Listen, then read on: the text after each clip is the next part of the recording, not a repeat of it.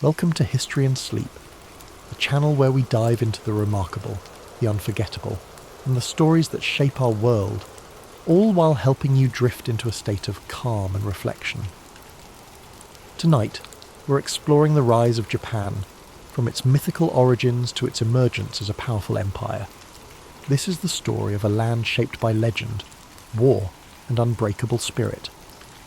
From the early Jomon period to the rise of the samurai and the unification of the nation, Japan's journey is one of resilience, strategy, and cultural brilliance. As you settle in and listen, feel free to share in the comments where you're tuning in from and what time it is. It's always incredible to see how stories like this connect us across time zones and borders. If you enjoy thoughtful explorations of history and the figures who shaped our world, don't forget to subscribe to History and Sleep for more. Now, take a deep breath, let the calmness of the night surround you, and allow this extraordinary story to transport you back through time to the origins of Japan and its path to becoming an empire. Japan's origins are steeped in myth and legend, woven into the fabric of the country's identity. According to the Kojiki and Nihon Shoki, the oldest chronicles of Japan, the islands were created by the divine couple Izanagi and Izanami, who dipped a jewelled spear into the sea and formed the archipelago. Their descendants, the Kami, shaped the land and its people. Among them, Amaterasu, the sun goddess, was the most revered, and it was her lineage that would give rise to Japan's imperial family, a connection that persists in tradition to this day. While these myths offered a divine origin story, the archaeological record tells another tale, one rooted in migration and survival. The first inhabitants of the Japanese archipelago arrived over 30,000 years ago, likely crossing land bridges from the Asian continent. These early foragers, known as the Yeoman people, developed a distinctive way of life, marked by elaborate pottery, pit dwellings, and a deep relationship with nature. Living in scattered communities, the Yeoman thrived for thousands of years, relying on hunting, fishing, and gathering. Over time, a new wave of migrants, the Yayoi, arrived from the Korean peninsula around 1000 BCE, bringing advanced agricultural techniques, metal tools, and a more structured society. The Yayoi introduced rice farming, which transformed the landscape and led to the rise of settled villages, social hierarchies, and territorial disputes. This era laid the foundation for the first centralized political structures in Japan, as powerful clan leaders, known as Uji, competed for control. Among them, one lineage, the Yamato, gradually emerged as the most dominant, consolidating power and setting the stage for an imperial dynasty. While the lines between history and myth blur in Japan's earliest narratives, these formative centuries shaped the cultural, spiritual and political DNA of the nation. The balance between divine legitimacy and earthly rule became a defining feature of Japan's rulers, a theme that would persist through centuries of samurai governance, shogunate control, and imperial restoration. The echoes of these ancient times still resonate in modern Japan, where traditions, shrines, and rituals continue to honour the distant past, maintaining a tangible link to the country's mythological and historical roots. As the Yayoi period gave way to the Kofun era circa 250 to 538 CE, Japan saw the rise of powerful clans that vied for dominance, each commanding vast agricultural territories and fortified settlements. Among these rival factions, the Yamato clan gradually asserted its influence over much of central and western Japan, cementing itself as the dominant force. Unlike the decentralized power structures of earlier centuries, the Yamato rulers established a centralized authority, one that derived legitimacy from both military strength and divine ancestry. They claimed descent from Amaterasu, the sun goddess, an assertion that reinforced their divine right to rule and set a precedent for Japan's imperial institution. As the Yamato extended their control, they adopted new governing strategies, incorporating rival clans into their administration rather than outright destroying them. This tactic allowed them to unify a fragmented land while keeping powerful regional families invested in their rule. Large keyhole-shaped burial mounds, known as kofun, began dotting the landscape, serving as massive tombs for Yamato rulers and symbolizing their growing authority. These colossal structures, some stretching over 400 meters, contained elaborate grave goods, including bronze mirrors, iron weapons, and Chinese-style artifacts, signalling Japan's increasing interaction with the continent. Diplomacy and warfare both played critical roles in the Yamato's consolidation of power. They maintained close ties with the Korean Peninsula's three kingdoms, Baekje, Silla, and Goguryeo, exchanging military assistance and cultural knowledge. This relationship introduced advanced ironworking, Buddhism, and Chinese writing, innovations that would profoundly shape Japan's social and political evolution. By the 6th century, the Yamato rulers had firmly established themselves as the sovereign power of the land, transitioning from mere chieftains to imperial monarchs. This period also saw the emergence of the term Tenno, meaning heavenly sovereign, which became the official title of the emperor, reinforcing the dynasty's divine mandate. However, true centralized rule was still in its infancy, and the emperor's power often depended on alliances with influential aristocratic families, particularly the Soga clan. Buddhism's arrival from Korea further accelerated political and ideological shifts, as different factions debated whether to embrace or resist the foreign faith. Ultimately, the Soga championed Buddhism, securing its place in Japanese society and aligning themselves with the imperial family. This decision not only strengthened the Yamato state's ties to continental Asia, but also set the stage for profound transformations in governance, religion, and cultural identity. The dawn of imperial rule in Japan was not a sudden event but a gradual process, one shaped by diplomacy, conflict, and strategic alliances. The Yamato legacy endured, providing the framework for what would become the enduring Japanese imperial institution, one that still exists today as the oldest hereditary monarchy in the world. As the Yamato rulers solidified their control, Japan entered a period of profound transformation known as the Asuka period, 538 to 710 CE, a time when foreign influences, particularly from China and Korea, began reshaping nearly every aspect of Japanese society. The most significant change was the introduction and eventual adoption of Buddhism, an event that sparked both political conflict and cultural evolution. Initially met with resistance from conservative Shinto factions, Buddhism found powerful patrons in the Soga clan, a family that wielded immense influence in the imperial court. The Soga championed Buddhist teachings, not merely as a spiritual doctrine but as a tool of political legitimacy, linking Japan to the great civilizations of the Asian mainland. Their support culminated in the construction of grand temples and the promotion of Buddhist ideals, solidifying the religion's place within the emerging state.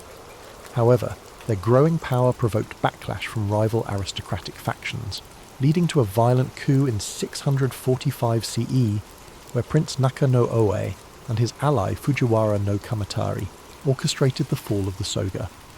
This event, known as the Taika Reform, marked a turning point in Japanese history. It ushered in sweeping administrative and land reforms inspired by China's Tang dynasty. The reforms sought to centralize power under the emperor, replacing the old clan-based governance system with a structured bureaucratic state. Land ownership was redefined, with all land technically belonging to the emperor and distributed to farmers in exchange for tax obligations. A new legal code, the Ritsuryo system, was established. Closely mirroring the Chinese model of governance, it introduced provincial governors, census-based taxation, and a standing military force. This process of state formation reached new heights in the Nara period, 710 to 794 CE, when Japan's rulers sought to create a true imperial capital akin to China's Chang'an. In 710, the imperial court relocated to Heijo-kyo, modern-day Nara, a meticulously planned city laid out in a grid pattern, reflecting the influence of Tang dynasty urban design. Nara became the heart of government, culture, and religion, filled with grand Buddhist temples and administrative complexes. The most striking symbol of this era was the construction of Todaiji, a monumental temple housing the great Buddha Daibutsu, a colossal bronze statue commissioned by Emperor Shomu. This project exemplified the fusion of politics and religion, as the emperor sought to use Buddhism as a unifying force to legitimize his rule and bring stability to the realm.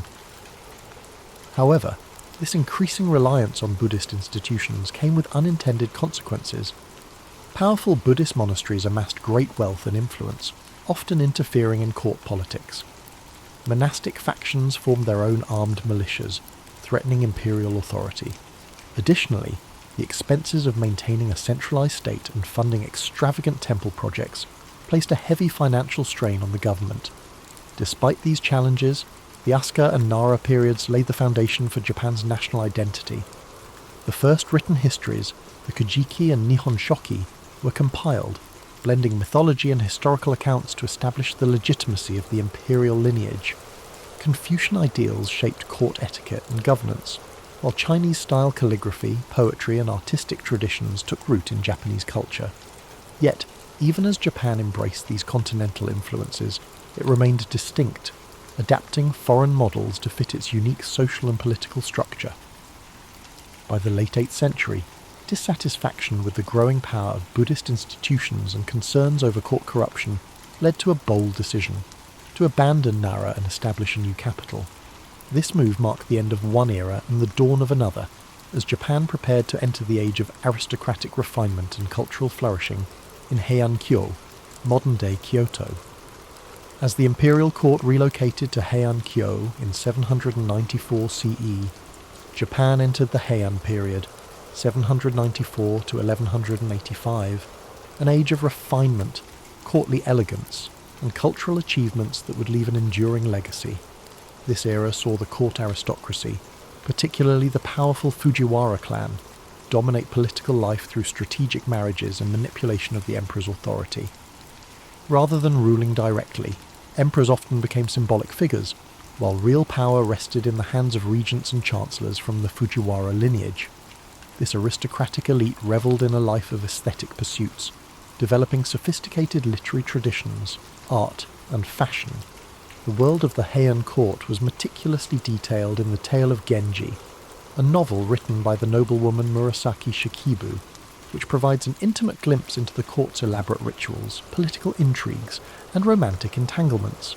Poetry, calligraphy, and the appreciation of nature became essential aspects of aristocratic life. Individuals were judged not by their battlefield prowess, but by their ability to compose a flawless poem or arrange their robes in harmonious colours. However, this refined world of the Heian elite was largely detached from the realities of the provinces, where power was shifting away from the court and into the hands of regional landowners and warrior clans. As the imperial government struggled with inefficiency and financial mismanagement, large estates known as shun emerged, exempt from taxation and controlled by influential families, religious institutions, and local warlords. These estates operated independently, weakening the emperor's grip on the countryside. The Fujiwara, preoccupied with courtly life, failed to address the growing instability in the provinces, leading to the rise of the Bushi, warrior class, who would soon dominate Japan's political landscape. These warriors, initially employed as estate enforcers and mercenaries, gradually amassed land and influence, forming powerful samurai clans. By the late Heian period, two dominant warrior families, the Taira and the Minamoto, emerged as the key players in Japan's shifting power dynamics. Their rivalry culminated in a series of violent conflicts, known as the Genpei War, 1180 to 1185, which would decide the fate of the nation. The aristocratic Heian court, once the pinnacle of cultural sophistication, found itself powerless against the militarized society rising in the provinces. While poetry and courtly aesthetics flourished in Heian-kyo, battles raged across the countryside, heralding the end of imperial dominance and the dawn of the samurai age. With the final defeat of the Taira at the Battle of Dan-no-ura in 1185, the Minamoto clan emerged victorious, forever altering Japan's political structure. The old Heian world of refinement and aristocratic rule had given way to a new order, one dictated by warriors rather than poets, and by the sword rather than the brush. With the Minamoto victory in 1185, Japan entered a new political era, one where warriors, rather than court aristocrats, held the reins of power. In 1292, Minamoto no Yoritomo formally established the Kamakura shogunate, marking the beginning of samurai rule that would last for nearly 7 centuries. Unlike the emperors of old, who were largely ceremonial figures, Yoritomo wielded actual political and military authority as shogun, a title that would become synonymous with de facto rulership in Japan. The imperial court in Kyoto remained intact, but its influence had diminished, overshadowed by the rise of the Bakufu, the military government headquartered in Kamakura. Under Yoritomo's leadership, Japan's feudal system began to take shape, with powerful regional lords, known as daimyo, controlling vast territories in exchange for military service. The samurai class, once mere enforcers for aristocrats, became the dominant social and military force, bound by a strict code of loyalty, duty, and martial discipline. However, the Kamakura shogunate faced persistent challenges, both from within and beyond Japan's shores. In 1274 and 1281, the Mongol Empire under Kublai Khan launched two massive invasions, seeking to subjugate Japan as it had done with Korea and China. Despite their overwhelming numbers, the Mongols were repelled, aided in part by the legendary kamikaze, or divine winds typhoons that decimated the invading fleets. Though victorious, the strain of these wars drained the Kamakura government's resources, leading to dissatisfaction among the samurai who had expected generous rewards for their service. Without enough land or wealth to distribute, the shogunate's grip weakened, culminating in its overthrow in 1333 by Emperor Go-Daigo and his loyalist forces. Yet, imperial restoration was short-lived, as another powerful warlord, Ashikaga Takauji, betrayed the emperor and established the Muromachi shogunate in 1336. The Ashikaga rulers governed from Kyoto, closer to the imperial court than their Kamakura predecessors, but their authority was far less centralized. The daimyo grew increasingly independent, governing their domains as autonomous warlords rather than mere vassals of the shogun. While the Muromachi period, 1336 to 1573, saw a cultural renaissance, marked by the rise of no theatre, ink painting and the tea ceremony, it was also an era of political fragmentation and rising conflict. By the 15th century, Japan had plunged into the Sengoku Jidai, the Warring States period, a time of near-constant civil war among rival clans. The Ashikaga shoguns, unable to maintain order, became mere figureheads as daimyo battled for supremacy.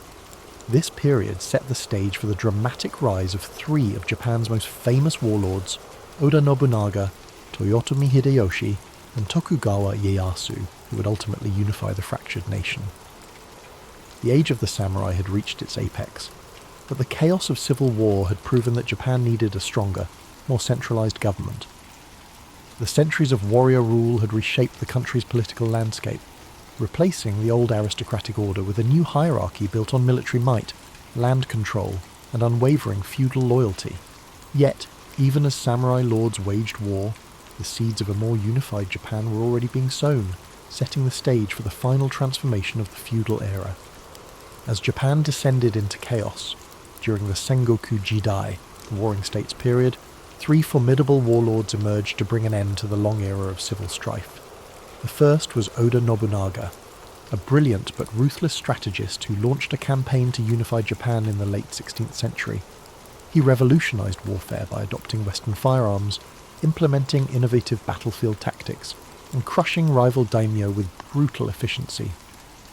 By the 1570s, Nobunaga had seized Kyoto and dismantled the remnants of the Ashikaga shogunate.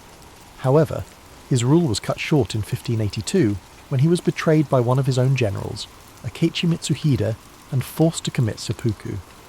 His unfinished mission was taken up by Toyotomi Hideyoshi, a former peasant-turned-general who proved himself as one of history's greatest tacticians. Hideyoshi completed the unification of Japan, eliminating remaining rivals and establishing control over the entire archipelago by 1590. He enacted sweeping reforms, disarming the peasantry, restricting samurai to castle towns, and reorganizing the feudal hierarchy to ensure loyalty. However, his ambitions stretched beyond Japan. In 1592 and 1597, he launched massive invasions of Korea in a bid to conquer China. These campaigns ended in disaster, draining Japan's resources and costing thousands of lives. When Hideyoshi died in 1598, his generals vied for control, leading to the decisive Battle of Sekigahara in 1600. It was Tokugawa Ieyasu, a cunning and patient strategist, who emerged victorious. In 1603, he established the Tokugawa shogunate, ushering in the Edo period, 1603 to 1868, a time of unprecedented peace, stability, and isolation. Unlike his predecessors, Ieyasu prioritized long-term control over immediate conquest. He moved the seat of power to Edo, modern-day Tokyo, where he constructed an intricate system of governance to prevent future uprisings. The Bakuhan system divided authority between the shogunate and regional daimyo, ensuring that local lords remained powerful but ultimately subservient to the Tokugawa family. To maintain control, Ieyasu implemented the Sankin-kotai policy, which required daimyo to alternate living in Edo and their home provinces, draining their wealth and keeping them under close watch. Meanwhile, he enacted strict social policies that solidified Japan's rigid class hierarchy: samurai, peasants, artisans, and merchants, ensuring that each class remained in its designated role. One of the most defining features of the Tokugawa era was Japan's policy of isolation, known as sakoku.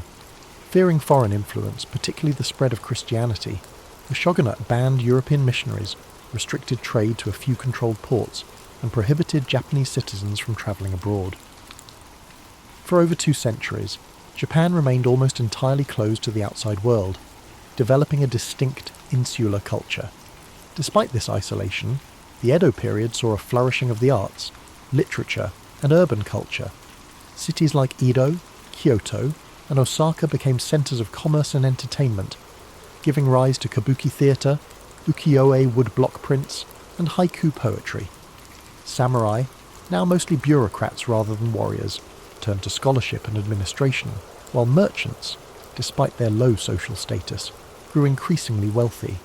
Yet, beneath the surface of stability, cracks began to form. Economic strain, rigid social policies, and foreign pressure would eventually force Japan to reopen its doors in the 19th century, bringing an end to the Tokugawa era and ushering in the Meiji Restoration. Still, the unification efforts of Nobunaga, Hideyoshi, and Ieyasu had laid the groundwork for modern Japan. Their legacies endured, shaping the country's political structure, cultural identity, and samurai ethos long after the last shogun relinquished power. The centuries of war and bloodshed had finally given way to order, but the cycle of history ensured that change would come again. This concludes tonight's journey through ancient Japan, but there are more stories to come, each offering a new perspective on the rich and complex history of this land. From the myths of Japan's divine origins to the rise of the samurai, from the power struggles of great warlords to the dawn of an era of peace, each tale carries the echoes of those who walked this land before us. Their legacies endure, not just in history books, but in the temples, castles, and traditions that still shape Japan today. As you rest, allow the whispers of the past to carry you into slumber. Let the distant sound of a temple bell, the rustling of bamboo forests, and the footsteps of ancient warriors guide your dreams. Imagine the gentle lantern glow of Kyoto's streets, the quiet strength of a samurai's resolve, or the serene stillness of a moonlit castle. Thank you for joining us here on History and Sleep, where the past becomes a lullaby, and history lingers in the quiet spaces between waking and dreaming. May this story guide you into a peaceful, calm slumber, until we meet again on another night, with another tale to tell.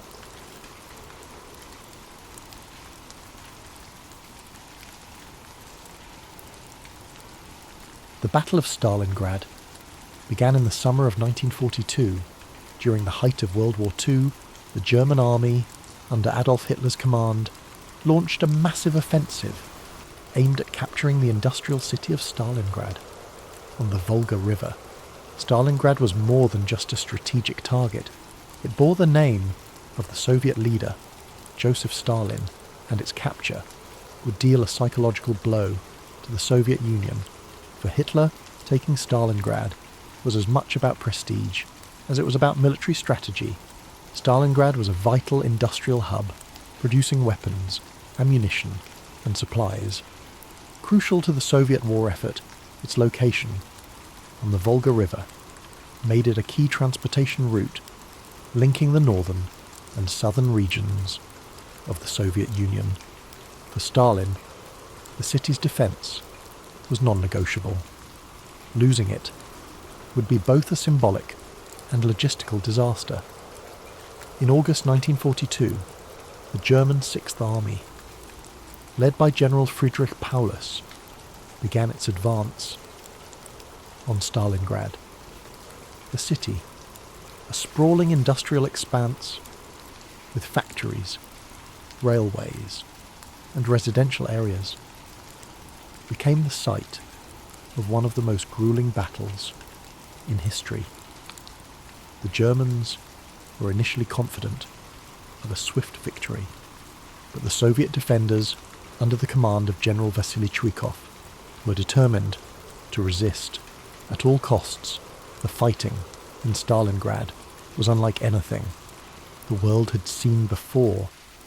Urban warfare turned every street, building, and factory into a battleground. The Germans and Soviets engaged in brutal close-quarters combat, often fighting, room by room, floor by floor.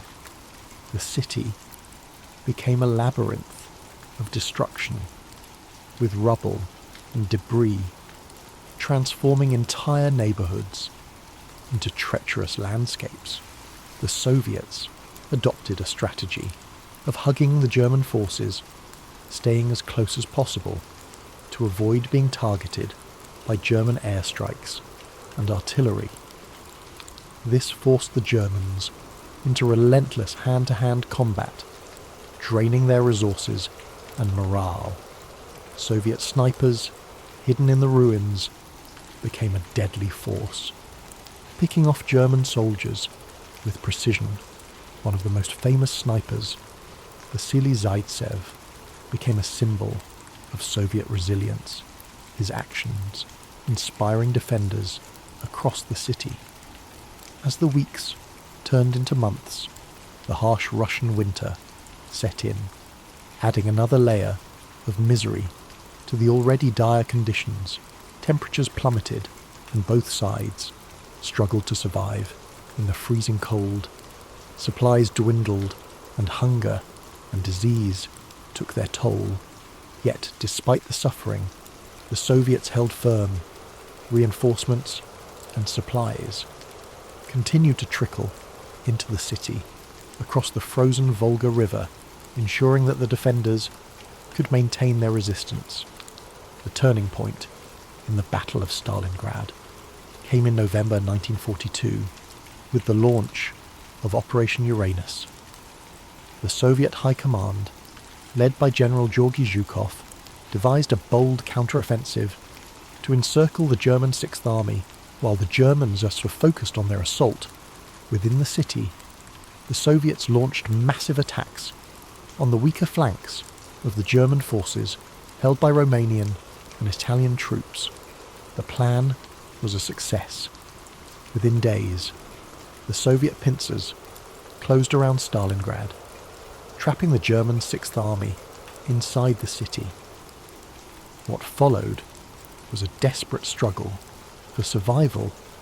The encircled German forces, numbering over 300,000 men, were cut off from supplies and reinforcements. Hitler, refusing to allow a retreat, ordered Paulus to hold the city at all costs. The Luftwaffe attempted to airlift supplies to the encircled troops, but the efforts were insufficient. The soldiers inside the pocket faced starvation, freezing temperatures, and relentless Soviet attacks. The Soviets tightened their grip on the city, systematically destroying the remaining German positions. The defenders' situation became increasingly hopeless, and morale plummeted. In January 1943, the Soviets launched their final assault to crush the pocket. By this time, Paulus and his men were exhausted, demoralized, and out of options. On February 2nd, 1943, Paulus surrendered, marking the end of the Battle of Stalingrad.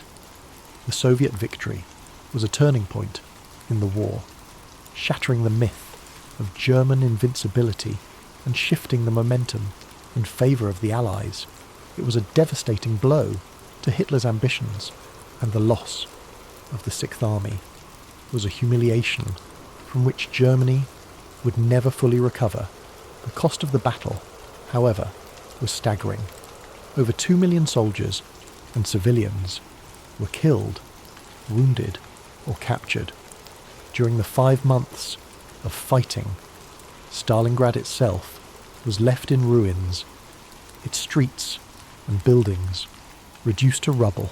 The human suffering on both sides was immense, with countless families forever altered by the loss of loved ones. Despite the devastation, the Soviet victory at Stalingrad became a symbol of resilience and determination.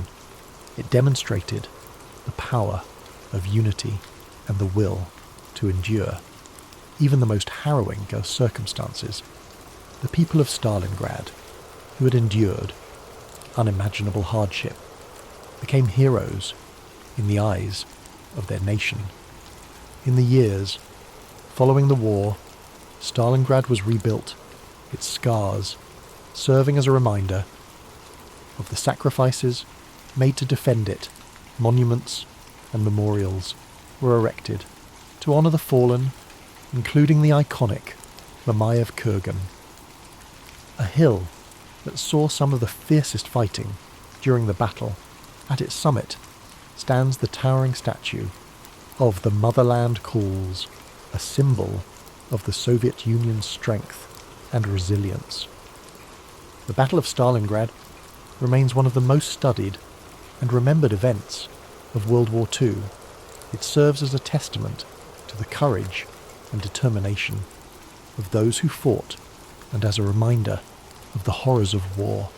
The sacrifices made at Stalingrad helped shape the course of history, paving the way for the eventual Allied victory. As you drift into sleep tonight, let the story of Stalingrad remind you of the strength of the human spirit and the resilience that emerges in the face of adversity. Imagine the quiet, snow-covered streets of the rebuilt city, the echoes of history carried gently on the wind. Let the bravery and sacrifice of those who endured inspire a sense of gratitude and peace within you. The story of the Battle of Stalingrad did not end with the surrender of the German Sixth Army. Its aftermath rippled far beyond the frozen streets of the ruined city, shaping the course of World War II and the history of the 20th century. The Soviet victory was a turning point, not just for the Eastern Front, but for the entire Allied effort. It demonstrated the determination and resilience of the Soviet people and marked the beginning of a relentless push to drive the Axis forces out of the Soviet Union and eventually defeat them in Europe.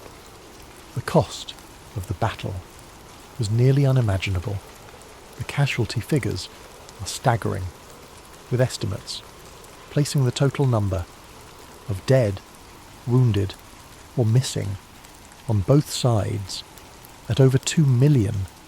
Civilians caught in the crossfire endured unimaginable suffering as the city they called home became a war zone of unthinkable destruction.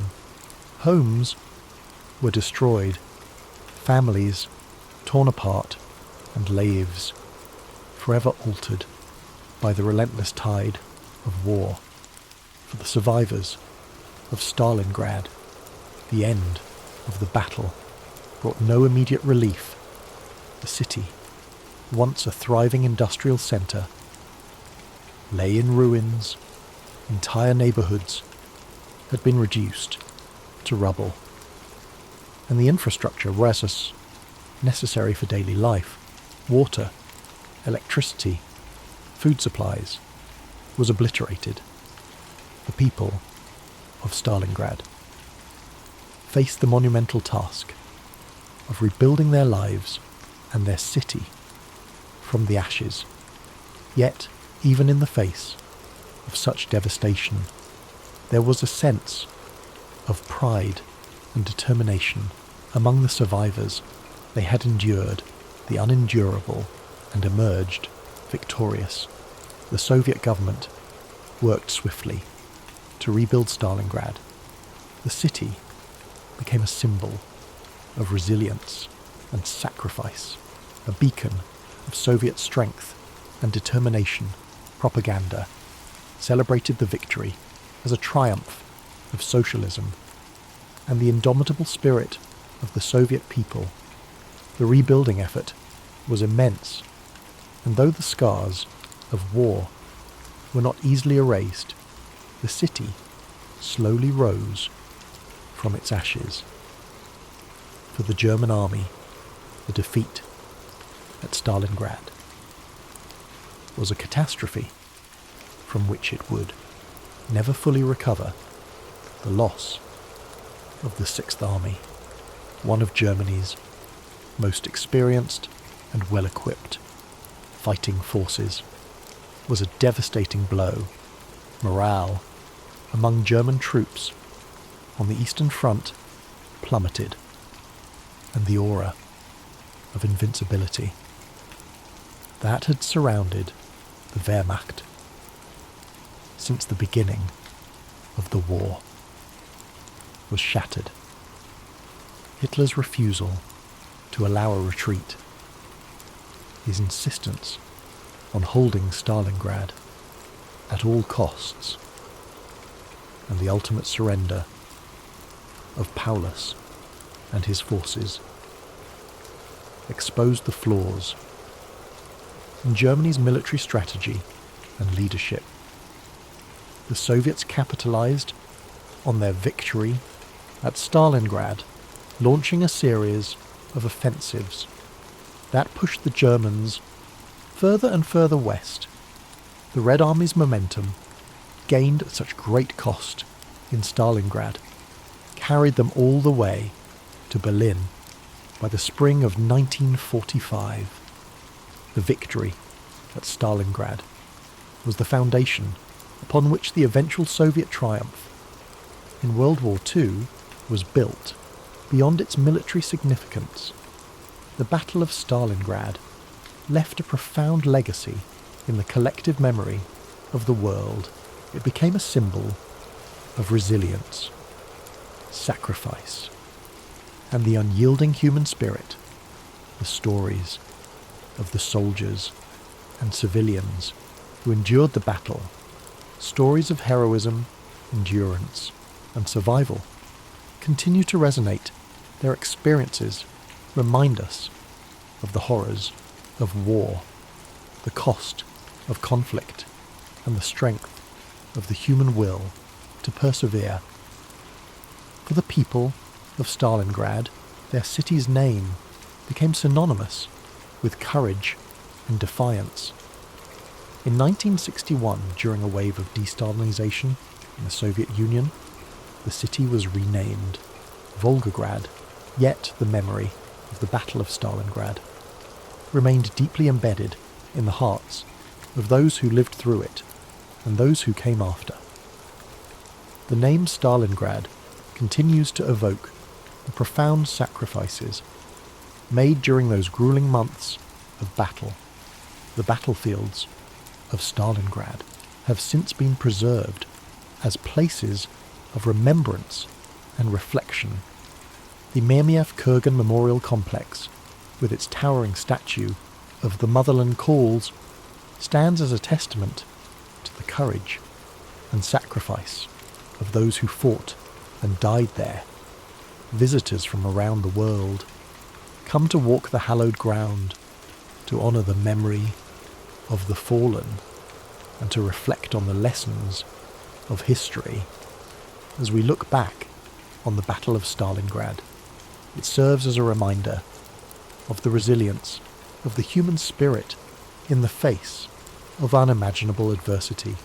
It is a story of sacrifice and survival, of hope and determination, and of the enduring belief in the possibility of a better future. As you rest tonight, let the story of Stalingrad remind you of the strength that lies within us all. Imagine the quiet streets of the rebuilt city, the soft whispers of the Volga River, and the stillness that now blankets a place once filled with chaos. Let the courage and sacrifice of those who endured inspire peace and gratitude in your heart. The legacy of the Battle of Stalingrad extends beyond its historical and military significance. It has become a symbol of human endurance, the cost of war, and the hope for reconciliation. The rebuilding of Stalingrad, later renamed Volgograd, was not merely a physical endeavour, but an emotional and cultural journey.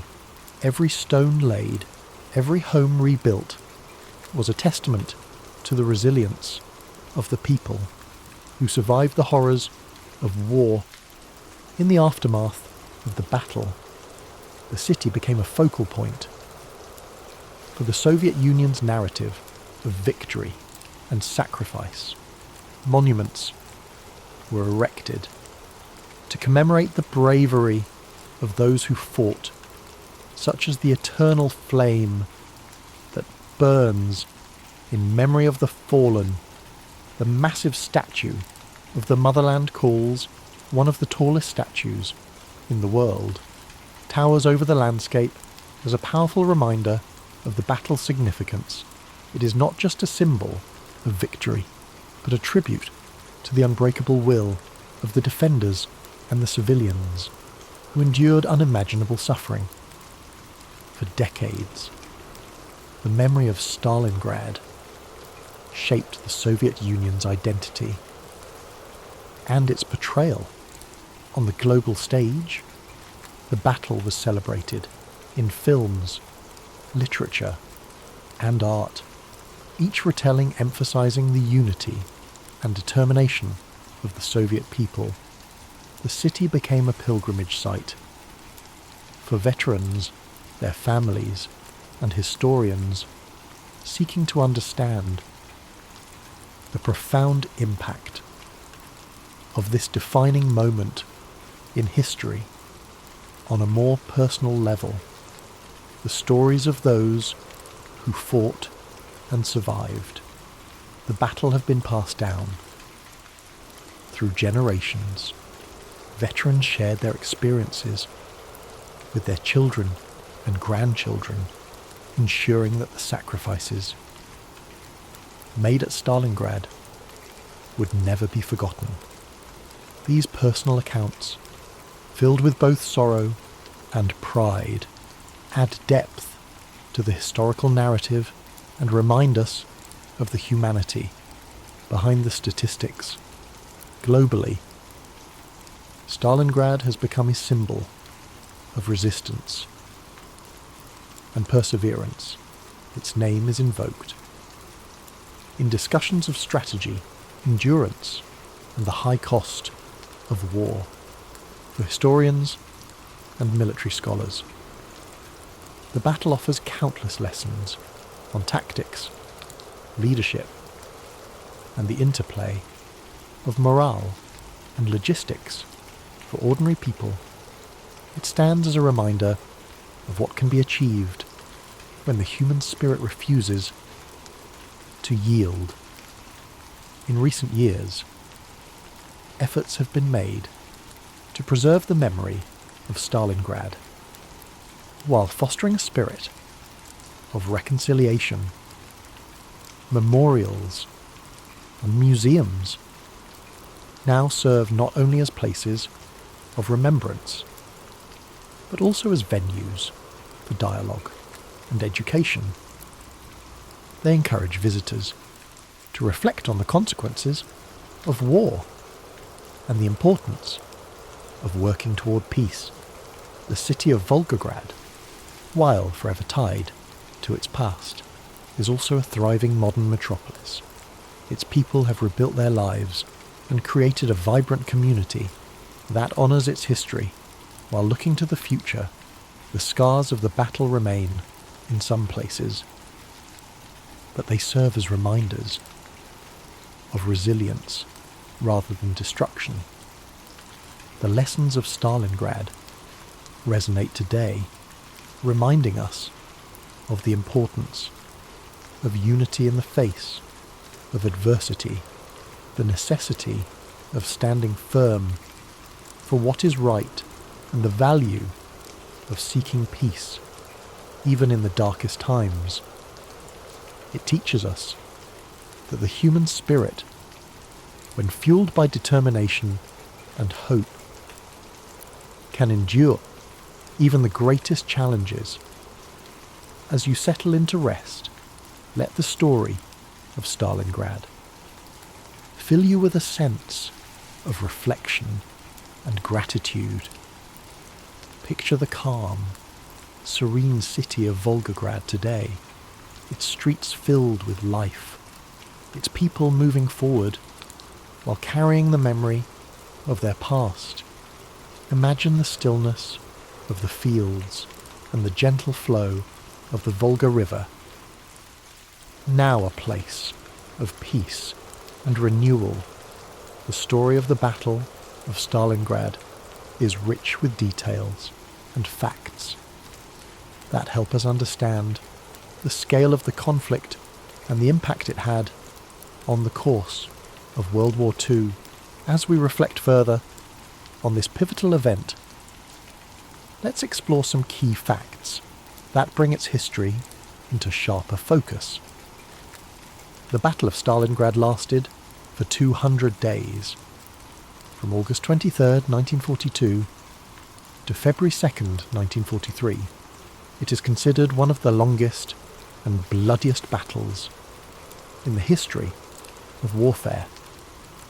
The total number of casualties is estimated at over 2 million, making it one of the deadliest battles in human history. These figures include soldiers from both sides, as well as countless civilians caught in the crossfire.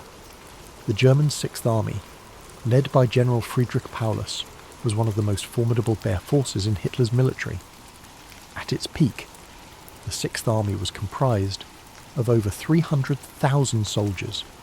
By the end of the battle, nearly 91,000 German soldiers were taken prisoner, including General Paulus himself. The Soviet strategy of hugging the enemy, staying in close combat to neutralize the Germans' artillery and air superiority, played a critical role in the city's defense. This tactic turned the urban ruins of Stalingrad into a deadly maze for the German forces. Vasily Zaitsev, a Soviet sniper, became a symbol of the defenders' resilience. During the battle, he is credited with killing over 225 German soldiers, including enemy snipers, which boosted the morale of his comrades. Operation Uranus, Soviet counteroffensive launched in November 1942, was a brilliantly executed maneuver. By attacking the weaker flanks of the German forces held by Romanian and Italian troops, the Soviets were able to encircle and trap the German Sixth Army within the city. The German soldiers trapped in the encirclement known as the Kessel, or cauldron, endured horrific conditions.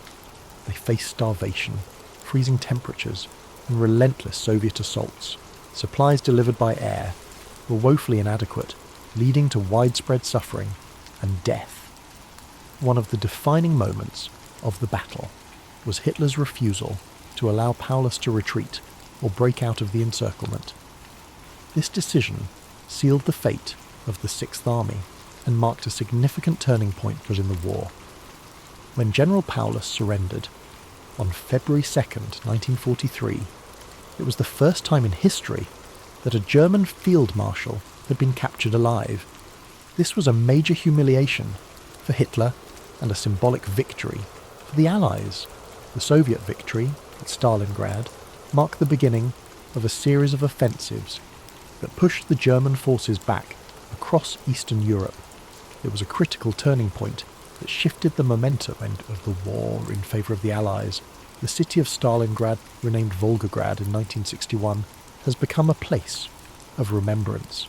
Monuments like the Mamayev Kurgan and the Motherland Calls serve as powerful tributes to those who fought and died during the battle. Despite its association with destruction and suffering, Stalingrad is also a symbol of resilience, unity, and the indomitable human spirit. Its story continues to inspire people around the world, reminding us of the importance of courage and perseverance. As you reflect on these facts, let the weights of history settle gently. In your mind, each detail, each moment of bravery, utterance, and sacrifice adds to the tapestry of this remarkable story. Imagine the quiet streets of Volgograd today, a city that has risen from the ashes of war, standing as a testament to the enduring strength of the human spirit.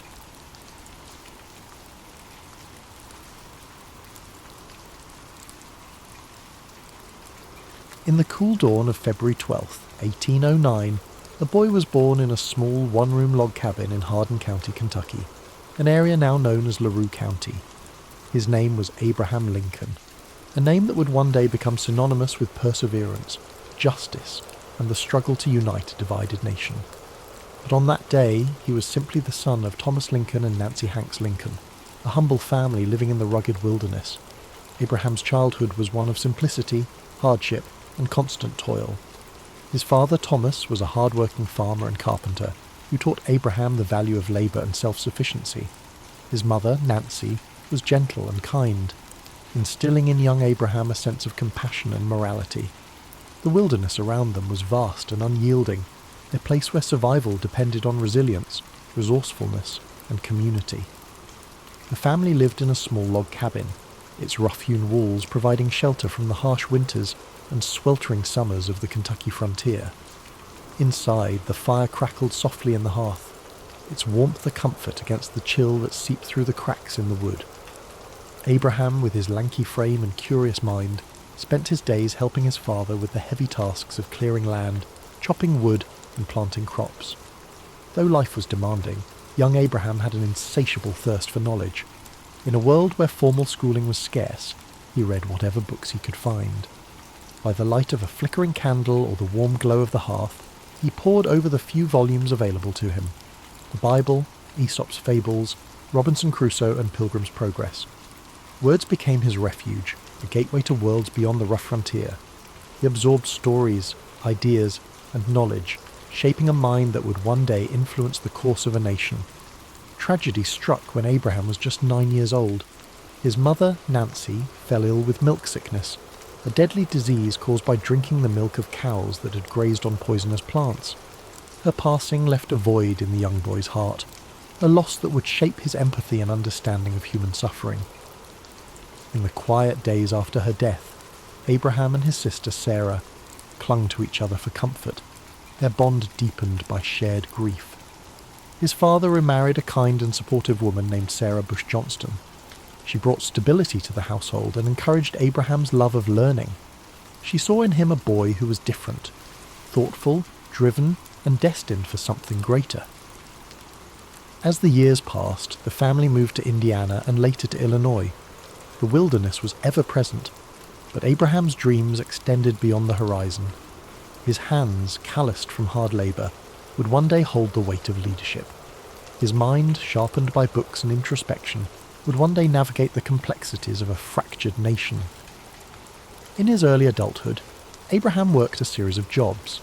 He was a rail splitter, a store clerk, a postmaster, and a surveyor. Each experience taught him something new about people, work, and society. His natural wit, humour, and storytelling ability made him beloved among his peers. But beneath his easygoing demeanour was a man driven by a desire to understand the world and make it better. At the age of 21, Abraham began to study law.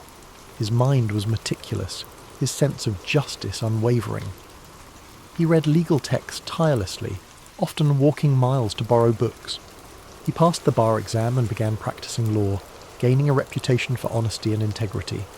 His clients trusted him, knowing that he would fight for them with the same determination that had carried him through his own hardships. Lincoln's political career began humbly. He served in the Illinois state legislature, and later in the U.S. House of Representatives. He was not born into power or privilege, but his commitment to fairness, equality, and justice earned him respect. He spoke out against the expansion of slavery, believing deeply in the principles of liberty and human dignity. In 1860, at the age of 51, Abraham Lincoln was elected as the 16th President of the United States. The nation he inherited was teetering on the edge of collapse. The deep divide between the North and the South over the issue of slavery had reached a boiling point. Just months after his election, the southern states began to secede, and the shadow of civil war loomed large over the country. Lincoln faced this monumental crisis with steadfast resolve. He believed that the Union must be preserved, that the ideals of freedom and equality enshrined in the Declaration of Independence must not be lost. His speeches, delivered in his calm and measured voice, sought to heal the nation's wounds even as war erupted. The years of the Civil War were grueling. Battlefields were filled with the smoke of cannon fire, and the land was stained with the sacrifice of thousands. Lincoln carried the weight of every decision, knowing that the fate of a nation rested upon his shoulders. The lines on his face deepened, his eyes often heavy with the burden of loss. But through it all he remained resolute, driven by a belief in justice, unity, and the hope that a better world could emerge from the chaos. In 1863, Lincoln issued the Emancipation Proclamation, declaring that all slaves in the Confederate States were to be freed. It was a bold, transformative act that reshaped the purpose of the war and solidified his legacy as a champion of freedom. On April 9, 1865, the Civil War came to an end. The nation was weary, but there was hope that healing could begin. Yet Lincoln's story was to end abruptly. Just 5 days after the war's conclusion, on April 14, 1865, he was assassinated while attending a play at Ford's Theatre in Washington, D.C. His life, the journey from a log cabin to the highest office in the land, had come to a tragic end. Yet his legacy endured. The principles he fought for, freedom, unity, equality, would guide the nation forward. His words, his actions, and his unwavering commitment to justice left an indelible mark on history. As you breathe deeply now, let the story of Abraham Lincoln settle gently into your mind. His life was a testament to resilience, to the belief that, even in the darkest times, hope, compassion, and perseverance can light the way forward. As you drift further into the gentle embrace of sleep, let the legacy of Abraham Lincoln settle, like a comforting blanket over your thoughts. His journey from the rugged frontier to the hallowed halls of the White House is a reminder of the strength and resilience that lives within us all. His life teaches us that even in times of struggle, compassion, and perseverance can lead to hope, unity, and transformation. Picture the quiet landscape of the American frontier, the wide open plains stretching endlessly beneath a star-filled sky. The air is crisp and cool, and the soft breeze carries with it the scent of wild grass and earth. A sense of stillness settles over the land, the kind of stillness that comes with the end of a long day of toil. This is where Lincoln's journey began, where each sunrise and sunset shaped a man who would one day guide a nation through its darkest hours. As you breathe in deeply, feel that same calm resilience within you. The steady rhythm of your breath mirrors the gentle sway of the tall grasses, their tips shimmering in the pale moonlight. The sky above is vast and serene, a reminder that even amidst the chaos of life, there exists a quiet, enduring peace. Let this image fill your mind with tranquility, a sense of knowing that no matter the trials you face, there is strength to be found in perseverance and patience. Imagine the crackling of a campfire in the distance, its warm glow a beacon of comfort in the darkness. The flames dance softly, casting flickering shadows that sway and twist.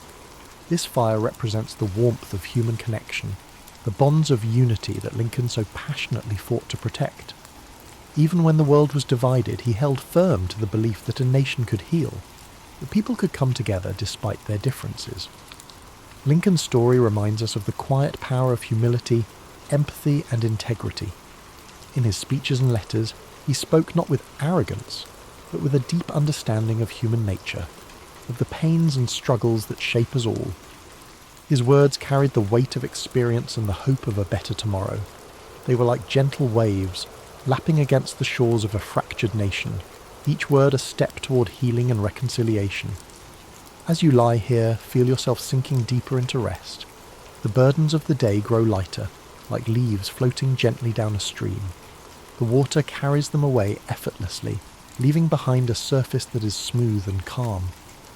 Allow your mind to let go of worries, doubts, and fears, knowing that the path forward, though sometimes difficult, is always illuminated by the quiet light of hope.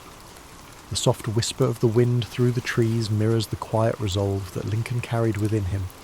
His journey was not one of ease, but of purpose. Each challenge, each setback, was met with patience and fortitude. He understood that change, real and lasting change, takes time and steady effort. In the face of adversity, he chose to act with dignity, knowing that his choices would shape the future for generations to come. As you drift deeper, imagine standing in the stillness of a forest at twilight. The world is hushed, the last rays of sunlight filtering through the branches, casting long golden shadows on the ground. This is a place of reflection, of quiet contemplation. The air is filled with the faint sounds of nature, a distant owl calling softly, the rustle of leaves in the breeze. Here you feel a connection to the world around you, a sense of being part of something much greater than yourself. Lincoln's life, with its moments of triumph and tragedy, is a reminder that each of us has the power to shape our own legacy. His belief in justice, equality and unity is a flame that continues to burn, a beacon that guides us through the darkness. His story encourages us to act with kindness, to stand firm in our principles, and to seek peace even in turbulent times. Breathe in deeply, the air filling your lungs with a sense of calm and clarity. With each exhale, let go of any tension or unease. Feel your body relax further, each muscle softening, your mind becoming lighter. The steady rhythm of your heart is like a gentle drumbeat, grounding you in this peaceful moment. The night envelops you now, a cocoon of warmth and safety. The stars above shimmer softly, their light a reminder that even in the vastness of the universe you're not alone. You are part of a story that stretches across time and space, connected to the dreams, struggles and triumphs of those who came before you. As you continue to relax, let Lincoln's story inspire a sense of quiet resolve within you. His life is a testament to the idea that courage, empathy, and perseverance can overcome even the greatest challenges. His journey, though filled with hardship, ultimately brought hope and healing to a fractured world. You too carry that potential within you, the power to face challenges with grace and to find peace in the midst of uncertainty.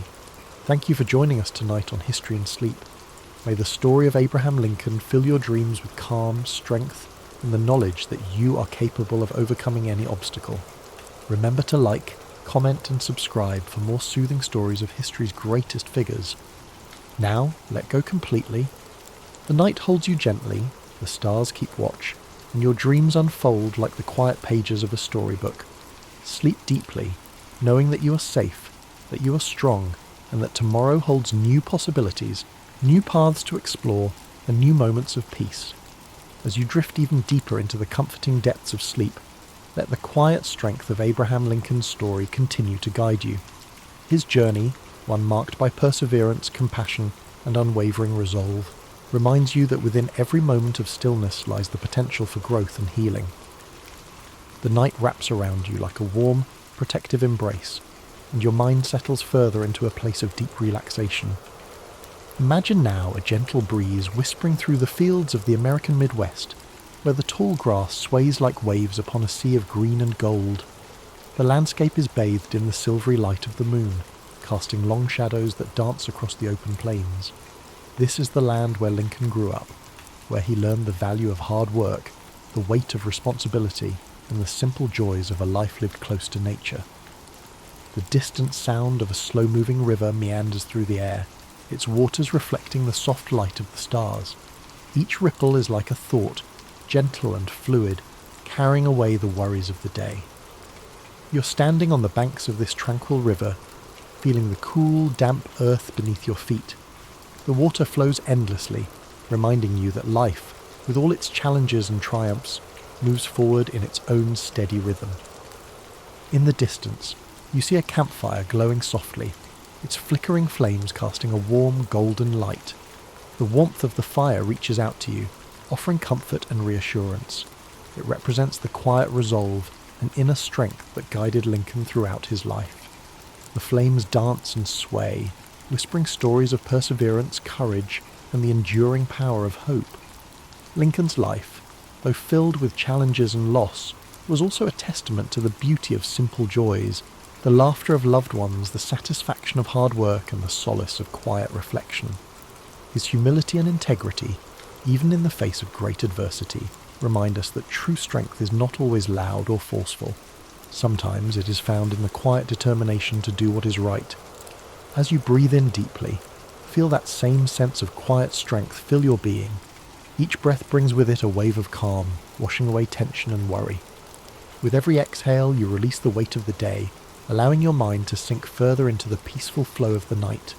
The world around you is hushed, the night filled with a serene stillness. The stars twinkle softly above, like tiny beacons of hope, each one a reminder of the infinite possibilities that lie within you. Their gentle light is a guide, leading you through the darkness and into a place of rest and renewal.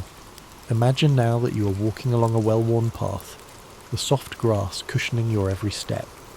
The path winds gently through a landscape of rolling hills and quiet forests, each step bringing you closer to a place of complete relaxation. The air is cool and refreshing, filled with the faint scent of pine and wildflowers. The sounds of nature surround you, the rustling of leaves, the distant call of a night bird, and the soft murmur of the breeze. This path represents your journey, a journey that is uniquely yours. Just as Abraham Lincoln faced his own trials with courage and resilience, you too have the strength to navigate whatever challenges lie before you. The path may twist and turn, but with each step you're moving forward, growing stronger, and finding peace within. As you continue along this path, you come to a quiet clearing. The ground is soft and inviting, the air filled with a profound sense of stillness. Here, you feel a deep connection to the world around you and to the quiet power within yourself. This is a place of rest, a place where you can let go completely, knowing that you're safe, supported, and at peace. The night sky stretches above you, vast and endless, a reminder that you are part of something much greater than yourself. The gentle glow of the stars fills you with a sense of wonder and calm. You're exactly where you need to be, and in this moment, everything is as it should be. As you settle into this peaceful clearing, allow yourself to drift even further into the depths of sleep. Your breath is slow and steady, your body relaxed and weightless. The world fades away, leaving only the comforting darkness and the quiet rhythm of your heart.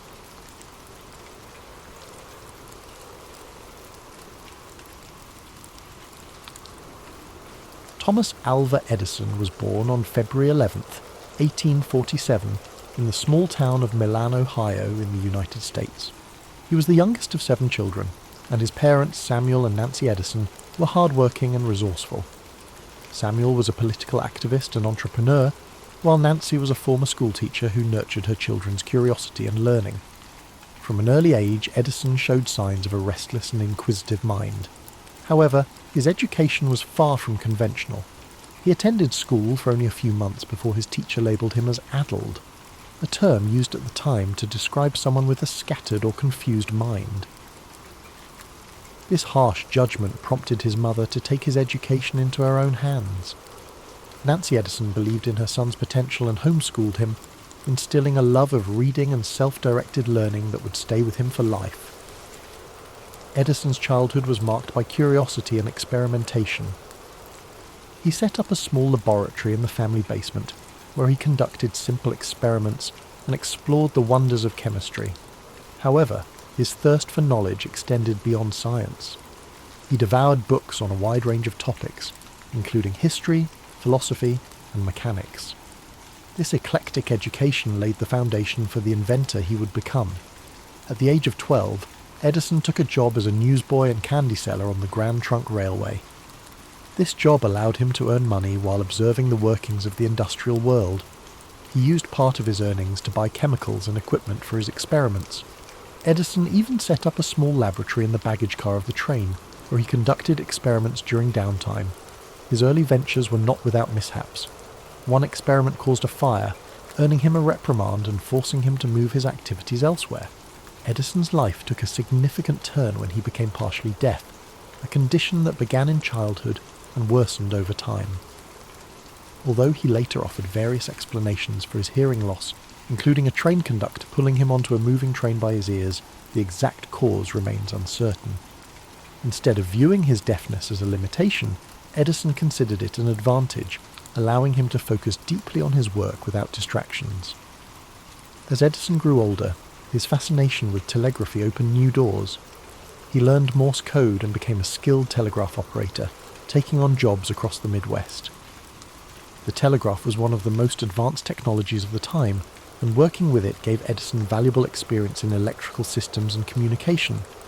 During this period, he began to develop his first inventions, including an automatic repeater that improved the efficiency of telegraph transmissions.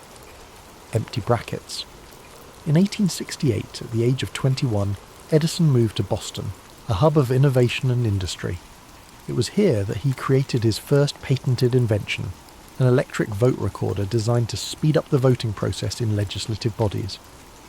Unfortunately, the device failed to gain traction, teaching Edison a valuable lesson about the importance of creating inventions that met practical needs. This setback did not deter him. Instead, it fueled his determination to succeed. Edison's career really took off in 1876 when he established his first research laboratory in Menlo Park, New Jersey. This facility became a centre of creativity and innovation, earning Edison the nickname the Wizard of Menlo Park. Here, he assembled a team of talented assistants who collaborated on a wide range of projects. Edison's approach to invention was systematic and collaborative, a stark contrast to the solitary inventor stereotype. One of Edison's most famous inventions emerged from this period, the phonograph. In 1877, he developed a device that could record and reproduce sound, a groundbreaking achievement that amazed the public. The phonograph earned Edison international acclaim and cemented his reputation as a leading innovator. The following years saw Edison tackle one of the greatest challenges of his career, creating a practical and affordable electric light system. While others had experimented with electric lighting, Edison was determined to develop a complete system, including generators, wiring and light bulbs that could bring electricity to homes and businesses. In 1879, after countless experiments, he unveiled a carbon filament incandescent light bulb that could burn for extended periods. This invention revolutionized daily life and marked the beginning of the electrification era. Edison's work in electric lighting led to the formation of the Edison Electric Light Company, which later evolved into General Electric, one of the largest corporations in the world. However, his success was not without challenges. The late 19th century saw fierce competition between Edison's direct current, DC, electrical system, and the alternating current, AC system, championed by Nikola Tesla and George Westinghouse. This war of the currents was a bitter rivalry, but ultimately AC became the dominant method of electrical distribution due to its efficiency over long distances. Despite this setback, Edison continued to innovate in a wide range of fields. He improved motion picture technology, developing the kinetoscope and contributing to the early days of the film industry. His laboratories also worked on advances in batteries, cement and mining technologies. By the time of his death, Edison held over 1,000 patents, a testament to his relentless creativity and work ethic. Edison's personal life was as eventful as his professional one. He married Mary Stilwell in 1871, and the couple had 3 children. After Mary's untimely death in 1884, Edison married Mina Miller in 1886, with whom he had 3 more children. Mina played a significant role in managing Edison's affairs and supporting his work, providing stability in a life often consumed by invention. As we reflect on Thomas Edison's life, it's clear that his contributions went far beyond individual inventions. He pioneered a new model of innovation, combining scientific research with practical application and entrepreneurial spirit. His work not only transformed technology, but also reshaped the way we live, work, and connect with one another. Tonight, as you drift off to sleep, imagine the flicker of an early electric light bulb, the scratchy sounds of a phonograph recording, or the hum of a motion picture projector. These were the dreams of a man who never stopped pushing the boundaries of what was possible.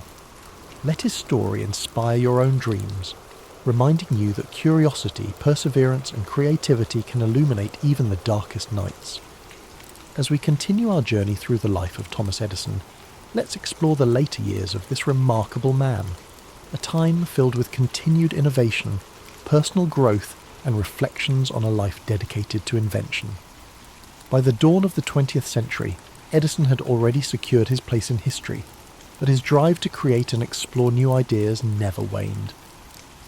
His laboratory at Menlo Park had given way to a larger, more advanced facility in West Orange, New Jersey, which became his new centre of operations. This expansive complex allowed Edison to work on multiple projects simultaneously and provided a space where ideas could flourish on a grand scale. The West Orange laboratory was a bustling hub of activity, where Edison and his team of assistants worked tirelessly on inventions that would shape the future. This facility housed not only research areas but also manufacturing spaces, making it a model for modern industrial research. Here, Edison's vision for invention as a collaborative process continued to thrive. During this period, one of Edison's key focuses was improving battery technology. He believed that rechargeable batteries held the potential to revolutionize transportation and energy storage. After years of experimentation, he developed the nickel-iron storage battery, which proved to be more durable and long-lasting than its predecessors. These batteries were used in electric vehicles, signaling Edison's foresight into the future of sustainable transportation. Edison's interest in motion pictures also continued to evolve. His work on the kinetoscope and the development of early film projectors played a crucial role in the birth of the motion picture industry. Although his methods and equipment were eventually surpassed by newer technologies, Edison's contributions laid the groundwork for the film industry's rapid growth. He saw movies not just as entertainment, but as a powerful medium for education and communication. In addition to his inventions, Edison had a keen sense of business and industry. He founded several companies over his lifetime, many of which merged or evolved into the corporate giants of today. His ability to navigate the worlds of science, engineering and business set him apart as a true pioneer of the industrial age. As Edison aged, his approach to work remained disciplined and intense. He was known for his long hours and often slept only a few hours each night, preferring to take short naps throughout the day. He famously remarked, "Genius is 1% inspiration and 99% perspiration, a testament to his belief in hard work and perseverance." Edison's personal life also continued to be a source of strength and stability. His second wife, Mina Miller Edison, managed the family household and supported his endeavours with grace and dedication. Together they raised 3 children, Madeline, Charles and Theodore. The Edison family enjoyed a comfortable life, but Edison's devotion to his work sometimes kept him away from home for long stretches of time. Despite his fame and success, Edison remained a humble and often private individual. He shunned the idea of being called a genius, and instead credited his achievements to relentless effort and curiosity. He was known to be a man of simple tastes, preferring practical clothing and straightforward conversations over grand displays of wealth or intellect. In the later years of his life, Edison's pace of invention began to slow, but his mind remained active. He explored new ideas in fields such as rubber production, seeking alternatives to natural rubber for industrial use. He even collaborated with his friends Henry Ford and Harvey Firestone on this endeavour, forming what became known as the $1 Million Trio.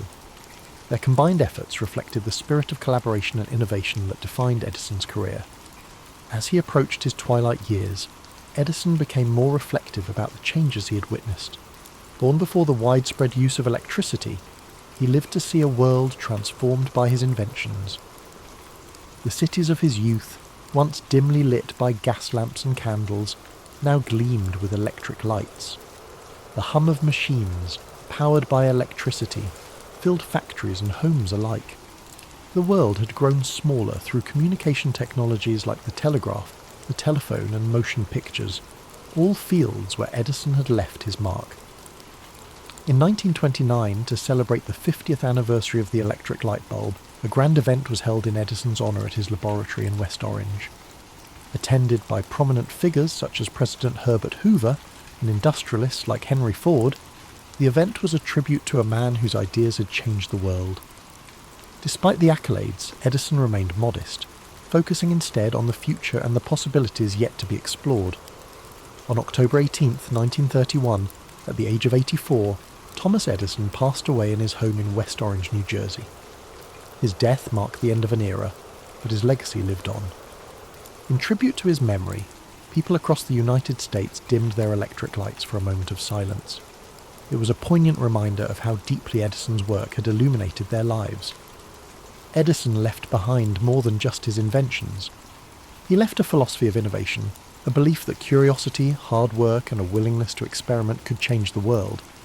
His approach to problem solving, his relentless pursuit of practical solutions, and his ability to turn ideas into reality inspired generations of inventors, scientists, and entrepreneurs.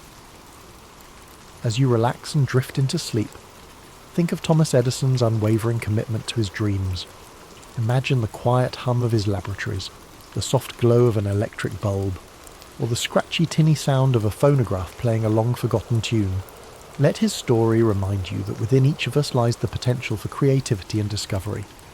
Even after Thomas Edison's passing, his influence continued to ripple through time, touching countless aspects of modern life. His laboratories, inventions, and philosophy of persistence left an indelible mark on the 20th century and beyond. Edison's legacy was more than a collection of patents or technological breakthroughs. It was a blueprint for how curiosity, determination, and collaboration could change the world. Edison's innovations laid the groundwork for industries that would thrive long after he was gone. The electric power systems he pioneered became the backbone of modern civilization, lighting homes, powering factories, and enabling the technologies we rely on today. The phonograph he created evolved into modern sound recording, giving rise to the music industry as radio broadcasts, and later digital media. His early motion picture work grew into an art form that now entertains, educates, and connects people around the globe. Edison's approach to invention also transformed the way research and development were conducted. Before his time, inventors were often solitary figures working alone in small workshops. Edison's vision of collaborative, team-based innovation in a dedicated laboratory environment paved the way for the research institutions and technology companies we know today. His West Orange laboratory became a model for innovation hubs and inspired future generations of scientists and engineers. The lessons from Edison's life extend beyond his inventions. His resilience in the face of failure is a timeless reminder that setbacks are often stepping stones to success. He once said, "I have not failed. I've just found 10,000 ways that won't work." This perspective encouraged countless others to embrace failure as part of the creative process, to learn from it, and to push forward with renewed determination. His story also reflects the transformative power of curiosity. From the young boy conducting experiments in his basement to the seasoned inventor refining new technologies, Edison never stopped asking questions or seeking answers. He approached the world with wonder and a desire to understand how things worked, a quality that fueled his lifelong quest for innovation. This insatiable curiosity is a gentle reminder that within each of us, the spark of discovery can ignite remarkable possibilities. In the years after his death, Edison's family, friends, and colleagues ensured that his memory was preserved. His laboratories in Menlo Park and West Orange were carefully maintained, and today they stand as monuments to his life and work.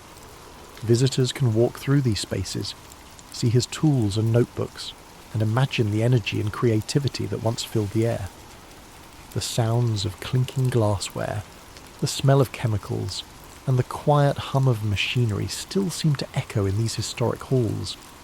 Beyond the physical spaces he left behind, Edison's ideas continue to shape the world. His belief in making technology accessible and practical lives on in every device that simplifies our lives. The light bulb, though improved and modified over time, remains a universal symbol of inspiration, creativity, and the triumph of human ingenuity. Edison's story is also a reminder of the human side of innovation, the patience, the long hours, and the moments of doubt that accompany every breakthrough. He understood that progress often comes slowly, and that true innovation requires both passion and persistence. As you rest tonight, perhaps you can reflect on your own journeys, knowing that even small steps forward are part of a greater path. Imagine a world lit only by flickering candles and dim gas lamps, where nights were cloaked in darkness. Then picture the slow, steady emergence of light, spreading from cities to towns, illuminating homes and streets. This transformation was more than a technological shift. It was a change in how people experienced life. Night no longer brought an end to productivity or recreation.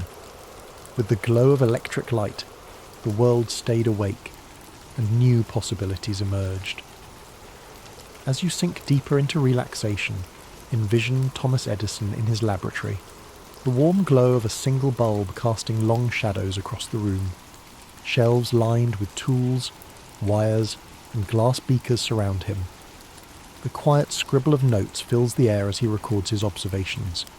His eyes, filled with focus and curiosity, study each experiment, searching for answers hidden in the details. This was a man who believed that within every problem lay a solution waiting to be uncovered. Edison's belief in progress and innovation reminds us that the world is ever-changing, shaped by those who dare to imagine something better.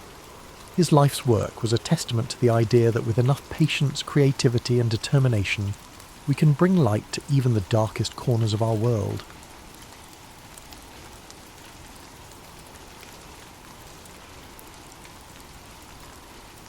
William Shakespeare was born in the spring of 1564 in the small town of Stratford-upon-Avon, England. Though the exact date of his birth is not known, tradition holds it to be April 23rd. The streets of Stratford were quiet, lined with timber-framed houses, their white plaster walls crisscrossed by dark wooden beams. The gentle flow of the River Avon had meandered through the town, reflecting the sky in its soft, rippling waters. William was the third child of John Shakespeare, a glove maker and local merchant, and Mary Arden, who came from a respected farming family. Their home on Henley Street was modest, but comfortable, filled with the sense of leather and parchment from his father's work. In those early days, William's world was shaped by the sounds of bustling markets, church bells, and the hum of conversation among townsfolk. The air in Stratford was filled with the rhythms of everyday life, the changing seasons, and the echoes of a world on the brink of cultural awakening. As a boy, William likely spent time exploring the fields and woods beyond the town, where wildflowers bloomed and the calls of birds filled the air. He may have wandered along the banks of the Avon, his curious eyes taking in the flowing water, the shifting light, and the small wonders of nature. William attended the King's New School, where he received a solid education in reading, writing, and classical literature. He studied the works of Roman poets like Ovid and playwrights like Plautus and Seneca. These ancient stories of gods, heroes, and tragic fates ignited his imagination, giving him a foundation that would later blossom into his own masterpieces. The days at school were long, filled with the scratch of quills on parchment, the low hum of Latin recitations, and the occasional creak of wooden benches. William learned not only the rules of language, but also the power of storytelling, the ability to capture the human experience in words. When William was 18, he married Anne Hathaway, a farmer's daughter who lived in a small cottage outside of Stratford. Their marriage was a quiet affair, held in the local church, surrounded by family and friends. A year later, they welcomed their first child, Susanna, followed by twins, Hamnet and Judith. The small house they shared was filled with the sounds of children's laughter and the simple comforts of family life. Yet, even as a young man with a family, William's mind seemed to yearn for something more. Somewhere within him, the seeds of creativity were beginning to sprout. By the late 1580s or early 1590s, Shakespeare left Stratford and made his way to London, a city alive with energy, opportunity, and artistic expression. London in the 1590s was a place of contrasts, cobblestone streets filled with carriages, merchants selling their wares, and the hustle and bustle of a growing metropolis. It was a city where theatres were becoming centres of cultural life, drawing people from all walks of society. Amidst this vibrant chaos, William Shakespeare found his place in the world of theatre. He began his career as an actor and playwright, with a company called the Lord Chamberlain's Men. His early plays were performed in small theatres, where audiences gathered in the dim light, eager to be transported by stories of love, betrayal, and adventure. The scent of burning tallow candles filled the air, mingling with the excited whispers of the crowd. Shakespeare's talent quickly became evident, and his works began to captivate London's theatre-goers. His early successes included plays like Henry VI and Titus Andronicus, stories of war, revenge, and political intrigue. Each line he wrote seemed to pulse with life, filled with the richness of human emotion and the beauty of language. By the late 1590s, Shakespeare had become a respected figure in the theatre world. He purchased shares in the newly built Globe Theatre, a wooden structure that would become the heart of his creative endeavours. The Globe stood on the southern bank of the River Thames, its thatched roof and open-air stage welcoming thousands of eager spectators. It was here that some of his greatest plays came to life: Romeo and Juliet, A Midsummer Night's Dream, and The Merchant of Venice. These stories of a young love, magical realms, and complex human relationships resonated with audiences who laughed, wept, and marvelled at the tales unfolding before them. As his reputation grew, so did the depth of his work. In the early 1600s, Shakespeare wrote some of his most profound and powerful tragedies: Hamlet, Othello, King Lear, and Macbeth. These plays explored the darker corners of the human soul, delving into themes of ambition, jealousy, madness, and fate. Imagine the dimly lit stage, the flicker of candlelight, the hushed anticipation of the crowd as the curtain rose. The words of Shakespeare filled the air, weaving a tapestry of emotion, drama, and insight that would echo through the centuries. Even as he found success in London, Shakespeare never lost his connection to Stratford-upon-Avon. He returned frequently to his hometown, where he purchased New Place, one of the largest houses in the town. It was a place of peace and reflection, a retreat from the bustling world of the theatre. As he entered the later years of his life, his writing took on a gentler tone. Plays like The Tempest and The Winter's Tale spoke of forgiveness, redemption, and the passage of time. These final works reflected a man who had seen much of life's beauty and sorrow, and who sought peace and understanding. On April 23, 1616, at the age of 52, William Shakespeare passed away in his hometown of Stratford-upon-Avon. His life had been a journey of words, stories, and imagination, a journey that left an indelible mark on the world.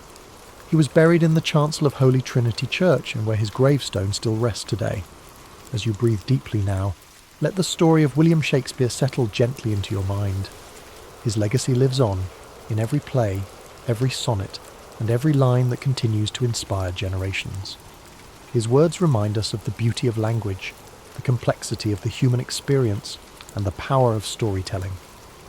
William Shakespeare's life was one of continuous growth, creativity, and exploration. Even though he left the world far too early at the age of 52, his legacy continued to flourish long after his death. His works were not confined to his own time. They transcended generations, cultures, and continents, shaping the world of literature, theatre, and language in ways no one could have predicted. In the years following his passing, Shakespeare's fellow actors and friends, John Hemingway and Henry Condell, took on the task of preserving his work. They compiled and published the first folio in 1623, a collection that ensured his plays would be remembered and performed for centuries to come. This remarkable volume contained 36 of his plays, including comedies, histories, and tragedies, preserving works that may otherwise have been lost. Without the dedication of these friends, some of Shakespeare's most beloved works, such as Macbeth and The Tempest, might never have reached us. Thanks to this labour of love, his stories endured, spreading far beyond the theatres of London to inspire future generations of readers, actors, and writers. Shakespeare's influence on the English language is unparalleled. He coined or popularised thousands of words and phrases, many of which are still in use today. Expressions like break the ice, wild goose chase, and heart of gold can all be traced back to his plays. His ability to capture human emotion and experience in words gave the language a richness and expressiveness that endures. His works reflected the human condition in all its complexity, the joys, the sorrows, the triumphs, and the tragedies. Shakespeare's characters were not just figures on a stage, but living, breathing reflections of humanity. They spoke of love, ambition, betrayal, and redemption with a clarity that resonated across time. Imagine Romeo and Juliet. Young lovers torn apart by the feud of their families, speaking words that echo the passions and heartbreaks of every generation. Picture Hamlet, the introspective prince, grappling with questions of life, death, and morality. Think of King Lear, an old man facing the consequences of his pride and folly, or Macbeth, driven to ruin by ambition and fate. These stories were not just meant to entertain. They were designed to make audiences think, feel, and understand themselves and the world around them. In Shakespeare's time, the theatre was a place where the barriers of class and status melted away, where the common folk and the nobility could come together to share in the experience of a story. The Globe Theatre, with its thatched roof and wooden beams, echoed with the laughter, tears and applause of audiences who saw their lives reflected on stage. Shakespeare understood that stories had the power to unite people, to reveal truths, and to inspire change. In his quieter moments, Shakespeare returned to Stratford-upon-Avon, where he enjoyed the peace of his family home. Here, he could escape the noise of the city and the demands of the theatre. He tended to his affairs and spent time with his family as he walked the familiar streets of his hometown. But even in retirement, the creative spark never truly left him. Later years, he collaborated with younger playwrights and continued to refine his craft. The serenity of Stratford offered him a chance to reflect on his life's work, to find peace in the knowledge that he had given the world something timeless and extraordinary. Though his life ended on April 23, 1616, his impact was only just beginning. Over the centuries, Shakespeare's works were performed in countless theatres, translated into every major language, and adapted into countless forms. His stories found new life in operas, films, novels, and modern reinterpretations that brought his characters into new settings and contexts. Generations of actors, from humble players to celebrated stars, found their voices through Shakespeare's words. Directors reimagined his plays in endless ways, setting them in modern cities, distant futures, and war-torn landscapes. Each interpretation shed new light on his timeless themes.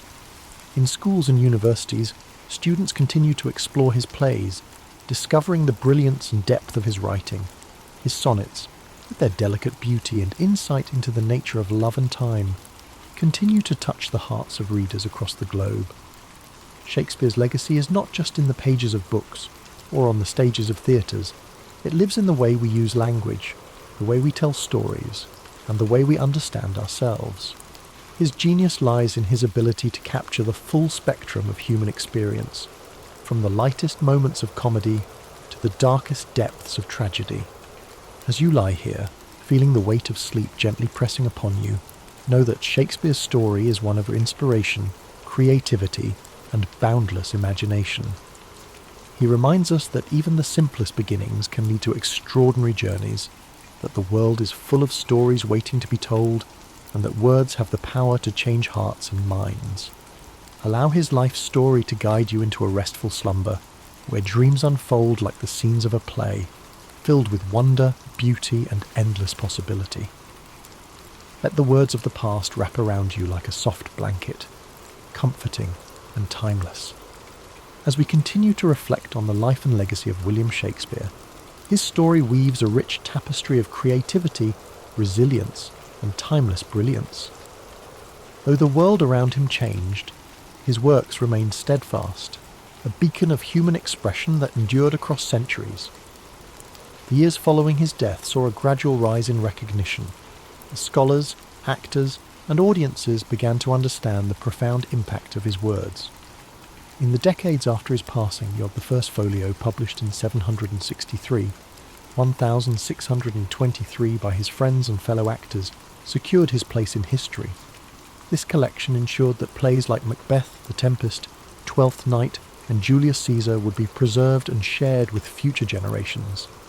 Each of these works held a mirror to society, reflecting the complexities of human nature, politics, and morality.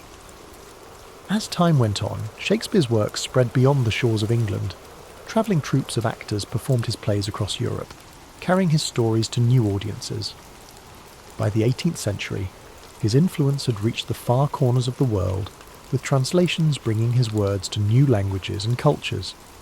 The universality of his themes, love, ambition, betrayal, and redemption, resonated with people from all walks of life.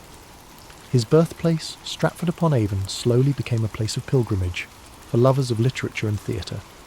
Visitors walked the same cobblestone streets, passed by the same riverbanks, and stood in the same rooms where Shakespeare once lived.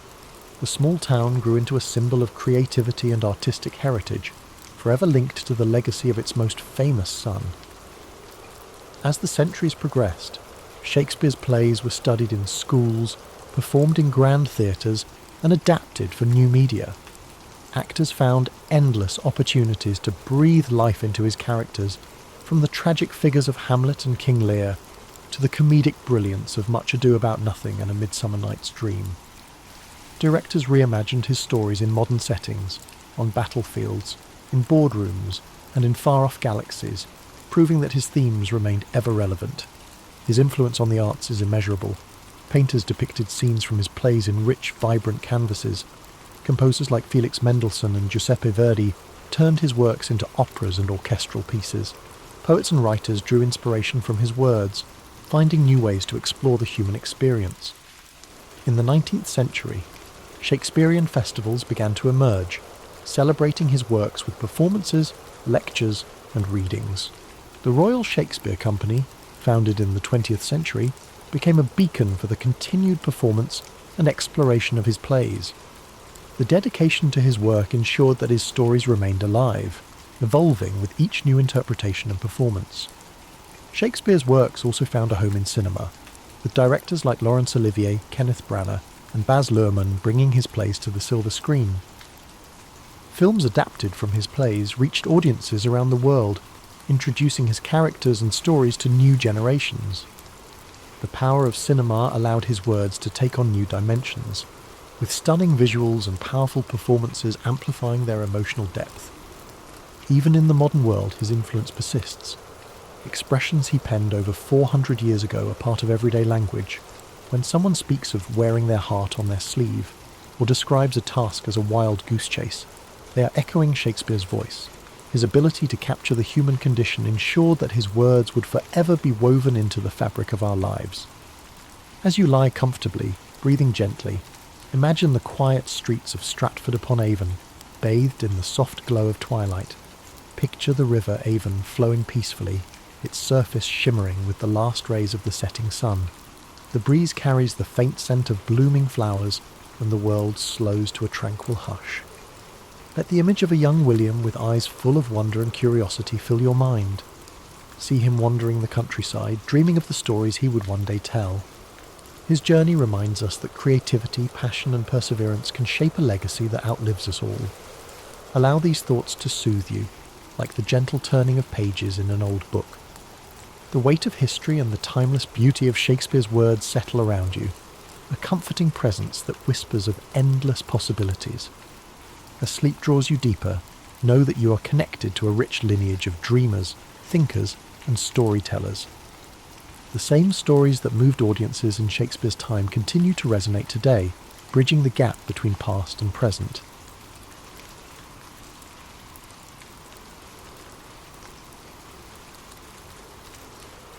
In the year 1162, amidst the sweeping steppes of Mongolia, a child was born into a world of cold winds and endless plains. This child, named Temujin, would grow to become the great Genghis Khan, a name that would echo across history as the founder of the Mongol Empire. But before he became a conqueror, he was simply a boy born into struggle, shaped by the harshness of his environment and the conflicts of his people.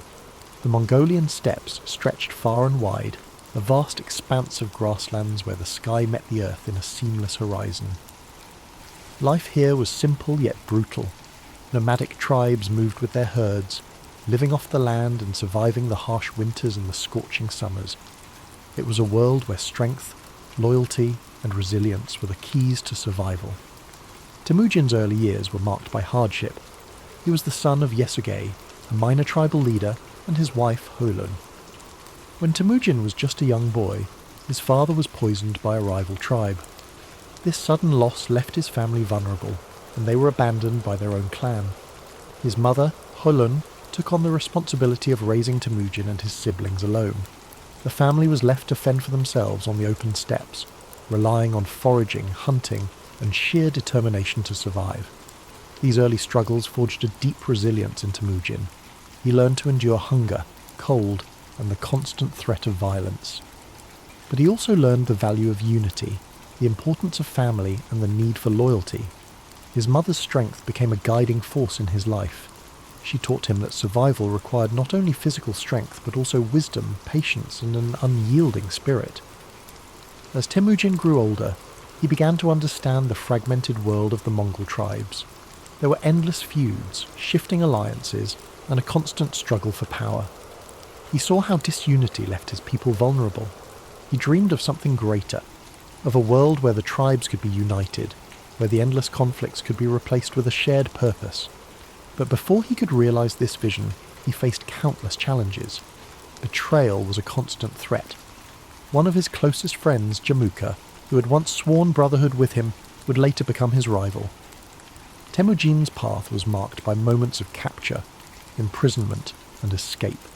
Each setback hardened his resolve. He believed that strength was found not just in the sword, but in the unity of purpose and loyalty.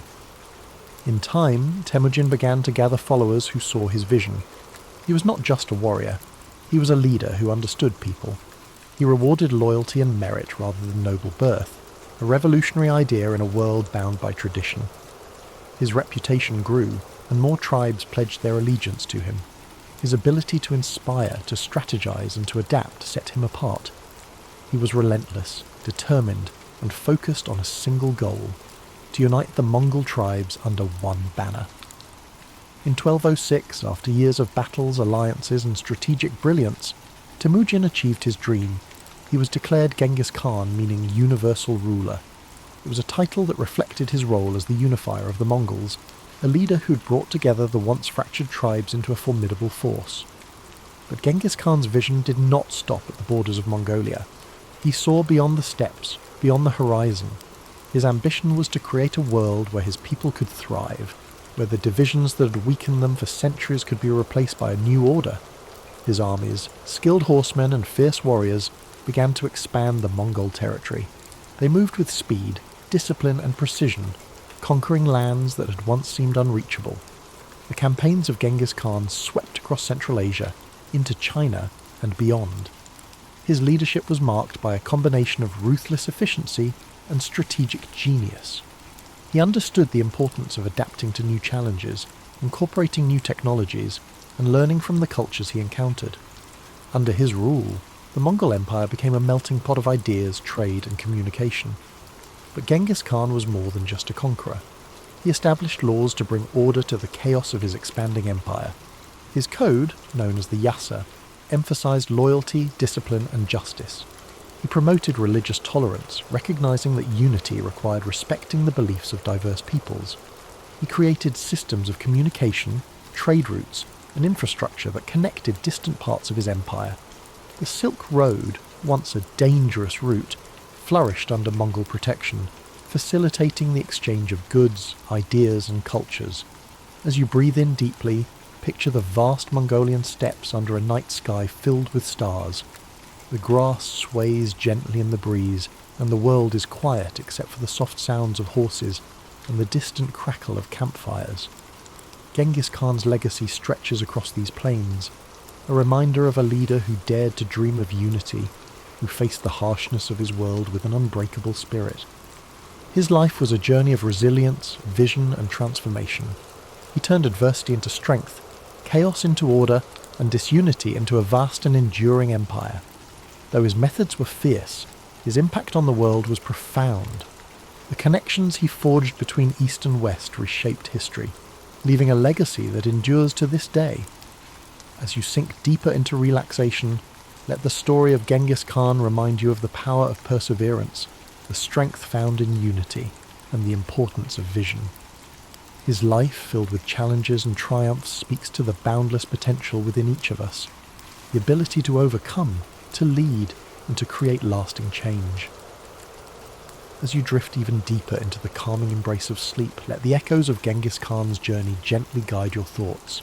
His story, one of struggle, vision, and unrelenting determination, is a reminder of the strength that lies within every challenge we face and the boundless potential we possess to shape our own destinies. picture the endless Mongolian steppes beneath a vast night sky, where the stars shine like scattered diamonds, illuminating the dark plains below. The wind moves softly, whispering tales of ancient conquests and unification, carrying with it the faint scent of grasslands and distant fires. This is the world where Genghis Khan forged his legacy, a world where survival was harsh, but the spirit of resilience was even stronger. As his empire expanded, so too did his influence. His conquests stretched from the mountains of China to the deserts of Persia, from the plains of Russia to the cities of the Middle East. But beyond the battles and the victories, Genghis Khan's mind remained focused on a singular goal: creating a world where his people could thrive. He was not driven purely by conquest, but by the desire to establish order where there was once chaos, to bring unity to lands divided by endless feuds. The Mongol Empire under his leadership was not just vast, but interconnected.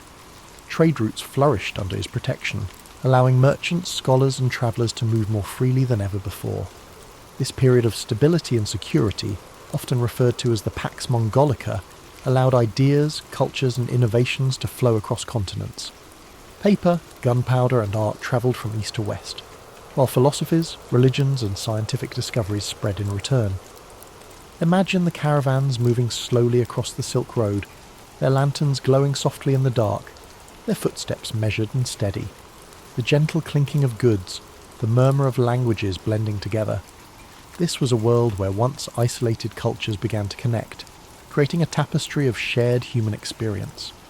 Genghis Khan's vision of an interconnected world laid the foundation for this exchange, bridging the gaps between civilizations and opening pathways that had once seemed impassable. As you breathe in slowly, picture the vast expanse of his empire, the lands stretching beyond sight. Mountains rise in the distance, rivers carve paths through fertile valleys, and open plains roll endlessly toward the horizon. Each part of this landscape, once divided, is now united under a common rule, a testament to the power of a shared purpose. Genghis Khan's dream of unity has become a reality, one shaped by his unwavering will and strategic brilliance. But even as his empire grew, Genghis Khan remained tied to the simplicity of his roots. He lived a life close to the earth, surrounded by the people who had followed him from the very beginning. He never allowed himself to be consumed by luxury or excess. His strength lay in his ability to understand both the warrior's path and the leader's burden, to balance the ferocity of conquest with the wisdom of governance. As the years passed, Genghis Khan continued to guide his people, his vision extending beyond his own lifetime. He established systems of law and order, ensuring that justice and discipline held his empire together. His code, the Yasa, provided structure and fairness, holding even the highest-ranking leaders accountable. This commitment to order and loyalty became the backbone of the Mongol Empire, a legacy that would endure long after his death. In 1227, Genghis Khan's journey came to an end. He passed away during a military campaign. His body returned to the land he had known since childhood. His burial place remains a mystery, hidden somewhere in the vast steppes, a secret held tightly by those who revered him. But though his physical presence faded, his legacy continued to shape the world. His descendants carried his vision forward, expanding the empire and cementing his place in history. As you breathe deeply, feel the quiet power of Genghis Khan's story resonating within you. His life teaches us that, even in the face of unimaginable challenges, a determined spirit can overcome, a clear vision can unify, and resilience can shape the course of history. He transformed his hardships into strength, his struggles into purpose, and his dreams into reality. Imagine the steppes once more, now calm under the vast night sky. The stars continue their silent watch. The wind carries a sense of timelessness, and the land stretches out in quiet peace. The world rests much like you do now, embracing the stillness that follows the storm, the calm that comes after a journey well travelled. Allow yourself to let go completely, to surrender to this peaceful stillness. The story of Genghis Khan has taken you across endless plains, through battles, struggles, and victories. Now, you rest, knowing that strength, resilience, and vision lie within you, just as they did within him. The journey of discovery, growth, and purpose is yours to continue when you awaken. As you sink deeper into the embrace of sleep, let the echoes of Genghis Khan's legacy ripple through your mind like a soft, steady current. His journey was vast, stretching across endless plains and through the annals of history, yet his life was also a reflection of universal truths: strength in adversity, vision beyond boundaries, and the enduring power of unity. Imagine the stillness of the steppes at dawn, the first light of day casting a golden hue across the endless grasslands. The world holds its breath in quiet anticipation, a moment suspended between night and day. This is the same land that shaped Temujin, the boy who became Genghis Khan. The cold winds, the hardships, the endless horizons, all these elements forged his spirit, teaching him to endure, to adapt, and to lead. As you breathe deeply, let that same sense of quiet resilience settle within you. Just as the steppes stretched beyond sight, so too do the possibilities within your own life. The journey of Genghis Khan reminds us that no matter how vast the challenges before us, the human spirit is capable of incredible endurance and transformation. In your mind's eye, picture the endless caravans that travelled the Silk Road under the protection of the Mongol Empire. Merchants from distant lands move steadily along ancient routes, their carts loaded with silks, spices and knowledge. The world is connected in ways it had never been before, ideas flowing freely across continents. These connections, once fragile and uncertain, now weave a tapestry of shared human experience. Genghis Khan's vision brought people together, creating pathways where there had once been barriers. His legacy lives not just in the conquests, but in the bridges he built between cultures, the systems of order he established, and the idea that unity, even amidst diversity, is possible. Now, let your thoughts drift further into the stillness of night. The campfires have burned down to embers, their soft glow casting faint light across the faces of warriors, nomads, and travellers.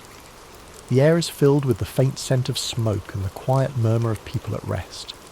This moment of peace, hard-earned and cherished, reflects the balance that Genghis Khan sought, a world where strength and stability allowed for moments of tranquility. Feel the calm spread through your body, each breath drawing you deeper into a space of comfort and safety.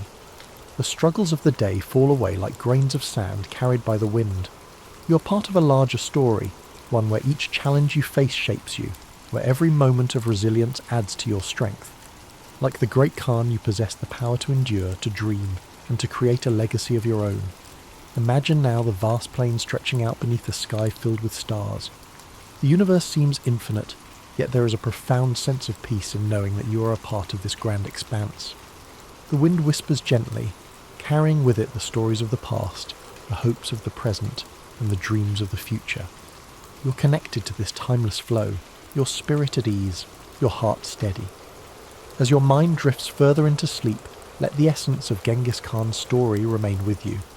His life, shaped by hardship and triumph, reminds us that within every challenge lies an opportunity for growth.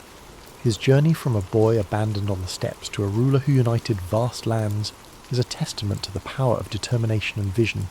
You too carry that same potential within you, the ability to overcome, to rise and to transform. The world outside grows softer now, the edges of reality blurring as you surrender to rest. Your breath is slow, steady, and calm. Each inhale fills you with a sense of possibility. Each exhale releases any tension you've been holding. The night wraps around you like a warm cloak, protecting and soothing you as you drift further into peaceful sleep. As you drift even deeper into the embrace of sleep, the vast plains of history stretch endlessly before you, serene and timeless.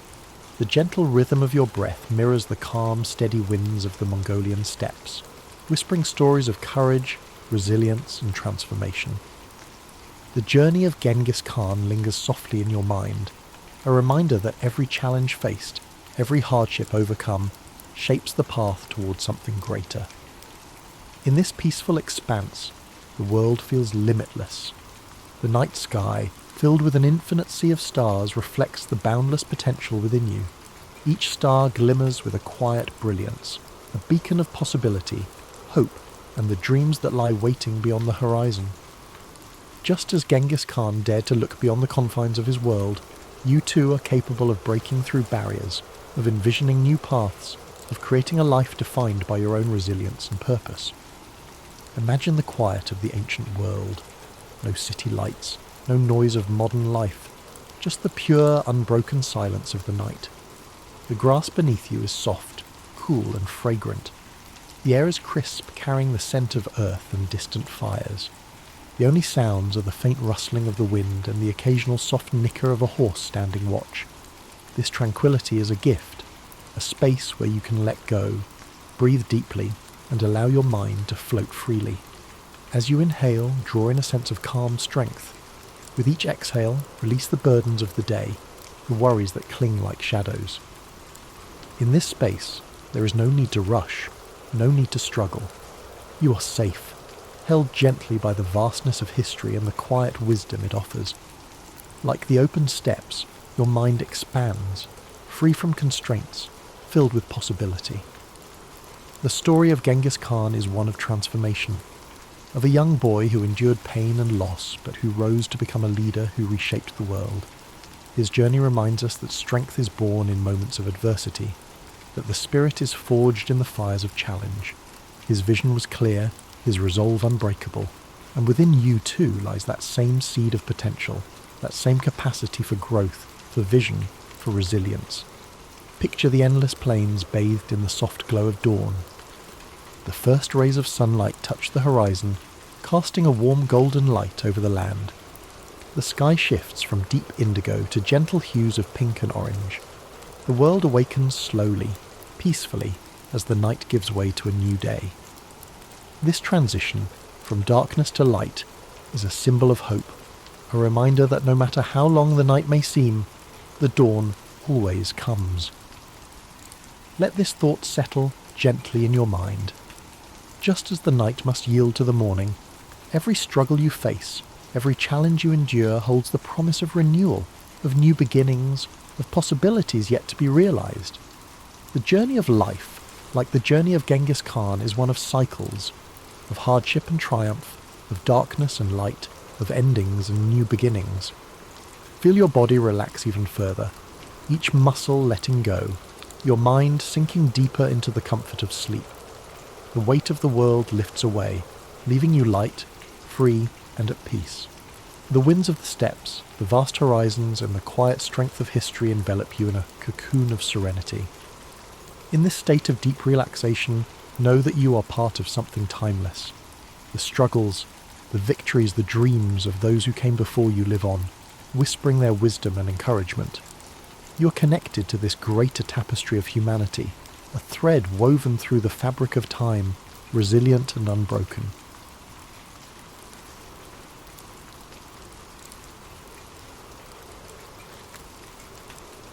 The Battle of Gettysburg began on the morning of July 1st, 1863. It was a warm summer day, the kind where the golden light of dawn touched the fields and forests with a serene glow. But the tranquility of the Pennsylvania countryside would soon be shattered by the thunder of battle. This clash was not merely another skirmish in the long and bloody conflict of the Civil War. It was a turning point, a moment where the fate of the Union and the Confederacy hung precariously in the balance. General Robert E. Lee, commanding the Confederate Army of Northern Virginia, had set his sights on a bold invasion of the North. His army, emboldened by a string of victories, marched into Pennsylvania with the hope of striking a decisive blow that would force the Union to sue for peace. Lee's strategy was not just about military conquest. It was about shaking the Northern resolve, bringing the war to Union soil, and perhaps swaying foreign powers to recognize the Confederacy. On the Union side, General George G. Meade had recently taken command of the Army of the Potomac. His task was daunting, to stop Lee's advance and protect the Union's heartland. The soldiers under his command were weary from years of conflict, but their resolve to defend their homeland and preserve the Union burned brightly. The two armies converged near the small town of Gettysburg, a place of rolling hills, fertile farmland, and winding roads. It was an unlikely setting for one of the most significant battles in American history. On the first day, the fighting began west of the town, as Confederate forces encountered Union cavalry. The clash was fierce and chaotic, with both sides scrambling to gain the upper hand. By day's end, the Confederates had pushed Union forces back through the town and onto the high ground to the south, securing an early advantage. The second day of the battle dawned with tension thick in the air. The Union Army had established a strong defensive position along a series of hills and ridges known as Cemetery Hill, Culp's Hill, and Little Round Top. Lee, confident in his army's strength, launched a series of attacks to break the Union lines. The fighting on July 2nd was intense and bloody. At Little Round Top, Union Colonel Joshua Lawrence Chamberlain and the 20th Maine Regiment made a heroic stand to defend the hill's southern flank. Outnumbered and nearly out of ammunition, Chamberlain ordered a desperate bayonet charge that drove the Confederates back and secured the Union's position. It was a moment of extraordinary courage, one that would later be remembered as a turning point in the battle. Elsewhere, the fields of wheat and peach orchards became killing grounds, their beauty scarred by the carnage of war. The air was thick with smoke and the cries of the wounded. Soldiers on both sides fought with ferocious determination, knowing that the stakes were higher than ever. By the end of the day, the Union lines had held, but at a terrible cost. The third and final day of the battle, July 3rd, brought the infamous assault known as Pickett's Charge. Lee, believing that a concentrated attack on the Union centre could break their lines, ordered 12,500 Confederate soldiers to march across open fields under heavy Union artillery fire. The sight of that charge was both awe-inspiring and harrowing. The Confederate soldiers advanced in tight ranks, their banners waving, their determination unyielding. But the Union defenders, entrenched on Cemetery Ridge, unleashed a devastating barrage of cannon and musket fire. The fields became a scene of chaos as men fell by the hundreds. Despite their bravery, the Confederate soldiers could not overcome the Union's defences. The charge was repelled, and the fields were littered with the fallen. As the sun set on July 3rd, the Battle of Gettysburg came to an end. Lee, realising that his army could not sustain another assault, began the long retreat back to Virginia. The Union Army, though battered and exhausted, had won a decisive victory. It was a moment of relief and triumph for the North, a turning point that shifted the momentum of the war. The cost of the battle was staggering. Over 50,000 soldiers were killed, wounded, or missing. The fields of Gettysburg, once peaceful and lush, were now marked by the scars of war. Families in both the North and the South mourned the loss of loved ones, their lives forever changed by the conflict. In the months that followed, Gettysburg became a symbol of sacrifice and resilience. On November 19, 1863, President Abraham Lincoln delivered the Gettysburg Address at the dedication of the Soldiers' National Cemetery. His words, though brief, captured the essence of what the battle had come to represent. He spoke of a nation conceived in liberty and dedicated to the proposition that all men are created equal. He reminded the audience that the soldiers who had fought and died at Gettysburg had done so to ensure that freedom and democracy would endure. The Battle of Gettysburg remains one of the most studied and remembered events in American history. It was a moment of profound struggle and sacrifice, a reminder of the costs of war and the resilience of the human spirit. The bravery of the soldiers on both sides, their dedication to their causes, and the impact of their actions continue to echo through time. As you drift into sleep, let the story of Gettysburg fill your mind with a sense of reverence and reflection. Imagine the stillness of the fields after the battle, the quiet wind carrying the memory of those who fought and fell. Feel the weight of their sacrifice, but also the hope that their struggle helped to shape a better future. The aftermath of the Battle of Gettysburg left an indelible mark, not only on the landscape of Pennsylvania, but also on the hearts and minds of the American people. The quiet town that had seen a horrific convergence of armies now bore the weight of countless graves, hastily dug for the fallen soldiers. The once lush fields, orchards, and rolling hills were now etched with scars of war, trenches, shattered fences, and abandoned artillery. In the days immediately following the battle, the townspeople of Gettysburg rose to meet the grim reality of what had unfolded. Civilians who had sought shelter during the 3 days of fighting now ventured out to help the wounded and dying. Homes, barns, and churches were transformed into makeshift hospitals. Women, men, and even children worked tirelessly to bring comfort to soldiers, regardless of the uniforms they wore. The lines of battle blurred in the face of shared humanity. Doctors and nurses were overwhelmed by the sheer number of wounded. Medical supplies were scarce, and the knowledge of sanitation was rudimentary at best. Despite the primitive conditions, countless acts of compassion unfolded as townspeople did what they could to save lives or bring solace to those whose time was short. As the Confederate army retreated southward, General Lee bore the burden of his army's defeat. The invasion of the North had failed, and the high hopes of a quick victory and a potential peace agreement were dashed.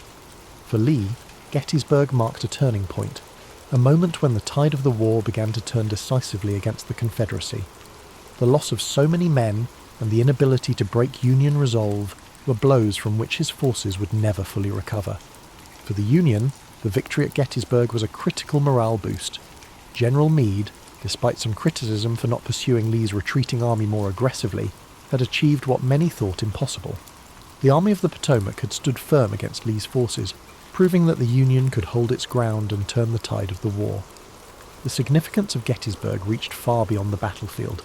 It became a symbol of the broader struggle, the fight to preserve the Union and the principles upon which it was founded. In the months following the battle, efforts began to ensure that the sacrifices made there would not be forgotten. One of the most poignant moments came on November 19, 1863, with the dedication of the Soldiers' National Cemetery at Gettysburg. President Abraham Lincoln was invited to deliver a few remarks, following a lengthy oration by Edward Everett, a renowned speaker of the time. Lincoln's address, though brief, would become one of the most enduring speeches in American history. Standing on the blood-soaked fields of Gettysburg, Lincoln spoke not only to honour the dead, but to remind the living of the greater cause for which they had fought. His words, beginning with the now iconic phrase, 77 years ago, framed the battle within the context of the nation's founding ideals. He reminded the audience that the soldiers had given their lives so that government of the people, by the people, for the people, shall not perish from the earth. Lincoln's Gettysburg address was met with a mixed reception at the time, with some viewing it as too brief and simplistic. However, history would elevate his words to the status of a national treasure. The address encapsulated the purpose of the war and the vision of a nation united not by force, but by shared values and ideals. The legacy of the Battle of Gettysburg continued to shape the course of the Civil War. While the conflict raged on for nearly 2 more years, Gettysburg marked a critical turning point. It showed that the Union could resist the might of the Confederacy, and that the resolve of its people would not be broken. The war's conclusion in 1865 brought an end to the fighting, but left the nation grappling with the wounds it had inflicted upon itself. The fields of Gettysburg became a place of reflection and remembrance, a site where the cost of division was laid bare. Over the years, Gettysburg transformed from a battlefield to a place of education and pilgrimage. Monuments and markers were erected to honour the soldiers who had fought and died there, preserving their memory for future generations.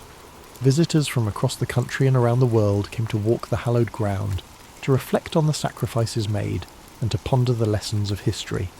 Today, Gettysburg stands as a testament to the resilience of the human spirit and the enduring struggle for freedom and equality. It reminds us of the fragility of unity and the strength required to preserve it. The lessons of Gettysburg echo through time, challenging us to remember that the cost of division is far greater than the effort required to come together. As you rest tonight, let the story of Gettysburg remind you of the courage and sacrifice of those who came before us. Imagine the quiet fields at dawn, the soft rustle of the wind, and the stillness that now blankets a place once filled with chaos. Let the strength of their resolve bring you a sense of peace, and may their legacy inspire hope and understanding in your heart. The legacy of Gettysburg extends far beyond the battlefield itself. It remains a cornerstone of American history, not only as the site of a pivotal clash during the Civil War, but also as a symbol of the nation's enduring struggle to reconcile its ideals with its realities. The battlefields and memorials at Gettysburg now stand as a reminder of the courage, sacrifice and humanity displayed by those who fought there, as well as the immense costs of division and conflict. In the years following the Civil War, Gettysburg became a focus for national healing. Veterans from both the Union and the Confederacy returned to the site to honour their comrades and reflect on the events that had shaped their lives. These reunions, particularly those held on significant anniversaries of the battle, fostered a sense of reconciliation and shared purpose. Despite the lingering wounds of war, these gatherings underscored a shared humanity that transcended the divisions of the past. One of the most moving examples of this came during the 50th anniversary of the battle in 1913. Veterans from both sides, now old men, came together to remember their shared history. The event culminated in a symbolic handshake across the stone wall at the site of Pickett's charge, a powerful gesture that reflected the desire for unity and peace. These reunions were not without their complexities, but they marked an important step in the nation's journey toward healing and understanding. Over time, Gettysburg evolved into a place of education and reflection. The Gettysburg National Military Park, established in the late 19th century and further developed in the 20th, preserves the battlefield and its many monuments, ensuring that future generations can walk the same paths and learn the same lessons. The park's museum and visitor centre provide context and insight into the events of the battle, offering a deeper understanding of its significance and the people who shaped it. The Gettysburg Address, too, continues to resonate as a defining moment in American history. Lincoln's words, spoken with such clarity and purpose, serve as a reminder of the ideals upon which the United States was founded. They challenge us to honour the sacrifices of those who fought by striving to create a more just and equitable society. Today, Gettysburg stands as a living testament to the enduring importance of history. It draws visitors from across the globe who come to honour the past, reflect on the present and consider the future. The battlefield, with its rolling hills, stone walls and quiet woods, invites contemplation. Walking its paths, one cannot help but feel a connection to the stories of those who stood there, to the bravery and determination that defined them, and to the lessons they left behind. The Battle of Gettysburg teaches us that even in the darkest times, there is hope for redemption, for reconciliation, and for a brighter tomorrow. It reminds us of the costs of division and the strength required to build unity. It challenges us to live up to the ideals of liberty and equality, to honour the sacrifices of those who came before us by working to create a better world. As you settle into rest tonight, let the story of Gettysburg fill your heart with a sense of reflection and gratitude. Picture the fields bathed in the soft light of the setting sun, the gentle rustle of leaves in the breeze, and the quiet peace that now blankets the land. Let the echoes of courage and sacrifice guide your thoughts, and may their legacy inspire hope and understanding in your dreams. The story of Gettysburg is not only about the battle itself, but also about the enduring lessons it offers. It is a story of courage under fire, of ordinary people facing extraordinary challenges, and of a nation striving to find its way through the darkness of conflict. Gettysburg reminds us that history is not just a series of dates and events, but a tapestry of human experience, woven with threads of sacrifice, resilience, and hope. As we reflect on Gettysburg, we are reminded of the power of unity and the dangers of division. The Civil War, of which Gettysburg was a turning point, was born out of deep-seated disagreements and unresolved tensions. The soldiers who fought at Gettysburg came from different walks of life, different regions and different perspectives, but they shared a common humanity. Their bravery and sacrifice speak to the strength of the human spirit, even in the face of unimaginable hardship. In the years following the battle, the memory of Gettysburg became a source of inspiration for those working to rebuild and reconcile a fractured nation. The scars of war ran deep, but so too did the determination to heal. Gettysburg became a symbol of what could be achieved when people came together to confront their shared challenges and embrace their common humanity. The stories of the individuals who fought at Gettysburg add depth and texture to the history of the battle. From generals like Robert E. Lee and George Meade, whose decisions shaped the course of the conflict, to the rank-and-file soldiers who carried out those orders with bravery and resolve, each story adds a layer of understanding to the larger narrative.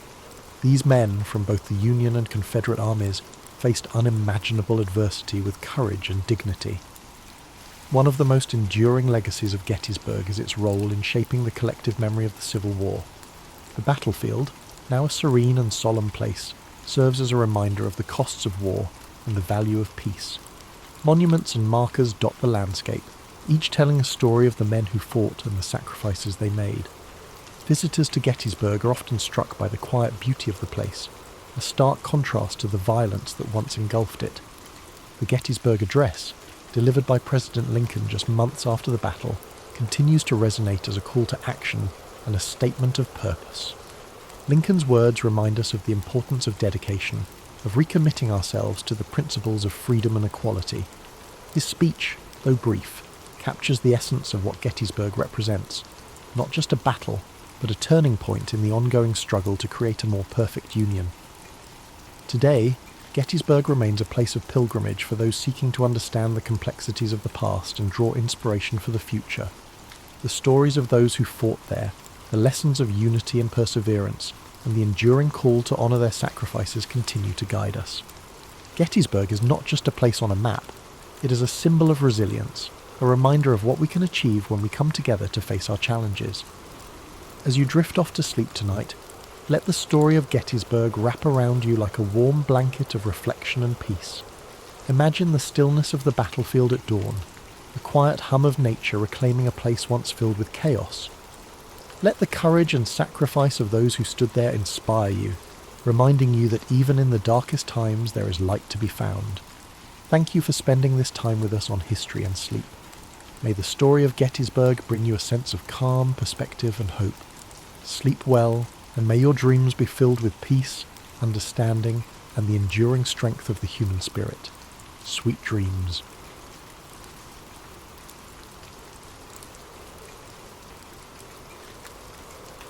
In the gentle stillness of a cold winter night, on January 15th, 1929, a baby boy was born in a small home on Auburn Avenue in Atlanta, Georgia. His name was Martin Luther King Jr. The air was crisp, and the streets of the neighbourhood known as Sweet Auburn were filled with the quiet hum of the life and community. The child's father, Martin Luther King Sr., was a preacher at the Ebenezer Baptist Church. His mother, Alberta Williams King, was a devoted teacher. They raised their son with faith, love, and a deep sense of purpose. As a young boy, Martin's world was shaped by the warmth of his family and the deep-rooted traditions of the African American church. He played with his sister, Christine, and his brother, Alfred Daniel. Their home was filled with music, laughter, and the comforting aroma of home-cooked meals. But beyond the walls of his childhood home, the world was starkly divided. The shadows of segregation loomed over every street, every bus, and every park. One day, when Martin was just 6 years old, he experienced a moment that would leave an indelible mark on his young heart. His white childhood friend told him they could no longer play together because of the colour of his skin. Confused and hurt, Martin ran home to his mother, tears in his eyes. She held him gently and explained the harsh reality of racism, assuring him that he was just as good as anyone else. That day, a seed of understanding was planted, a seed that would grow into a lifelong commitment to justice and equality. As Martin grew, his curiosity and intellect blossomed. He was a gifted student, known for his eloquence and his love of learning. He read books voraciously, his mind absorbing the ideas of great thinkers and leaders. He listened to his father's sermons at Ebenezer Baptist Church, the powerful words of faith and justice stirring something deep within him. He watched his father stand up to injustice, teaching him the importance of dignity and courage. When Martin was 15, he skipped 2 grades and enrolled at Morehouse College in Atlanta. Though he was still a teenager, he carried himself with a maturity beyond his years. At Morehouse, he was inspired by the college's president, Dr. Benjamin Mays, a man who spoke passionately about justice, equality, and the need to stand against oppression. Dr. Mays became a mentor, shaping Martin's worldview and deepening his commitment to service. It was during these formative years that Martin felt the call to the ministry. He saw the pulpit as a platform not only for spiritual guidance, but for social change. After graduating from Morehouse, he attended Crozer Theological Seminary in Pennsylvania, where he continued to excel academically. It was here that he first encountered the writings of Mahatma Gandhi, whose philosophy of non-violent resistance would become the cornerstone of his own approach to social justice. Slow pronunciation. In 1951, Martin enrolled at Boston University for his doctoral studies. In Boston, he met a young woman named Coretta Scott. She was a talented musician and a passionate advocate for justice. They shared dreams of a better world and a commitment to the fight for equality. They married in 1953 and began building a life together, filled with love, purpose, and the promise of change. In 1954, Martin became the pastor of Dexter Avenue Baptist Church in Montgomery, Alabama. The city was a crucible of racial tension, a place where segregation was woven into the fabric of daily life. The African American community faced discrimination on buses, in schools and in businesses. The air was thick with frustration and a longing for justice. That longing ignited into action on December 1st, 1955, when a courageous woman named Rosa Parks refused to give up her seat to a white passenger on a Montgomery bus. Her arrest sparked outrage, and the community rallied together to launch the Montgomery bus boycott. Martin Luther King Jr., just 26 years old, was chosen to lead the movement. His voice, steady and resolute, called for peaceful resistance, for dignity and for justice. For 381 days, the African-American community of Montgomery walked instead of riding the buses. They endured threats, violence and intimidation, but they stood firm. Martin's home was bombed, his family threatened, but his commitment to non-violence never wavered. In 1956, the boycott succeeded. The Supreme Court ruled that segregation on buses was unconstitutional. The victory was a beacon of hope, and Martin became a national figure in the fight for civil rights. As the movement grew, Martin travelled across the country, speaking to crowds of thousands, preaching a message of love, justice, and non-violent resistance. He faced arrests, threats, and violence, but his resolve was unbreakable.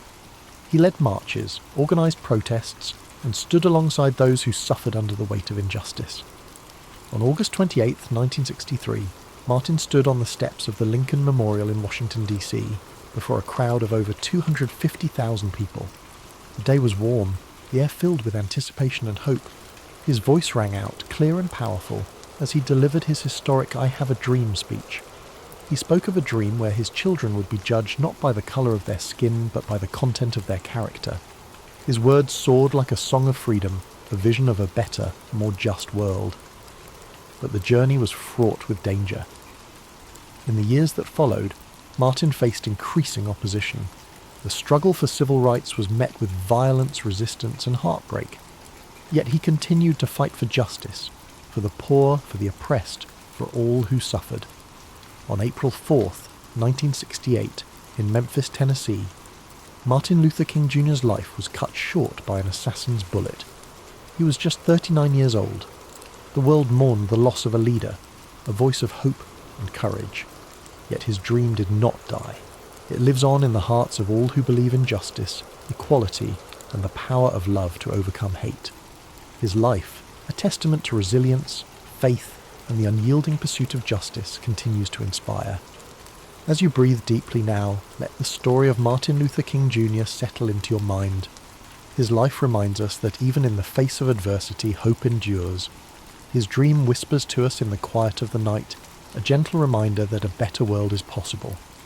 As you sink deeper into the comforting embrace of sleep, let the legacy of Dr. Martin Luther King Jr. wash over you like a gentle wave. His story, one of tireless dedication, unwavering hope and profound love, lingers softly in your mind. The echoes of his dream, a vision of justice and equality, provide a sense of quiet reassurance as you drift further away from the worries of the day.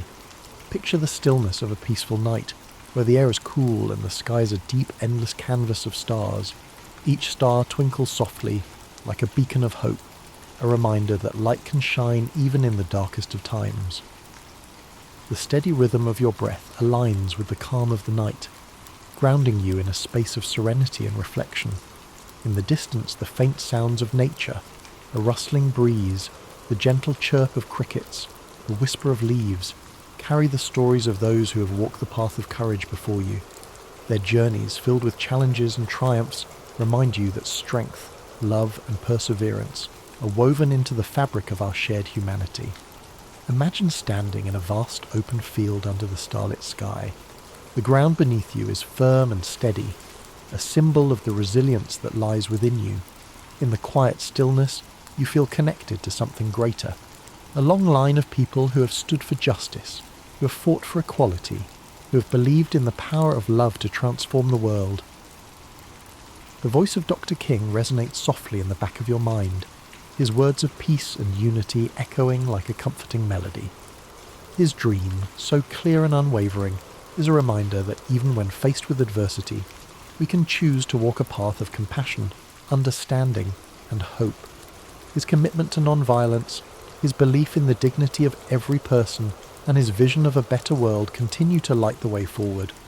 As you breathe deeply, feel any lingering tension melt away. Each inhale brings in a sense of calm. Each exhale releases the weight of the day. Your muscles relax, your mind softens, and your heart beats steadily. a quiet rhythm of peace. You are held gently in this moment, a moment where past and present blend seamlessly, where the struggles of history give rise to hope for the future. Imagine a calm river flowing through a serene landscape. The water is smooth, reflecting the light of the moon and the stars above. Each ripple in the water represents a moment of change, a step toward progress, a whisper of courage. The river flows steadily, unwavering in its course, just as the march toward justice continues, steady and unrelenting. Let yourself float along this river, the gentle current carrying you deeper into rest. The water is cool and soothing, a balm for your mind and spirit. You're safe here, supported by the flow of time, the resilience of those who came before you, and the quiet promise of a better tomorrow. Dr. King's journey may have ended, but his dream lives on. It is a seed planted in the hearts of millions, a seed of equality, compassion, and love. As you drift deeper into sleep, know that you carry that seed within you, a spark of hope that can light the way forward. You are part of this story, a story of growth, of progress, and of the belief that together we can create a world where every person is valued and respected. Feel the night wrap around you like a warm blanket, its gentle darkness a space of safety and calm. The stars above continue to watch over you, their light constant and reassuring. You're exactly where you need to be, held in the quiet stillness of this moment. Thank you for joining us tonight on History and Sleep. May the story of Martin Luther King Jr. inspire you with hope, fill you with peace, and remind you of the quiet strength that lives within you. As you drift deeper into slumber, let go completely. The world fades away, leaving only the soothing rhythm of your breath, the gentle beating of your heart, and the comforting knowledge that you are part of something beautiful and enduring. As you journey deeper into the stillness of sleep, allow the echoes of Dr. Martin Luther King Jr.'s message to gently resonate within you. His dream of a world where justice, equality, and love triumph over prejudice and hatred is a timeless reminder of the potential that lies within every one of us. His unwavering belief in peace, even amidst turmoil, becomes a calming presence that guides you further into rest. The night stretches on, serene and enveloping. The world outside fades into a quiet hum, and all that remains is this vast, peaceful space. The darkness around you is not empty but filled with promise, with the unspoken potential of a new day. You are part of a world where every moment holds the chance for compassion, understanding, and hope. Imagine walking through a tranquil garden, the grass soft beneath your feet, the air rich with the scent of blooming flowers. The gentle rustling of leaves is like a whisper from the past, reminding you of the sacrifices and dreams of those who came before. Each step takes you further from the weight of the present and deeper into a state of complete calm. You are surrounded by nature's quiet beauty, a reflection of the peaceful world that Dr. King so deeply believed in. Feel the warmth of the sun, even in the depths of night, as if the hope of a better tomorrow is shining within you. This warmth fills your being, melting away any residual tension or worry. Each breath is slow and steady, like the rise and fall of gentle waves on a calm sea. You're safe here, held in the embrace of history's quiet resolve and the promise of a brighter future. Let yourself drift through this garden of reflection, where the lessons of Dr. King's life bloom like flowers, lessons of courage, humility, and love. His story reminds you that even the smallest acts of kindness, the quietest moments of understanding, and the gentlest words of encouragement can change the world in ways that ripple far beyond our knowing. The stars above twinkle gently, each one a reminder of the light that exists within you. They are the lights of those who stood for justice, who dreamed of equality, and who believed in the dignity of every human soul. Their glow reassures you that even in the darkest nights, the light of hope, love, and perseverance remains. As you drift further into sleep, allow yourself to surrender to this peaceful night. You are wrapped in the same quiet strength that carried Dr. King through his journey, a strength built on the foundations of faith, hope, and love. This strength is within you too, a steady presence that will guide you through whatever challenges you face. Picture the soft glow of dawn beginning to touch the edges of the horizon. The night is not yet over, that the promise of a new day lingers at the edge of your dreams. The light of morning will come, bringing with it new opportunities to live with kindness, to speak with love, and to act with courage. For now, there is nothing more you need to do, nothing more you need to be. You are enough, just as you are. Let the gentle rhythm of your breath guide you deeper still, each inhale bringing calm, each exhale releasing the weight of the day. The world is quiet, and your mind is free to rest, to dream, and to heal.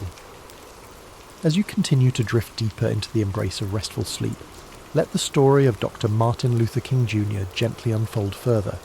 His life was a journey filled with profound challenges and triumphs, each chapter carrying the weight of history and the promise of hope. Let his experiences, his struggles, and his unwavering faith guide you further into calm reflection. Imagine the young Martin Luther King Jr.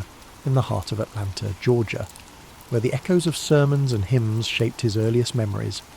The church was not just a place of worship for Martin, it was a place of community, strength, and resilience. The rich, melodic voices of the choir rose like a wave, filling the sanctuary with warmth and grace. The powerful cadence of his father's sermons instilled in him a sense of duty and a deep connection to justice. As he grew older, his understanding of the world's inequities deepened. Martin witnessed the indignities of segregation firsthand, the signs separating whites and coloureds, the disdainful looks, and the barriers that limited the dreams of black Americans. Yet, even in the face of these injustices, he was taught to respond with dignity and love.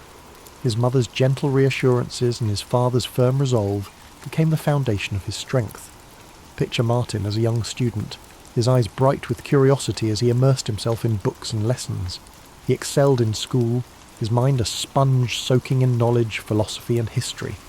He understood early that education was a path to freedom, a key to unlocking opportunities for himself and his community. The words of great thinkers like Henry David Thoreau and Mahatma Gandhi began to shape his approach to injustice, planting the seeds of non-violent resistance. At Morehouse College, Martin found himself surrounded by mentors who recognized his potential. Dr. Benjamin Mays, the college president, spoke passionately of the need for moral courage and social change. These lessons ignited a fire in Martin's heart, a resolve to dedicate his life to justice and equality. After college, Martin continued his studies at Crozer Theological Seminary in Pennsylvania. The rolling hills and quiet libraries provided him with a space for deep contemplation. Here, he encountered the works of Gandhi, whose philosophy of non-violent resistance resonated deeply with Martin's own beliefs. The idea that love and peaceful action could overcome hatred and violence gave him a path forward, a strategy for confronting injustice without compromising his principles. As he pursued his doctoral studies at Boston University, Martin's world expanded further. He met Coretta Scott, a talented musician and dedicated activist. Their love was built on shared ideals, mutual respect, and a vision for a better world. Together, they dreamed of a future where their children would not be judged by the colour of their skin, but by the content of their character.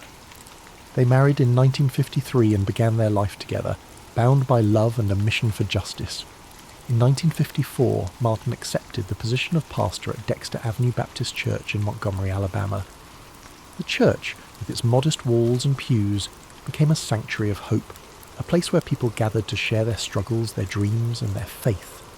Martin's sermons were filled with passion and clarity, calling for justice and equality, while urging his congregation to respond to hatred with love.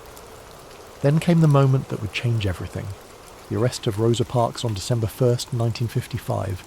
Her quiet defiance against segregation on a Montgomery bus sparked a movement. The Montgomery bus boycott was born, and Martin was chosen to lead. Imagine the tension in the air, the sense of purpose and urgency. For over a year, the people of Montgomery walked instead of riding buses.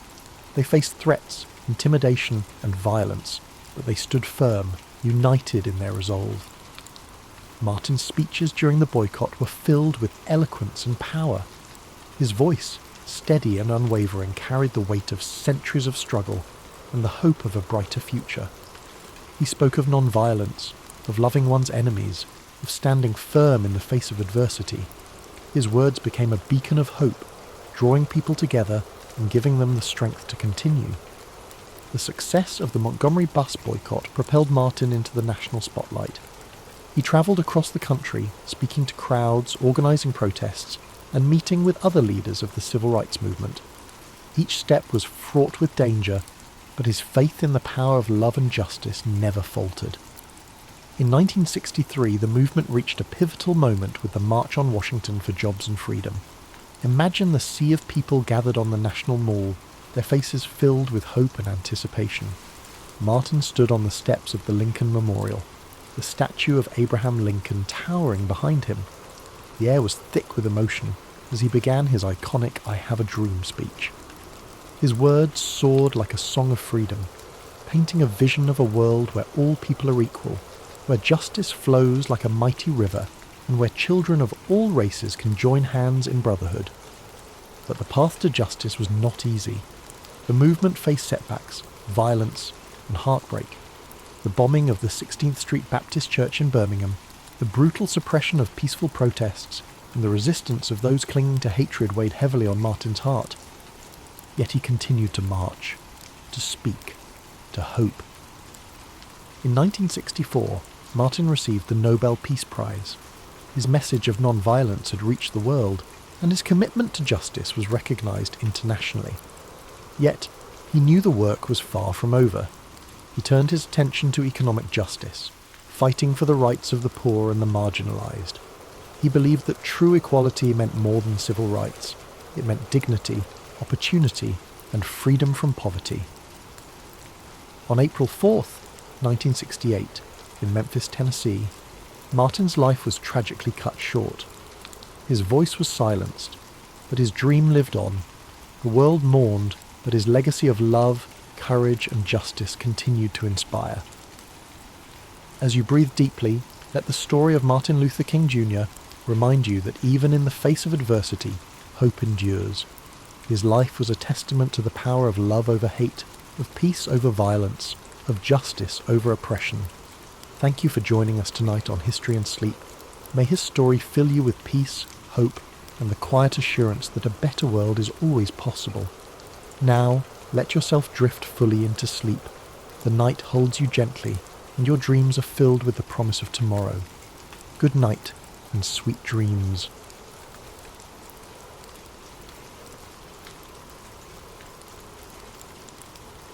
As the 16th century dawned, Italy stood as one of the most vibrant and culturally rich regions in Europe. It was the heart of the Renaissance, its cities alive with art, science, and intellectual thought.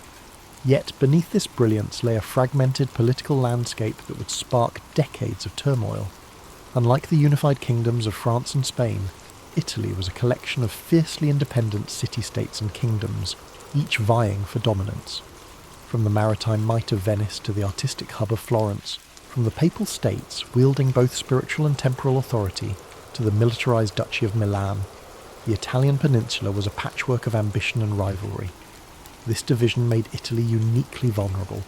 The city-states frequently clashed over territory and trade routes, expending resources and forming unstable alliances. Instead of uniting against external threats, they often sought outside powers as allies in their internal disputes. France, Spain, and the Holy Roman Empire, each with their eyes on Italy's wealth and strategic importance, were quick to exploit these divisions. To them, Italy was not just a cultural treasure trove, it was a gateway to greater influence in Europe and the Mediterranean. Adding to this complex web of politics was the immense power of the papacy.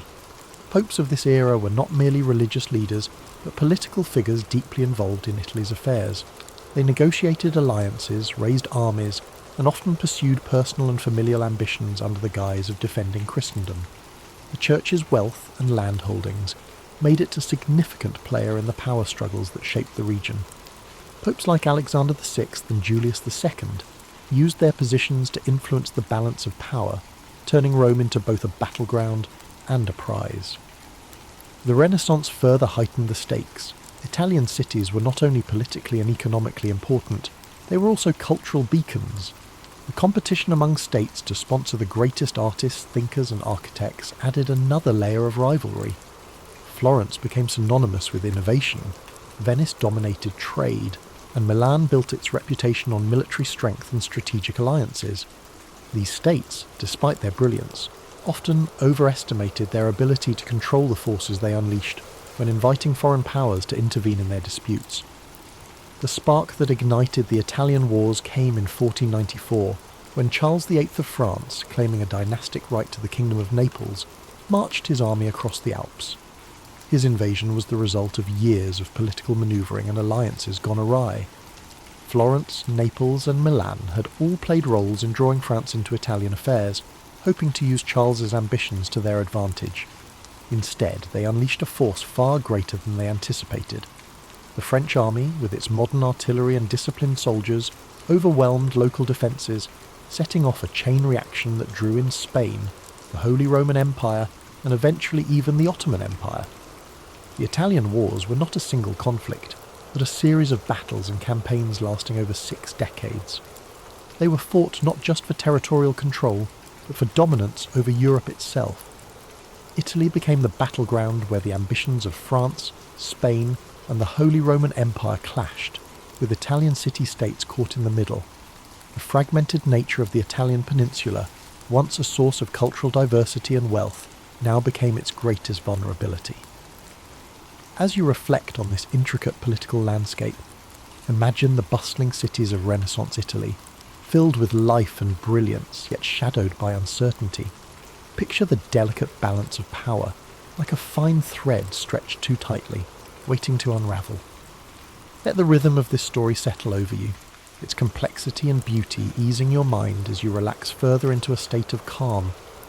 The first act of the Italian Wars began in 1494 when Charles VIII of France launched his invasion of Italy, claiming his dynastic right to the Kingdom of Naples. This campaign marked the first time a major European power would openly stake its claim to Italian lands, setting off a chain reaction that would embroil the continent in conflict for over 60 years. The decision to invade was driven by a combination of ambition, opportunity, and the fractured political state of Italy itself. Charles VIII saw Italy as a land of immense wealth and prestige, its city-states filled with treasures that could bolster his power and finance his ambitions in Europe. Yet his claim to Naples was not entirely self-driven. He had been encouraged by Ludovico Sforza, the Duke of Milan, who sought to use French support to consolidate his own power and counter his rivals in Florence and Venice.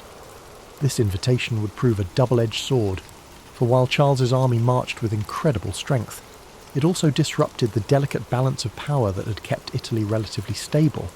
The French army was unlike anything Italy had faced before.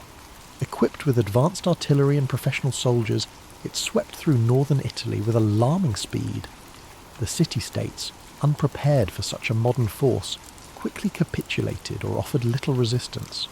Florence, long a hub of Renaissance brilliance, was forced to submit to Charles's demands, its leader Piero de' Medici attempting to placate the French with territorial concessions. This sparked outrage among the Florentine people, leading to the ousting of the Medici family and a period of tumult in the city.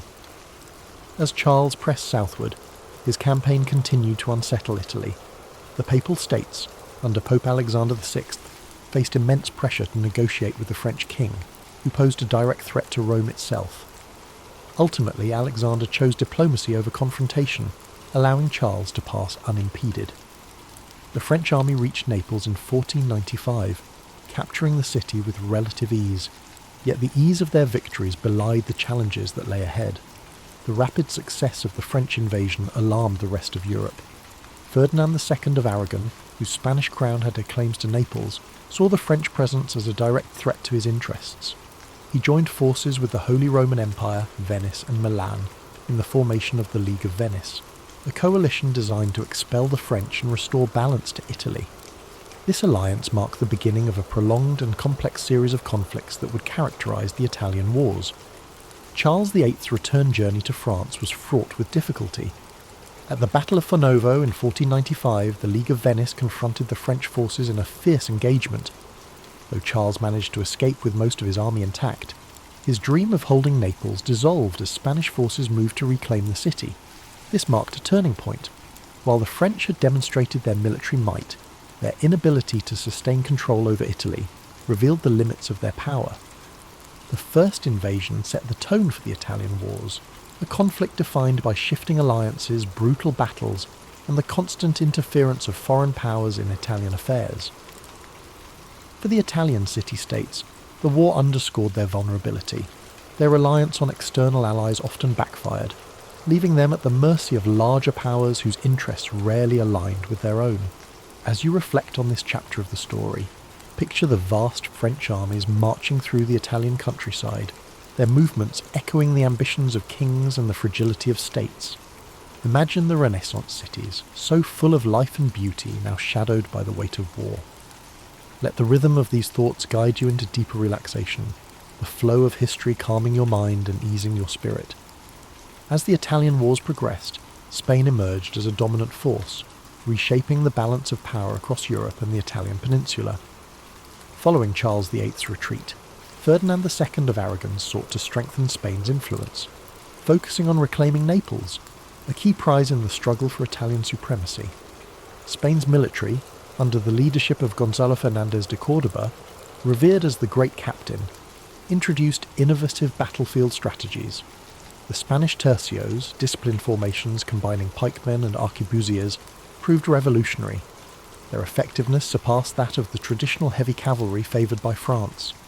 In a series of decisive battles, including Cerignola and Garigliano in 1503, Spanish forces secured Naples. Their victories demonstrated superior tactics and organisation. With Naples under Spanish control, Ferdinand established Spain as a key power in southern Italy, solidifying its influence and preparing for further engagements with France. Yet the French were far from deterred. In 1515, Francis I ascended to the French throne and reignited his nation's ambitions. His forces achieved a major victory at the Battle of Marignano, reclaiming Milan and briefly restoring French dominance in northern Italy. This resurgence set the stage for an intense rivalry between Francis III and Charles V of the Habsburg dynasty. Charles, inheriting a vast empire that included Spain, the Holy Roman Empire, and territories in the Americas, wielded immense resources. His ambitions extended far beyond Italy, but the peninsula became a crucial theatre of war. The pivotal Battle of Pavia in 1525 marked a turning point. Spanish forces decisively defeated the French army, capturing Francis I in the process. This victory shattered French momentum and solidified Spanish Habsburg dominance in Italy. Milan fell under Habsburg influence, and Spain's position became unassailable. Despite these triumphs, the Italian wars were far from settled. France continued its efforts to reclaim lost ground. However, Spain's wealth from its burgeoning empire in the Americas provided the resources needed to sustain prolonged campaigns. This economic advantage, combined with strategic alliances and military innovation, ensured Spain's supremacy.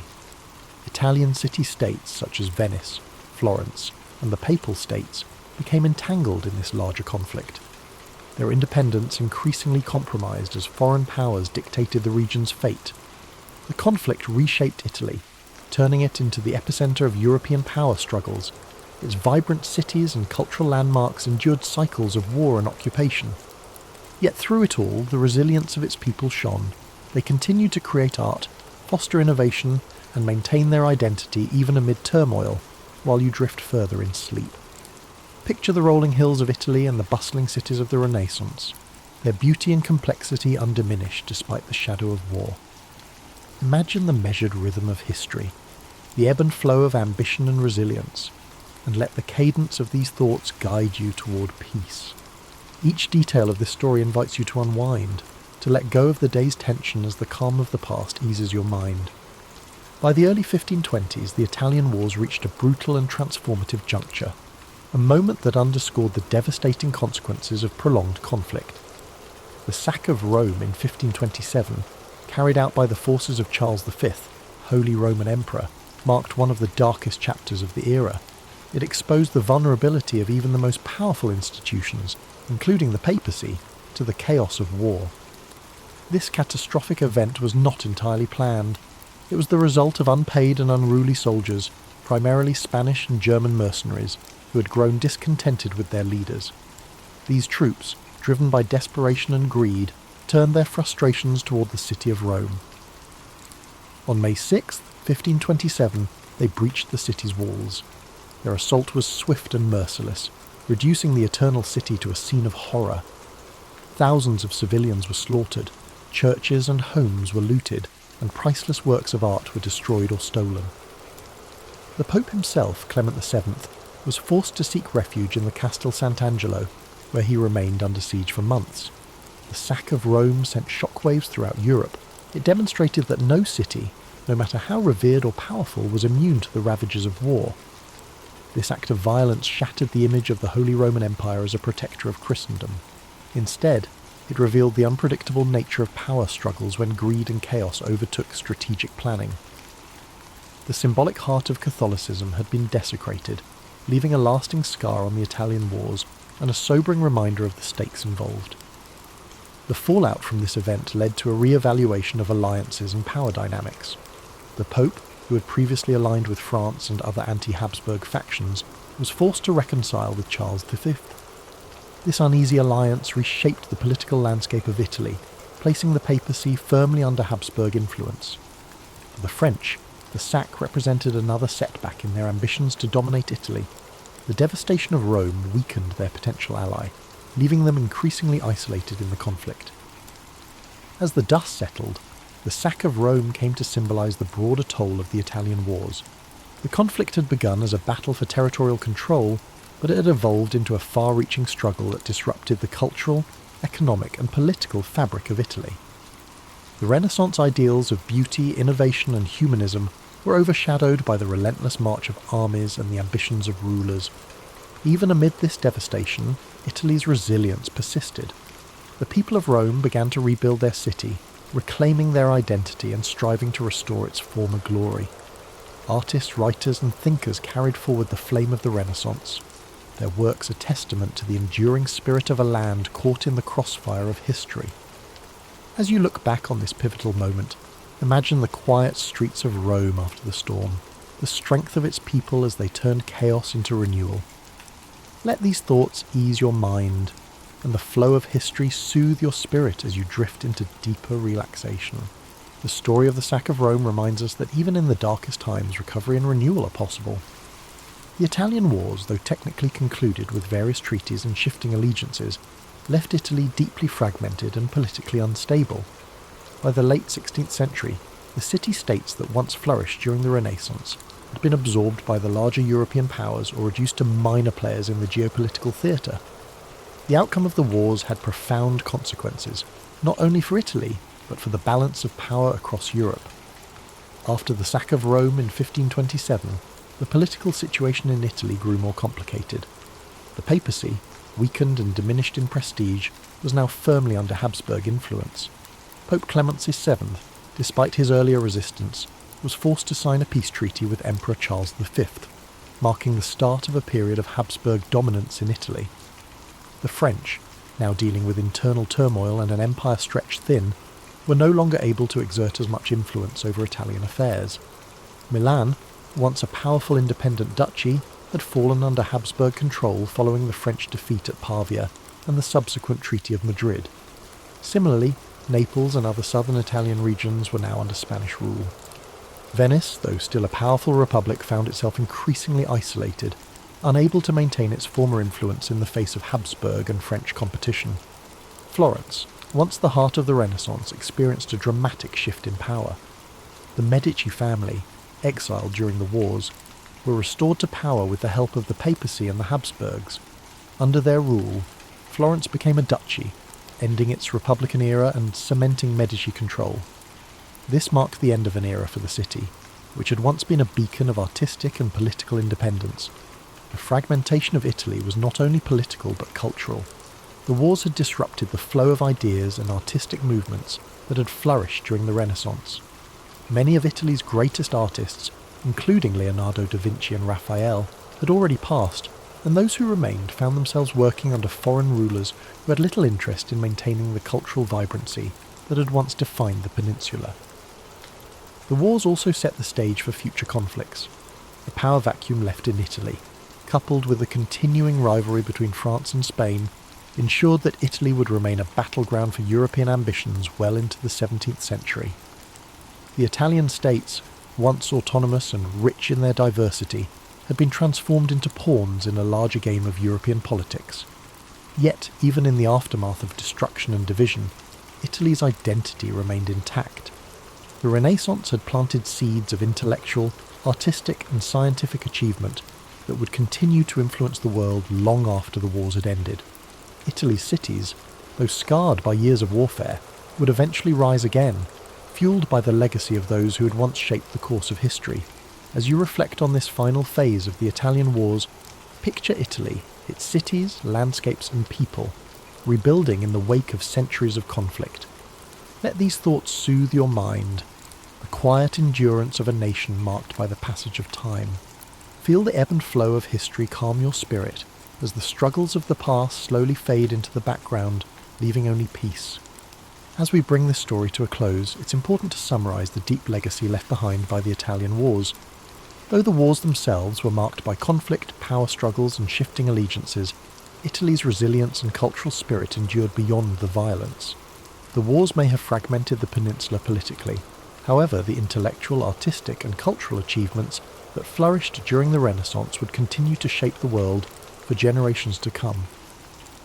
The devastating toll of the wars, especially the sack of Rome and the subsequent political upheavals, left visible scars on Italy's landscape. But even in the midst of destruction, Italy's cities, its people, and its rich cultural heritage would rise again. Florence, Venice, Rome, and Milan, though under foreign rule, maintained the essence of their identity, always connected to their storied past, and each continuing to contribute to the broader European narrative. As you lie back and reflect on this powerful chapter in history, allow yourself to feel the weight of time, the rise and fall of empires, the rebuilding of cities, and the ever-present determination of the people. Imagine the sun setting gently over the Italian hills, the soft whisper of the wind as it sweeps over the ancient streets, a reminder of both struggle and renewal. It's easy to be caught in the frenzy of the world around us, but history has a way of slowing us down, letting us reflect on the cyclical nature of life, conflict, and peace. Let the story of the Italian wars be a reminder of resilience, of the strength it takes to overcome adversity, and of the beauty that rises from the ashes. Now, as we transition to the peaceful sounds of rain and soft melodies, let your mind settle into the rhythm of nature, allowing the soothing sounds to wash over you, easing you into a deep and restful sleep.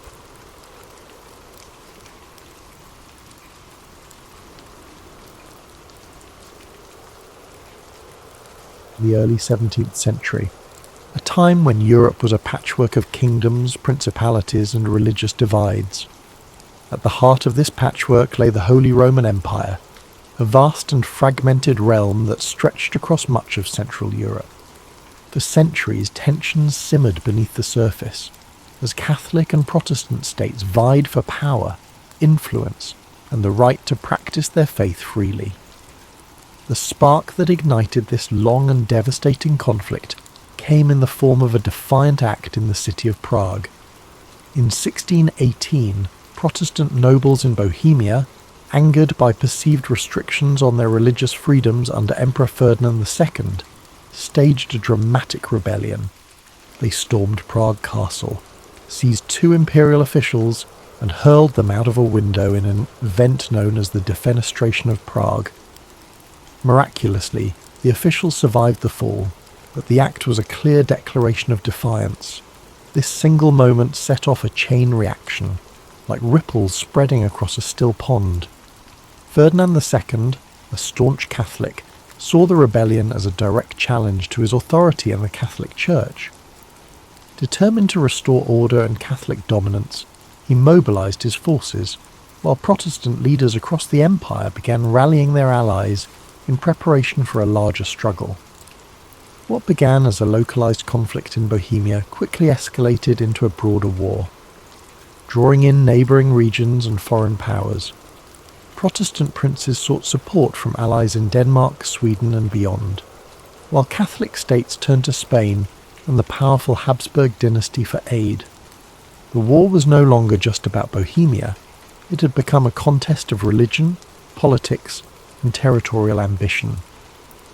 As the conflict unfolded, it became clear that this was not a war of quick resolutions. The early battles were fierce yet inconclusive, leaving both sides entrenched in their positions and more determined than ever to secure victory.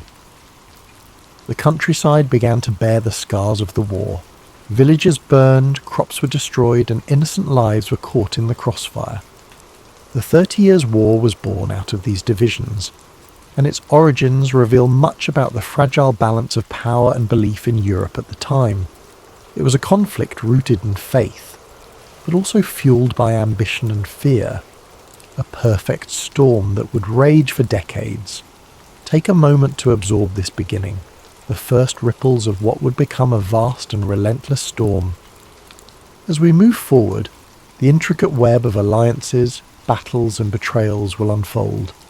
But for now, let the gravity of this moment settle, a reminder of how one act of defiance can echo across history. As the conflict in Bohemia ignited, the deeper fault lines of Europe's religious divide began to widen, casting a shadow over the entire continent. At its core, the 30 Years' War was fueled by the tensions between Catholics and Protestants, a struggle that had simmered since the Reformation in the 16th century. The Peace of Augsburg in 1555 had attempted to create harmony by allowing rulers within the Holy Roman Empire to determine their state's religion, whether Catholic or Lutheran. Yet this fragile peace left many unresolved issues, particularly with the rise of Calvinism, a branch of Protestantism that had not been recognised in the agreement. As Calvinist states gained influence, the Catholic Habsburg rulers viewed them as a threat. Their growing presence felt like a challenge to the established order. When Ferdinand II ascended to the throne of the Holy Roman Empire, he was determined to restore Catholic dominance. His unwavering faith and aggressive policies further inflamed tensions, especially among Protestant states that viewed him as a tyrant bent on crushing their freedoms. Ferdinand's allies in Spain and the papacy provided him with support, reinforcing the Catholic position with resources and manpower. On the other side, the Protestant Union, a coalition of Protestant princes, mobilized to resist Ferdinand's ambitions. They sought aid from Protestant powers beyond the empire, including Denmark, Sweden and England. These nations saw the conflict not only as a religious struggle, but also as an opportunity to weaken the Habsburgs and expand their own influence. The war spread beyond Bohemia, spilling into regions such as the Palatinate, Saxony and Bavaria. Each new front brought devastation to towns and villages, as armies marched across the countryside, leaving destruction in their wake. The brutality of the conflict became evident in battles such as the Battle of White Mountain in 1620, a crushing defeat for the Protestants that marked the beginning of Ferdinand's efforts to reassert Catholic control. But despite Catholic victories in the early years, the war refused to subside. Protestant leaders rallied, drawing on the resources and military expertise of their allies. Sweden, under King Gustavus Adolphus, emerged as a formidable force. His disciplined armies breathed new life into the Protestant cause. The balance of power began to shift and the war escalated further. This was no longer a simple struggle between Catholics and Protestants. It became a war of ambition and survival. Smaller states and mercenary armies joined the fray, drawn by promises of plunder and pay. The war became a theatre of chaos, where alliances shifted and even traditional enemies found themselves fighting side by side in pursuit of their goals. As the conflict deepened, it transformed the very nature of warfare. The 30 Years' War was one of the first conflicts where civilian populations suffered as much as, if not more than, the soldiers. Famine, disease, and displacement became common, as entire communities were uprooted or destroyed. The war's religious roots became intertwined with the politics of power, and its escalation revealed the fragility of peace in a divided world. As we move to the next chapter, consider the human cost of these divisions, the lives touched by a conflict that seemed endless, yet always teetered on the edge of resolution. By the late 1620s, the Protestant cause seemed to falter, their forces weakened by defeats and dwindling alliances. But the entry of Sweden into the war, under the leadership of King Gustavus Adolphus, marked a turning point that would reshape the conflict. Gustavus Adolphus was not just a ruler, he was a visionary military leader whose innovations in strategy and tactics would leave a lasting legacy on warfare. Gustavus Adolphus believed deeply in the Protestant cause, but his intervention was also driven by Sweden's strategic interests. The Habsburgs' growing influence threatened Swedish dominance in the Baltic region, making the 30 Years' War a matter of survival and sovereignty for his nation. With the backing of France, which sought to undermine Habsburg power despite being Catholic, Sweden entered the fray in 1630, bringing with it a disciplined and modernised army. The Swedish forces brought a new energy to the Protestant struggle. Gustavus Adolphus introduced revolutionary military tactics, emphasising mobility, coordination, and the use of combined arms, integrating infantry, cavalry, and artillery into a cohesive fighting force. These methods gave his troops a significant edge over the larger but less organised armies of the Catholic League. The Battle of Breitenfeld in 1631 was a defining moment, a stunning victory for the Swedes and their Protestant allies. Gustavus Adolphus's army decimated the Catholic forces, demonstrating the effectiveness of his strategies. This victory not only bolstered Protestant morale, but also drew new allies to their cause, shifting the balance of power in the war. Under Gustavus Adolphus's leadership, the Protestant forces began to reclaim territory lost in earlier phases of the war. They advanced deep into the heart of the Holy Roman Empire, challenging Ferdinand II's dominance and threatening the stability of the Habsburg realms. Gustavus Adolphus's charisma and tactical brilliance earned him the loyalty of his troops and the respect of his enemies. But his triumphs were not without cost. In 1632, at the Battle of Lutzen, Gustavus Adolphus achieved another critical victory, but lost his life in the process. His death was a severe blow to the Protestant cause, yet his legacy endured. The momentum he had generated allowed Sweden to remain a dominant force in the war, and his military innovations continued to influence the strategies of both sides. As Sweden's intervention reshaped the war, the conflict grew even more complex. Religious divides began to blur as political ambitions took centre stage, with Catholic France supporting Protestant Sweden to counterbalance Habsburg power. This shifting landscape of alliances revealed the deeper currents driving the war, a struggle not just of faith, but of power and control over Europe's future. Gustavus Adolphus's role in the 30 Years' War is a testament to the transformative power of leadership and innovation. His contributions brought hope to a fractured alliance and altered the course of a seemingly endless conflict. Yet, his death also reminded the world of the fleeting nature of triumph in the face of war's relentless toll. As we prepare to move to the next chapter, take a moment to reflect on the determination and vision it takes to bring change amid chaos. In the darkest times, even a single leader can leave an indelible mark, and yet the storm of history moves forward, carrying all in its wake. As the 30 Years' War stretched into its second decade, the conflict expanded beyond its original boundaries, engulfing nearly all of Europe in its relentless grasp. Nations that had once remained on the sidelines found themselves drawn into the fray, whether by alliances, ambitions, or the sheer inevitability of the war's momentum. The entry of France in 1635 marked a dramatic shift. Though a Catholic nation, France allied with Protestant powers like Sweden to counterbalance the Habsburgs' influence. This decision underscored how the war had evolved from a religious conflict into a broader struggle for political dominance in Europe. The stage was set for what would become one of the most destructive periods of the war. As alliances grew ever more complex and battles became increasingly brutal. Across the continent, the toll of the war was staggering. Cities were besieged and burned. Fields were left barren and lifeless, and villages were emptied as civilians fled the advancing armies. Mercenary forces, often poorly paid and motivated by survival, resorted to pillaging and looting, leaving devastation in their wake. Famine and disease swept through war-torn regions, taking more lives than the battles themselves. As you listen to this story, let the gravity of these events drift gently through your thoughts, but not linger. Imagine the chaos of the time slowly fading into the background, replaced by a sense of quiet reflection.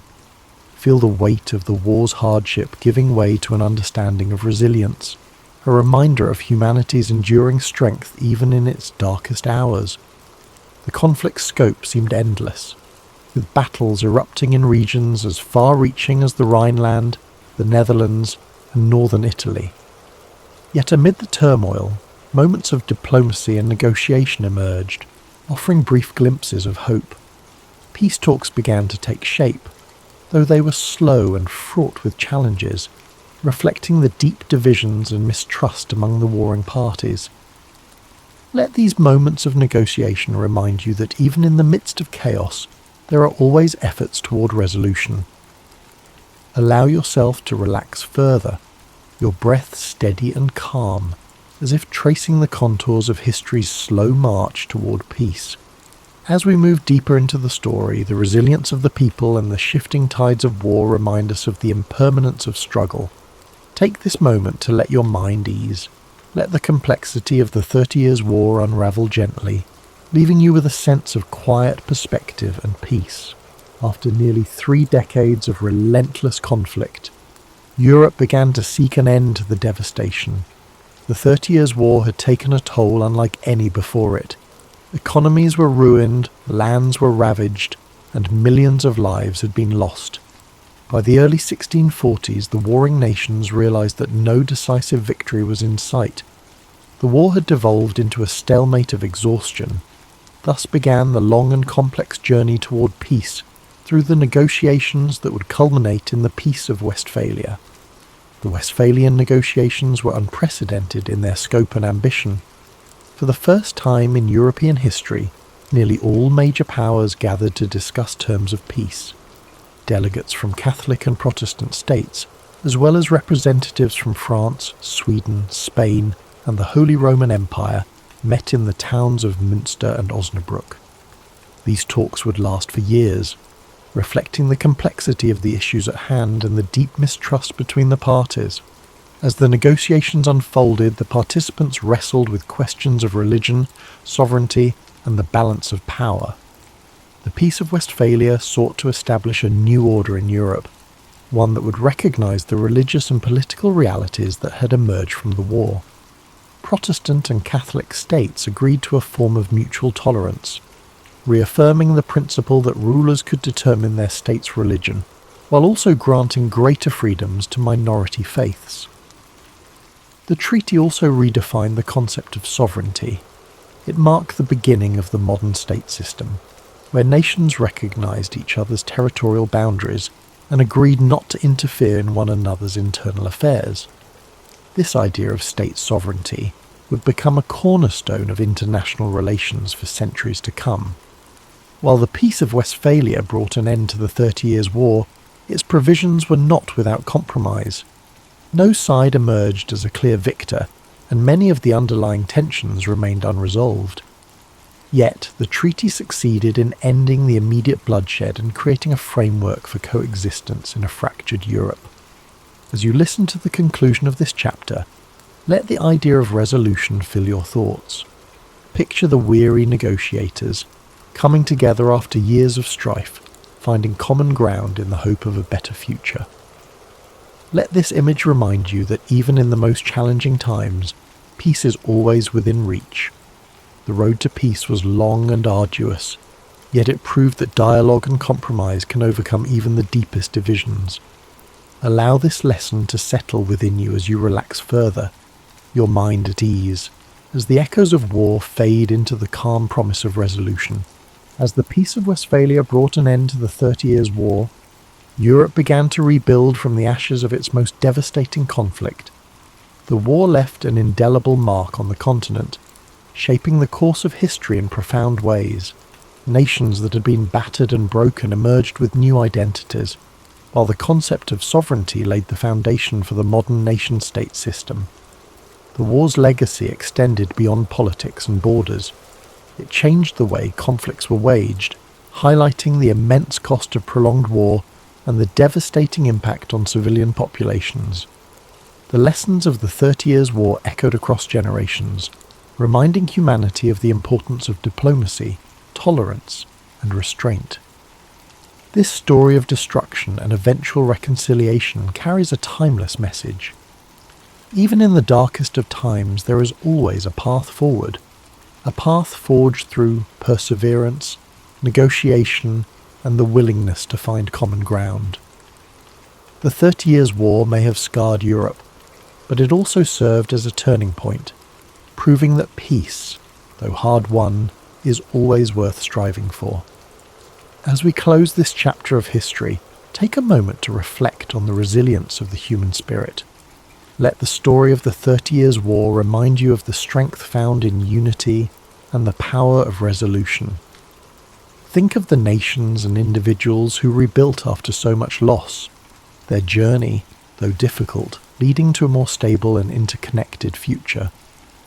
Now let the soothing sounds of rain guide you to a place of peace and relaxation. Imagine gentle raindrops falling softly on leaves, washing away the echoes of history's struggles. Feel the rhythm of the rain bringing calm to your mind and a sense of quiet to your soul.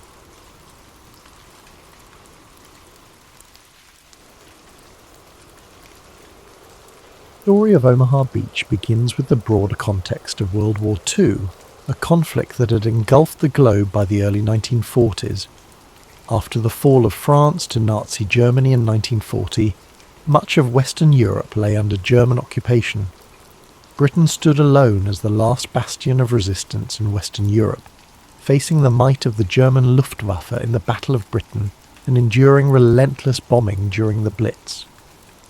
Despite these challenges, Britain, under the leadership of Winston Churchill, refused to capitulate. Across the Atlantic, the United States had initially maintained a policy of neutrality, focusing on domestic recovery from the Great Depression. However, the attack on Pearl Harbor in December 1941 brought the United States into the war, joining the Allies in their struggle against the Axis powers. The United States, with its vast industrial capacity and manpower, became a crucial partner in the fight to liberate Europe. By 1942, the Allies faced the daunting task of planning a full-scale invasion of Nazi-occupied Europe.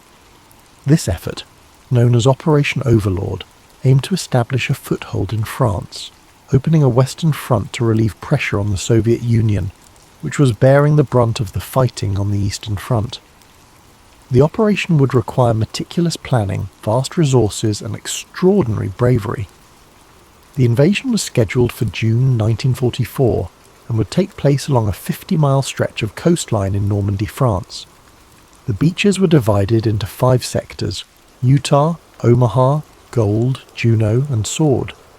Each sector had its own challenges, but Omaha Beach, assigned to American forces, was considered one of the most heavily defended and treacherous. The Germans, anticipating an Allied invasion, had fortified the French coastline with a series of defensive structures known as the Atlantic Wall. This formidable barrier included concrete bunkers, artillery emplacements, barbed wire, minefields, and anti-tank obstacles. Omaha Beach, with its high bluffs overlooking the shoreline, offered a natural defensive advantage to the German forces. The beach was defended by the 352nd Infantry Division, a well-trained and battle-hardened unit. The Allies knew that success at Omaha Beach would be crucial to the overall success of Operation Overlord. The beach provided a direct route inland to key roads and towns, making it essential for securing the Normandy region. Failure to take Omaha Beach could jeopardize the entire invasion and prolong the war.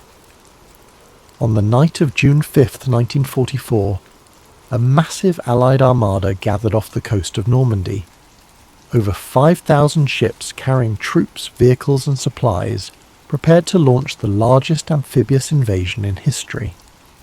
The force included American, British, Canadian and other Allied troops, all united in their mission to liberate Europe from Nazi tyranny.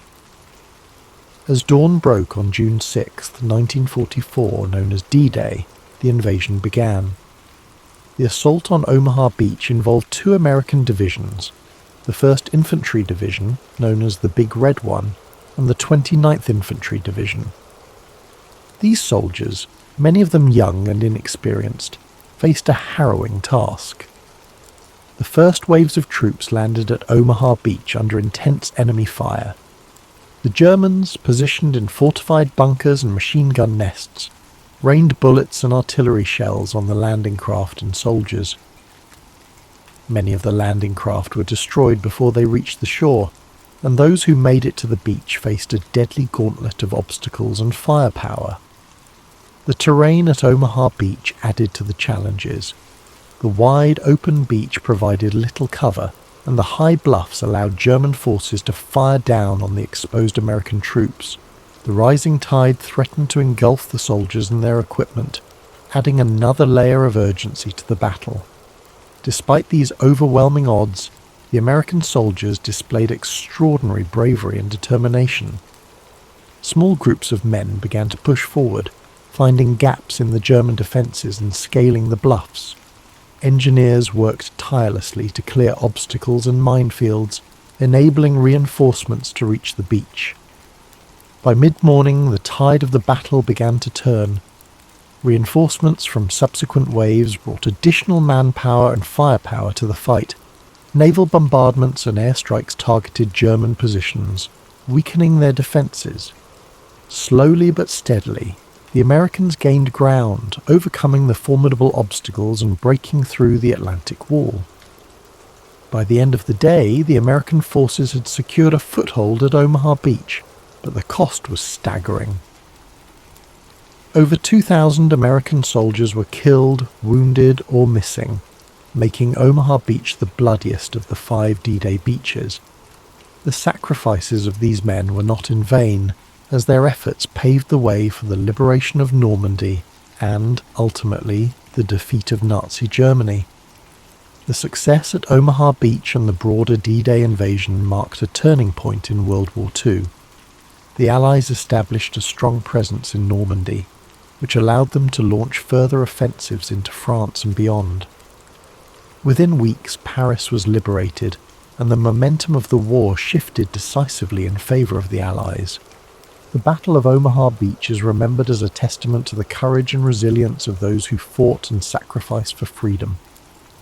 The stories of individual heroism and collective determination continue to inspire generations, reminding us of the cost of war and the enduring value of liberty.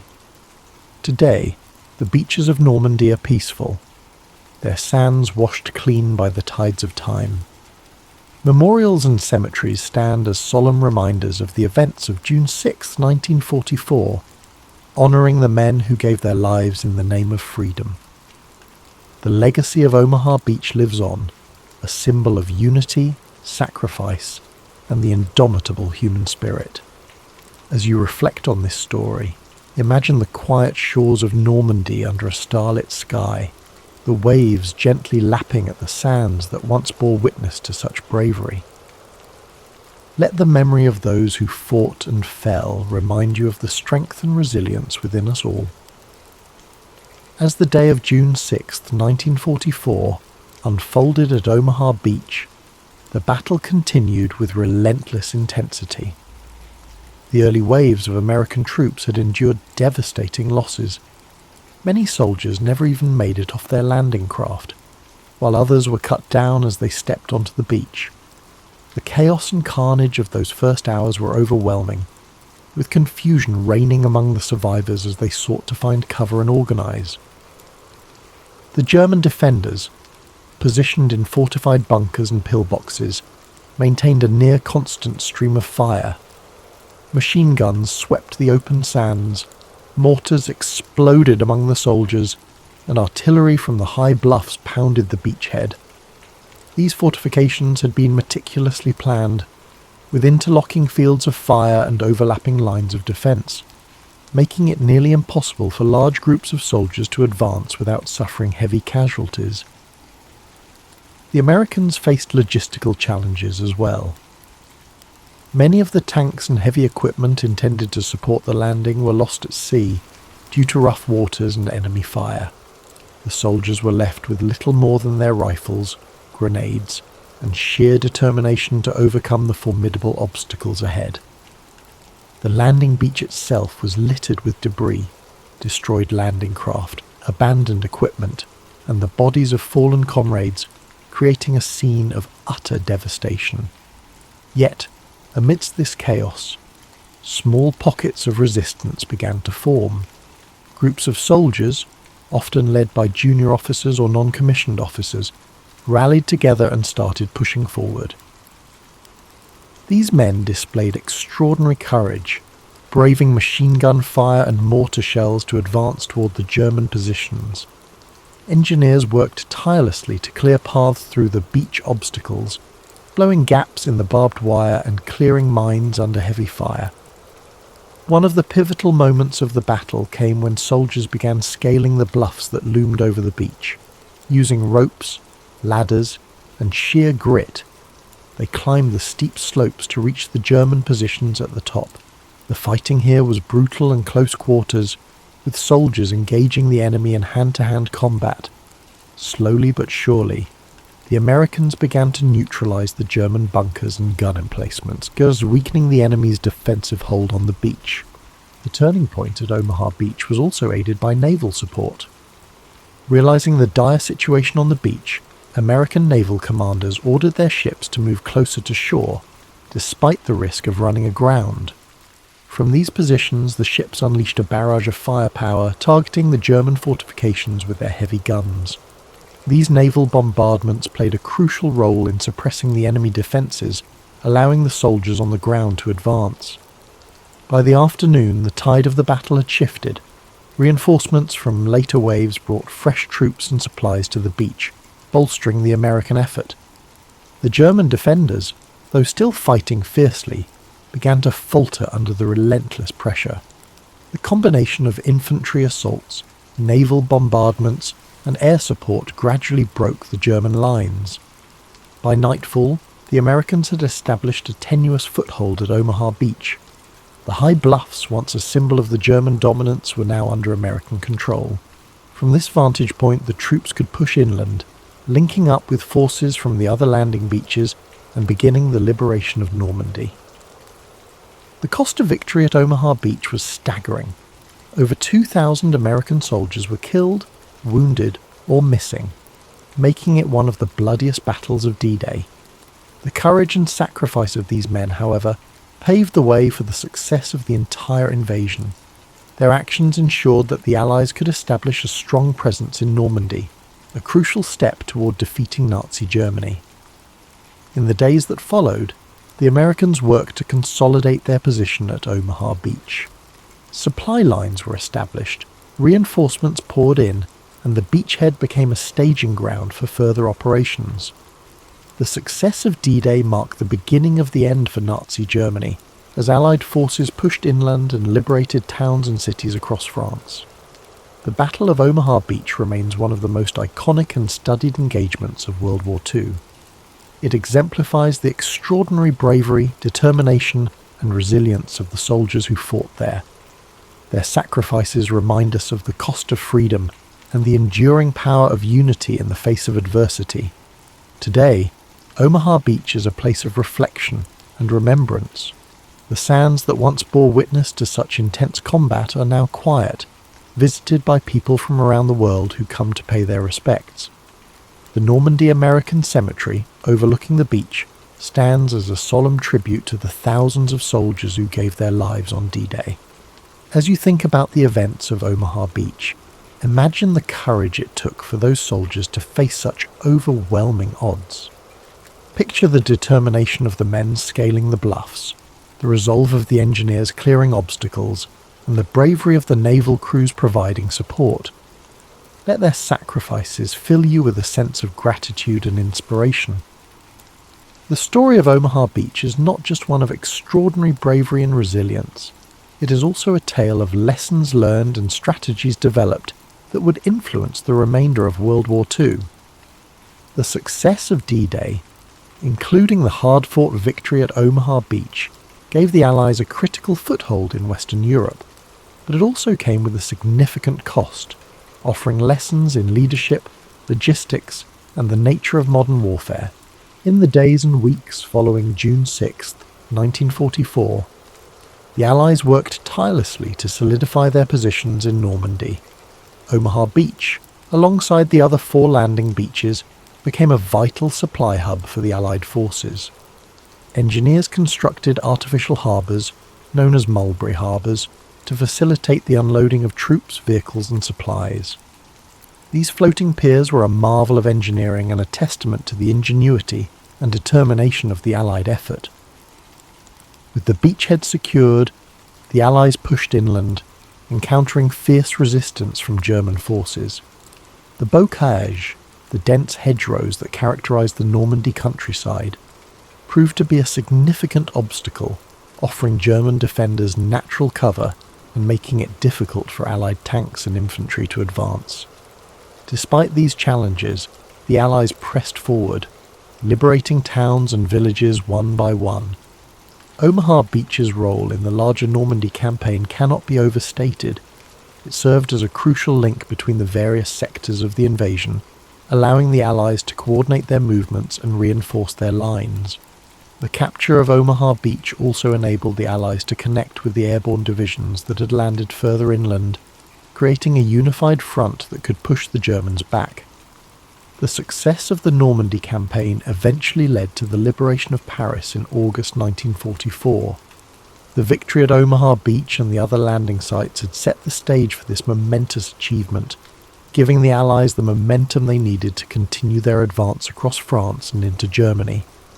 By opening a western front, the Allies forced the Germans to fight on multiple fronts, stretching their resources and hastening the collapse of the Nazi regime. For the soldiers who fought at Omaha Beach, the experience left an indelible mark. Many of the survivors carried the memories of that harrowing day for the rest of their lives. Their stories, filled with moments of terror, heroism, and camaraderie, provide invaluable insights into the human cost of war. These first-hand accounts have been passed down through generations, ensuring that the sacrifices made on that stretch of sand are never forgotten. The legacy of Omaha Beach extends beyond the battlefield. It serves as a reminder of the importance of unity and collaboration in overcoming seemingly insurmountable challenges. The D-Day invasion was a joint effort involving not just American forces but also British, Canadian and other Allied troops. Their collective determination and shared purpose exemplify the power of working together for a common goal. In the years following World War II, Omaha Beach became a symbol of remembrance and reconciliation. Memorials and cemeteries were established to honour the fallen, and annual commemorations bring together veterans, their families, and people from around the world to reflect on the events of June 6, 1944. The beach itself, now peaceful and serene, offers a stark contrast to the chaos and violence of that day, serving as a poignant reminder of the sacrifices made for freedom. The Battle of Omaha Beach also holds important lessons for future generations. It underscores the importance of preparation, adaptability, and resolve in the face of adversity. The soldiers who fought there demonstrated extraordinary courage, refusing to give up despite overwhelming odds. Their example inspires us to persevere through challenges and to value the freedoms and opportunities that others have fought to secure. As you reflect on the story of Omaha Beach, imagine the waves gently lapping against the shore, the sands now quiet and still. Think of the soldiers who stepped onto that beach, knowing the dangers that awaited them, yet pressing forward with unwavering determination. Let their bravery and sacrifice remind you of the strength and resilience within us all. The legacy of Omaha Beach continues to resonate far beyond the shores of Normandy. It stands as a testament to the bravery and sacrifice of those who fought, and as a reminder of the profound impact of collective action in the pursuit of freedom. While the battle itself ended on June 6, 1944, its implications echoed throughout the remainder of the war and the decades that followed. In the immediate aftermath of the D-Day invasion, the Allies faced the monumental task of consolidating their gains, and pushing further into German-occupied territory. The soldiers at Omaha Beach were soon joined by reinforcements, swelling the ranks and ensuring that the beachhead could serve as a staging ground for subsequent offensives. Supplies poured in through makeshift ports and logistical hubs, enabling the Allied forces to maintain their momentum. The capture of Omaha Beach, alongside the other landing sites, directly contributed to the liberation of Normandy. The fighting that followed was grueling, with both sides suffering heavy losses as they contested every inch of ground. The hedgerows of the bocage proved to be as challenging as the bluffs of Omaha Beach, with their dense vegetation providing ample cover for German defenders. Despite this, the Allies persevered, employing innovative tactics and overwhelming firepower to overcome the obstacles. One of the critical outcomes of the battle was the establishment of a Western Front. This forced Germany to split its resources, fighting the Allies in the west while continuing to battle the Soviet Union in the east. The strain of this two-front war proved too much for the Nazi regime, hastening its eventual collapse. The victory at Omaha Beach also had a profound psychological impact. For the Allied forces, it was a demonstration of their ability to achieve what many had thought impossible. The success of the invasion bolstered morale and provided a sense of hope for a future free from tyranny. For the German forces, it marked the beginning of the end, as the once impregnable Atlantic Wall had been breached, and the tide of the war was turning decisively against them. As the Allies advanced across France, the significance of Omaha Beach became even more apparent. It was not just a battle, but a gateway, an entry point for liberation. Towns and cities that had suffered under German occupation were freed, and the French people began to rebuild their lives. By August 1944, Paris was liberated, a moment that symbolized the triumph of the Allied cause and the resilience of the human spirit. In the broader context of World War II, Omaha Beach serves as a reminder of the high stakes and immense sacrifices involved in the fight against fascism. The lessons learned there informed Allied strategy in subsequent campaigns, from the push into Germany to the eventual victory in Europe in May 1945. The story of Omaha Beach has also left an indelible mark on culture and memory. Films, books and documentaries have brought the events of D-Day to life for new generations, ensuring that the bravery and sacrifices of those who fought are never forgotten. Veterans who survived the battle have shared their stories, offering invaluable insights into the human experience of war. For those who visit Normandy today, Omaha Beach is a place of reflection and reverence. The rows of white crosses at the Normandy American Cemetery stand as a poignant reminder of the lives lost. The monuments and museums tell the story of the battle, preserving its legacy for future generations. Walking along the beach, one can still see remnants of the landing, from scattered artifacts to the rusted remains of bunkers and defences. The impact of Omaha Beach extends beyond the battlefield. It reminds us of the power of unity, the importance of standing up against injustice, and the strength that comes from working together toward a common goal. It also serves as a cautionary tale, urging us to remember the cost of war and the value of peace. As we close this chapter of history, take a moment to reflect on the bravery of those who fought at Omaha Beach. Imagine the waves gently washing over the sands, erasing the scars of battle, but never the memory of what took place there. Let their sacrifices inspire you to cherish the freedoms we enjoy today, and to strive for a future where such sacrifices are no longer necessary.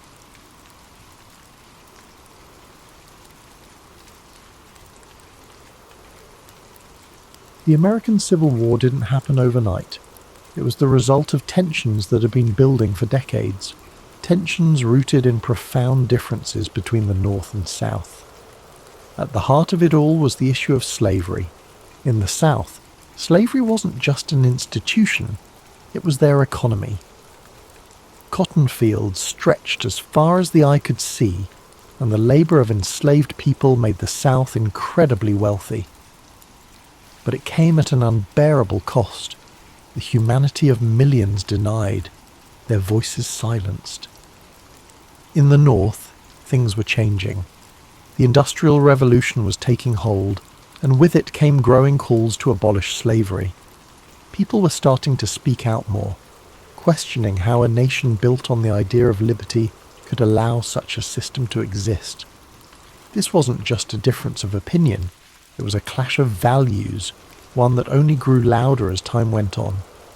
Then there was the question of states' rights.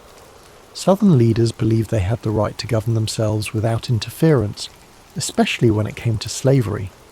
They feared that the federal government, growing stronger by the year, would strip them of their autonomy. On the other side, many in the north believed that a united country required a strong central government, one that could uphold the principles of freedom and equality. The country tried to hold itself together through compromise. The Missouri Compromise, the Compromise of 1850, these were like bandages on a wound that just wouldn't heal. Each new agreement seemed to deepen the mistrust between the North and South. By the 1850s, things were nearing a breaking point. Laws like the Fugitive Slave Act demanded that even people in free states help capture runaway slaves, and that outraged abolitionists. Books like Harriet Beecher Stowe's Uncle Tom's Cabin brought the horrors of slavery to light, stirring emotions on both sides. Then came politics. The Republican Party was formed, with a platform that directly opposed the expansion of slavery. When Abraham Lincoln was elected president in 1860, it was the final straw for the South. His victory wasn't just a political loss, it felt like a direct threat to their way of life. Southern states began to secede from the Union, forming the Confederate States of America, and just like that, the country reached its breaking point. The differences that had been simmering for so long finally boiled over, leading to a conflict that would redefine what it meant to be an American. As you think about these divisions, take a deep breath. Picture the people living through this time, the fear, the hope, the uncertainty. Let the weight of their struggles soften as you relax, knowing that history is full of lessons about resilience, progress, and the power of moving forward. By the spring of 1861, the tensions that had been tearing the nation apart finally reached a boiling point.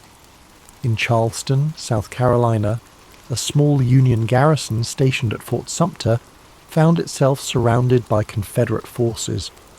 The fort had become a symbol of defiance for the Union and a test of legitimacy for the Confederacy. Both sides knew that what happened there could set the tone for what was to come. After weeks of tense standoff, Confederate forces under the command of General P.G.T. Beauregard demanded that the Union troops surrender the fort. When Major Robert Anderson, the Union commander, refused, the Confederate forces opened fire on April 12, 1861. For 34 hours the cannons roared, lighting up the harbour with fiery streaks and deafening booms. The soldiers inside Fort Sumter endured the bombardment as best they could, but with no reinforcements and supplies dwindling, Major Anderson had no choice but to surrender. The fall of Fort Sumter was more than just the opening act of the Civil War. It was a spark that ignited the passions of both the North and South. News of the attack spread like wildfire, stirring anger and determination on both sides. In the North, President Abraham Lincoln issued a call for 75,000 volunteers to suppress the rebellion. The response was overwhelming, with men from towns and cities across the Union stepping forward, ready to fight for the preservation of the nation. In the South, the bombardment of Fort Sumter was seen as a declaration of independence. More states, including Virginia, North Carolina, Tennessee, and Arkansas, joined the Confederacy. The divide was now complete, the lines drawn between two very different visions of America. The early days of the war were marked by a sense of optimism on both sides. Many believed the conflict would be brief, with one decisive battle bringing it to an end. Young men marched off to war with confidence, their families cheering them on with flags and songs. But beneath the surface, the reality of what was to come was far graver than anyone could imagine. As you think about the beginnings of this war, allow your mind to soften its grip on the tension. Picture the soldiers standing on the shores of Charleston Harbour, their breaths visible in the cool dawn air, their thoughts uncertain but resolute. Imagine the cannon fire fading into silence, replaced by the gentle rhythm of waves lapping against the shore. Let this moment remind you that even in the face of division, hope and resolve can endure. As the war moved from the hopeful marches of its early days to the grim reality of prolonged conflict, the battles became larger, bloodier, and more devastating than anyone could have imagined. Names like Antietam, Gettysburg, and Vicksburg became etched into the collective memory of a nation forever changed by the horrors of war. In September 1862, the Battle of Antietam unfolded in Maryland. It was a single day of unimaginable carnage. Soldiers clashed in cornfields and along winding roads, with cannon fire and musket shots tearing through the air. By the end of the day, more than 22,000 men were dead, wounded, or missing. The ground was soaked with blood, and the scale of the losses left an indelible mark on those who survived. But out of this tragedy came a turning point.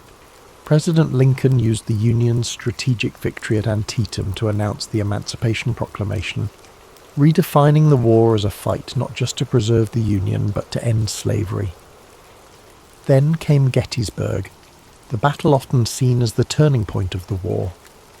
For 3 days in July 1863, Union and Confederate forces clashed in the rolling hills and fields of Pennsylvania. The stakes were enormous and the fighting relentless.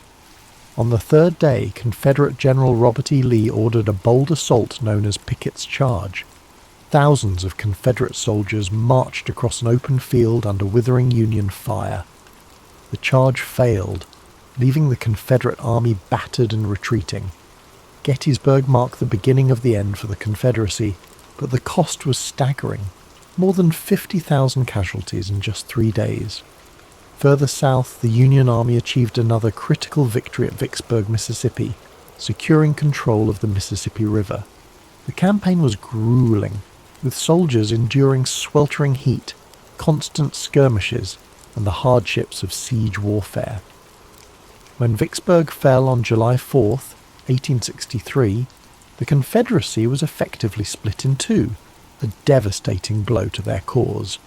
These battles revealed the full weight of the Civil War, not just in numbers but in the profound human cost. Families mourned the loss of fathers, brothers and sons. Soldiers bore the scars of battle, both physical and emotional.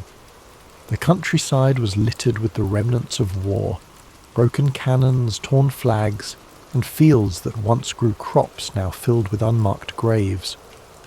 As you reflect on these moments, let your thoughts rest lightly on the courage of those who lived through these battles. Picture the quiet after the storm, the fields growing still, the sun setting over the hills, and the long shadows stretching across the land. Let this image of stillness and resilience bring a sense of calm to your own thoughts, reminding you that even in the darkest times, there is always a path to healing. While the Civil War raged on the battlefields, the lives of those who remained at home were transformed in ways that were just as profound. Families were torn apart, communities reshaped, and everyday life became a constant balancing act between hope and hardship. In the North, industry boomed as factories shifted their focus to produce weapons, uniforms, and supplies for the Union Army. Women took on roles they had never imagined, working in factories, managing farms, and volunteering as nurses. Clara Barton, who would later found the American Red Cross, became a symbol of this era, tirelessly caring for wounded soldiers and earning the nickname the Angel of the Battlefield. But even as the war effort created new opportunities, it brought heartache, with families anxiously awaiting news from the front lines. In the South, the war brought devastation. Cities like Atlanta and Richmond were transformed into hubs of Confederate military activity, but as Union forces advanced, they left a trail of destruction in their wake. Fields that once grew cotton and tobacco now stood fallow or burned. With so many men away fighting, women and children were left to manage farms, often without the resources they needed. Food shortages became common, and Confederate currency quickly lost its value, plunging families into poverty. Both sides experienced the emotional toll of war. Letters became lifelines, offering glimpses of love, worry, and resilience. Soldiers wrote about the hardships they faced, while their families wrote back with words of encouragement and longing. These letters carried the weight of entire relationships, connecting lives separated by hundreds of miles. In addition to the physical and emotional struggles, the war also brought questions of identity and purpose. Enslaved people in the South began to seize opportunities for freedom as Union forces advanced. Some escaped to the North, while others joined the Union Army, fighting for their own liberation and the promise of a new life. The Emancipation Proclamation, announced in 1862, gave their efforts a powerful voice, transforming the war into a fight not just for unity but for justice. Amid all this upheaval, communities found moments of solace. Churches became places of gathering and prayer, offering comfort to those who had lost so much. Music, too, became a source of strength. Patriotic anthems, sorrowful ballads, and spirituals filled the air, reflecting the hopes and fears of a nation at war. As you reflect on the home front, allow yourself to feel the weight of these quiet acts of resilience. Picture a mother sewing by candlelight, her stitches steady even as her heart aches with worry, or a soldier reading a letter from home, finding strength in the words of love and hope. Let these moments of humanity remind you of the enduring power of connection, even in the face of immense challenge. By 1864, the Civil War had entered its fourth year. The hope for a quick resolution had long faded, replaced by the grim reality of a war that seemed to have no end. But momentum was beginning to shift. The Union, under new and determined leadership, launched a series of campaigns that would bring the war to a close, though not without immense sacrifice. General Ulysses S. Grant had risen to command the Union forces, bringing with him a relentless strategy of total war. Unlike his predecessors, Grant was willing to engage the Confederate armies directly, knowing that the Union's superior numbers and resources could eventually wear them down. His overland campaign in Virginia was brutal, with battles like the Wilderness and Cold Harbor leaving tens of thousands dead. Yet Grant pressed on, earning the nickname Unconditional Surrender for his unwavering resolve. In the Deep South, General William Tecumseh Sherman carried out his infamous March to the Sea, cutting a path of destruction from Atlanta to Savannah. Sherman's goal was to break the South's will to fight by targeting not just its armies, but its infrastructure and resources. Railroads were torn up, factories dismantled, and crops burned. The devastation was immense, but it succeeded in crippling the Confederacy's ability to sustain the war. As Union forces closed in, Confederate morale began to crumble. Desertions increased, supplies dwindled, and the reality of defeat loomed. In April 1865, General Robert E. Lee's Army of Northern Virginia, the backbone of the Confederate forces, found itself surrounded near the village of Appomattox Courthouse. With no hope of escape, Lee met with Grant to negotiate surrender. Their meeting on April 9th, 1865, marked the end of the war's major fighting. The terms Grant offered were generous, allowing Confederate soldiers to return home with their horses and personal belongings.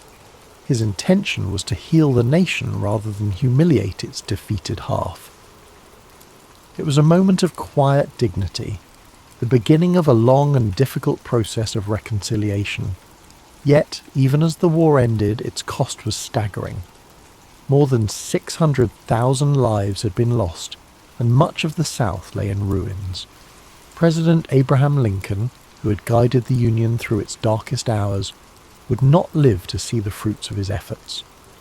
Just days after Lee's surrender, Lincoln was assassinated by John Wilkes Booth, a Confederate sympathizer, plunging the nation into mourning. The war had answered two critical questions. The Union would endure and slavery would not, but it left behind deep scars, both physical and emotional, that would take generations to heal. The Reconstruction era that followed was fraught with challenges, as the nation struggled to rebuild and redefine itself. As you reflect on the end of this monumental conflict, let the weight of its lessons rest gently in your thoughts. Imagine the quiet after the surrender, the weary soldiers returning home, the fields gradually returning to life, and the first rays of hope shining through the darkness. Let these images remind you of the strength it takes to rebuild and the enduring resilience of the human spirit. When the guns fell silent and the soldiers returned home, the United States was a changed nation. The Civil War had been a crucible, testing the very foundation of the country and reshaping its identity forever. Though the fighting was over, the legacy of this monumental conflict continued to echo through the generations, shaping the path forward for a fractured but hopeful nation. One of the most profound outcomes of the war was the abolition of slavery. The Emancipation Proclamation had begun this process, but it was the 13th Amendment, ratified in December 1865, that formally ended the institution that had defined so much of the nation's conflict. Millions of formerly enslaved people began new lives, but the road ahead was steep. The promises of freedom were met with resistance, and the Reconstruction era revealed just how deep the division still ran. The war also redefined the relationship between the states and the federal government. No longer would the question of secession hang over the Union. The victory of the North solidified the idea that the United States was not just a collection of states, but a single, indivisible nation. It was a hard-fought truth, one that cost countless lives but ultimately preserved the Union. Yet the scars of war were everywhere. The South faced immense physical and economic devastation. Cities had been reduced to rubble, and entire communities were struggling to rebuild. The loss of so many men left families broken and towns forever changed. Even in the North, where victory was celebrated, the weight of the sacrifices made was impossible to ignore. For the soldiers who fought, the war left an indelible mark. Some returned home to rebuild their lives, carrying memories of camaraderie and courage. Others bore wounds, both seen and unseen, that would shape the rest of their days. Memorials began to rise in towns across the country, honouring the fallen and reminding future generations of the cost of conflict. The Civil War also left a legacy of storytelling. Veterans shared their experiences, songs from the era became part of the cultural fabric, and writers like Walt Whitman and Ambrose Bierce captured the emotional depth of the war in poetry and prose. These stories served not only to remember, but to help a nation heal, to bridge the gaps between North and South, and to offer lessons for the future. As you reflect on the legacy of the Civil War, let the enormity of its lessons settle softly in your thoughts. Imagine the strength of a people rebuilding from such a devastating chapter, the resilience to start anew, the courage to face an uncertain future, and the hope that guided them toward a brighter horizon. Let these reflections fill you with a quiet sense of gratitude and peace.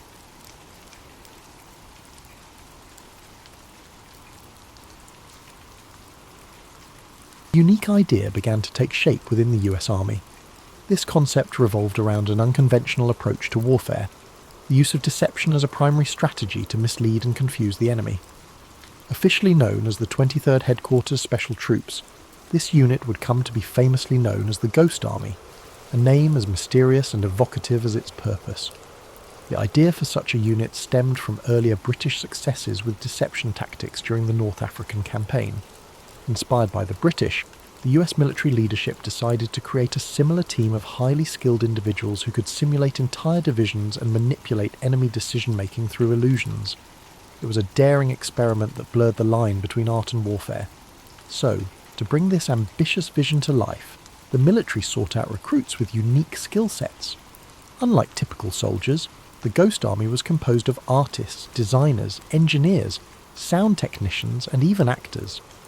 Many of these individuals had no prior combat experience, but were instead recruited from art schools, advertising agencies, and design firms. their creativity and technical expertise would prove invaluable in crafting the elaborate ruses needed to deceive German forces. From the very beginning, the Ghost Army operated under a veil of secrecy. Its mission was to create diversions, feints, and false operations that would distract the enemy and protect Allied troops during key military campaigns. To achieve this, the unit relied on a combination of inflatable tanks, sound effects, fake radio transmissions, and carefully choreographed movements. Each tactic was meticulously planned and executed, often under immense pressure and with no room for error. One of the Ghost Army's most ingenious methods involved the use of inflatable equipment. Rubber tanks, trucks, and artillery pieces were designed to look convincing from a distance, creating the illusion of a formidable force. These decoys were lightweight and portable, allowing the unit to set up and dismantle fake encampments in record time. The sight of rows of vehicles in strategic locations was often enough to make enemy reconnaissance planes report the presence of a large Allied force. But visual deception was only one part of the equation. The Ghost Army also employed sophisticated sound technology to enhance their illusions. Using state-of-the-art recording equipment, they created audio tracks of rumbling tanks, marching soldiers, and the din of a bustling military base. These sounds were played through powerful speakers mounted on trucks, which could project the noises up to 15 miles away. The combination of visual and auditory deception created an immersive experience that fooled even the most seasoned enemy commanders. The third key element of the Ghost Army's strategy was radio deception. Skilled operators mimicked the communication styles and routines of real Allied divisions, transmitting fake orders and messages to confuse German intelligence. This tactic, known as spoof radio, was critical in convincing the enemy that they were facing a much larger force than was actually present. The Ghost Army's success depended on collaboration and meticulous attention to detail. Each member of the unit had a specific role to play, whether it was painting camouflage patterns, designing inflatable decoys, or coordinating the placement of sound equipment. Their ability to work together seamlessly under tight deadlines was a testament to their dedication and resourcefulness. As the unit prepared for its first major operation, the stakes were high. The Ghost Army had been entrusted with a mission that could determine the success or failure of the broader Allied campaign. Despite the pressure, the men and women of the Ghost Army approached their work with a sense of purpose and creativity that set them apart. This unconventional army, born from a blend of grit and necessity, would go on to play a pivotal role in the Allied victory. Its members knew that their work would remain shrouded in secrecy for decades, but they were driven by a shared belief in the importance of their mission. The Ghost Army was not just a collection of soldiers, it was a testament to the power of imagination in the face of adversity. The Ghost Army's first significant test came in the summer of 1944, shortly after the D-Day landings in Normandy. As Allied forces pushed inland from the beaches, they faced fierce resistance from German troops determined to hold their ground. The Ghost Army's role in this critical phase of the war was to draw enemy forces away from key objectives, creating opportunities for the main Allied forces to advance. Operation Brest was the unit's debut, a deception campaign designed to divert German attention away from an Allied push toward the strategically important port of Brest in northwestern France. Brest was vital to the German war effort as it served as a major naval base and supply hub. Capturing it would severely disrupt German logistics and communications. However, the city was heavily fortified, and a direct assault would result in significant Allied casualties. The Ghost Army's task was to stage a diversion that would weaken the German defences in Brest and allow the Allied forces to strike more effectively. Setting up for the operation required precision and coordination. The unit selected a location approximately 20 miles from Brest to establish their fake encampment. Using inflatable tanks, artillery pieces and supply trucks, they created the illusion of a large Allied division preparing to attack. From a distance, the scene appeared entirely authentic. Rows of vehicles were arranged strategically, while soldiers in the unit moved around the encampment to enhance the illusion. Sound played a critical role in the deception. The Ghost Army's engineers worked tirelessly to create realistic audio effects that mimic the sounds of an actual military base. Recordings of clanging metal, rumbling engines, and even the distant hum of conversations between soldiers were played through their powerful speakers. These sounds created the impression of an active and bustling division preparing for battle. Radio deception added another layer of authenticity to the ruse. Skilled operators broadcast fake transmissions that mimicked the communication patterns of a real Allied unit. These messages included requests for reinforcements, logistical updates, and discussions of an impending attack. The broadcasts were carefully timed and phrased to ensure they aligned with the visual and auditory elements of the deception. The German response to the operation demonstrated the effectiveness of the Ghost Army's tactics. Believing that a major Allied offensive was imminent, German commanders redeployed troops and resources to counter the perceived threat. This shift in focus weakened their defences in Brest, allowing the actual Allied forces to exploit the vulnerability and launch a successful assault on the city. Despite the operation's success, the Ghost Army faced immense challenges. Operating in enemy territory meant that the unit was constantly at risk of discovery. The soldiers had to maintain the illusion at all times, knowing that even a single misstep could expose their deception and compromise the entire mission. The pressure was intense, but the unit's creativity and discipline ensured that their efforts remained convincing. One of the most remarkable aspects of the operation was the ingenuity and adaptability of the soldiers. They found ways to enhance the realism of their deceptions, using camouflage techniques to hide their inflatable equipment from close inspection, and employing creative storytelling to maintain the illusion during interactions with locals. The success of Operation Brest solidified the Ghost Army's reputation as a critical asset to the Allied war effort. Their ability to manipulate enemy movements and create opportunities for the main forces to advance demonstrated the power of unconventional warfare. It also reinforced the importance of teamwork and innovation in overcoming seemingly insurmountable challenges. As the Ghost Army prepared for future missions, they carried the lessons of Operation Brest with them. The experience had tested their resolve and resourcefulness, but it had also proven that their unique approach to warfare could have a profound impact on the outcome of the conflict. The Ghost Army continued to hone its craft, with each operation showcasing an evolution in its tactics. Their next assignments spanned across Europe, where the stakes remained high and precision was essential. In the summer of 1944, the unit supported the Allied advance through France, setting up elaborate illusions to divert German forces from real targets like the River Seine crossings. Their purpose was simple yet crucial: to mislead and confuse the enemy at every turn, allowing the Allied forces to gain strategic advantages. Their efforts involved even more synchronized deception: perfectly crafted inflatable units, convincing radio transmissions, and immersive soundscapes. As the war progressed, the unit's techniques became increasingly sophisticated, with inflatable tanks, trucks, and artillery pieces designed to look even more realistic. These decoys, placed at key locations, tricked German reconnaissance aircraft into reporting large concentrations of Allied forces, buying the real Allied troops precious time. The Ghost Army also refined their use of sound. Engineers strategically placed speakers to project the noises of marching soldiers, machinery and military equipment, rumbles and roars that mimicked an army on the move. Every detail was crafted to ensure the illusion of a bustling military operation. The sound of distant engines, the hum of generators, and the steady murmur of soldiers' conversations were all carefully arranged to create an environment that felt real from miles away. At night, the Ghost Army employed even subtler tricks. Soft, low-frequency noises were played to mimic the natural rhythm of an army resting.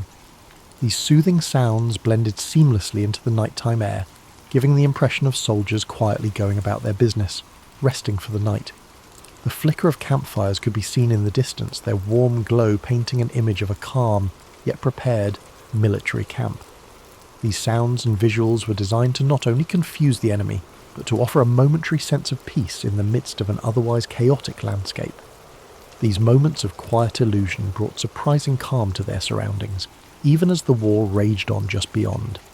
The soldiers of the Ghost Army knew how to maintain their focus and composure in these difficult circumstances. They understood that mental clarity was just as important as strategic deception.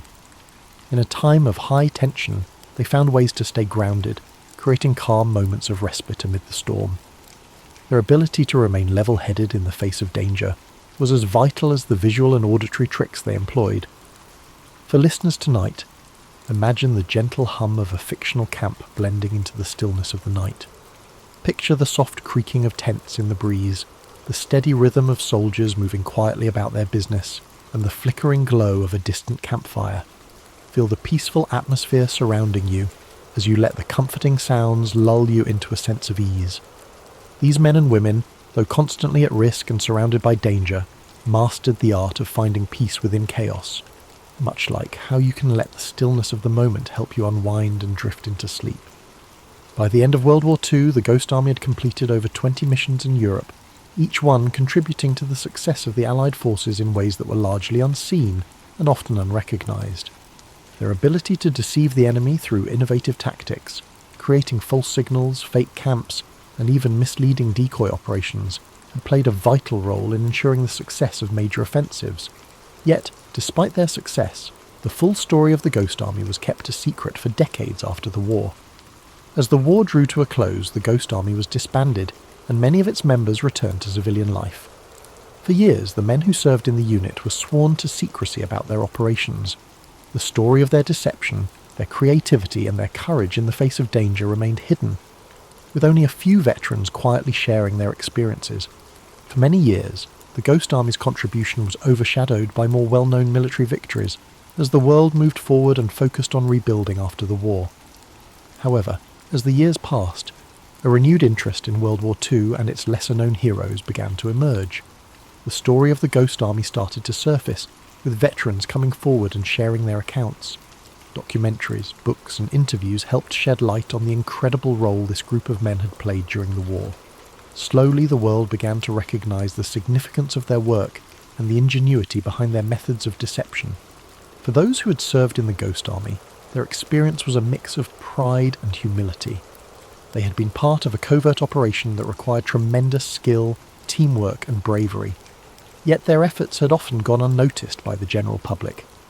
As they shared their stories, they also spoke of the deep bonds formed among the members of the unit, the camaraderie that had sustained them in the face of danger, and the immense satisfaction of knowing they had helped bring an end to one of the darkest chapters in history. As time passed, the Ghost Army became a symbol of how ingenuity and creative thinking can make a difference in the most difficult of circumstances. Their legacy is one of perseverance, resourcefulness, and the ability to turn the tide of battle with nothing more than illusion. The Ghost Army proved that even in the most dire situations, the human spirit can find a way to rise above adversity. Think of how the men of the Ghost Army must have felt as they walked away from their missions, knowing they had made an impact in a war that shaped the world. Their contributions, though not widely known at the time, were just as significant as any traditional battle fought on the front lines. Just as the Ghost Army worked quietly and methodically to achieve their goals, you too can find peace and calm in the quiet moments, allowing your mind to unwind and your body to rest. Their story is a reminder that sometimes the most profound victories are those achieved in silence, in the stillness of the night when no one is watching. And as you settle into this peaceful moment, you can take solace in the knowledge that even the smallest actions can have a far-reaching impact. Feel the weight of the day lifting from you, just as the Ghost Army lifted the burden of deception from the shoulders of the Allied forces. Although the Ghost Army's work was shrouded in secrecy during and immediately after World War II, their legacy would not remain hidden forever. In the years following the war, the significance of their contribution began to emerge, as historians, veterans, and the public began to recognise their invaluable role in shaping the outcome of the war.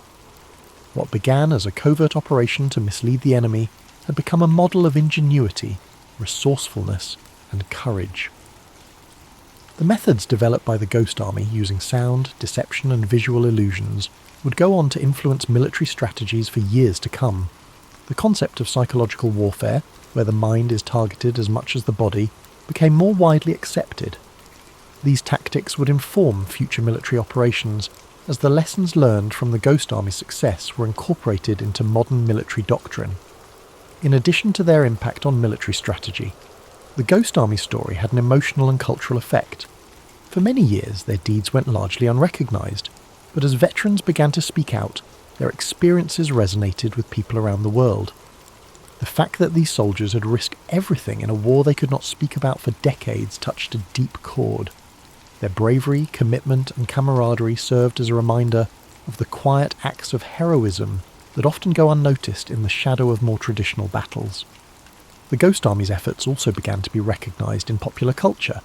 Films, books, and documentaries began to tell their story, ensuring that future generations would understand the significance of their work. Their role in World War II became more than just a historical footnote. It became a symbol of how innovation and creativity could be wielded in the service of a greater cause. Let this story of unexpected heroism inspire you. The men who served in the Ghost Army did not seek fame or glory. Instead, they focused on a mission that was far greater than themselves. Their quiet dedication to their craft echoes in the background of history, just as the calm sounds of the world around you do now. As you relax deeper, allow this story to calm your mind like a sweet melody, or a peaceful nightfall that quietly surrounds you.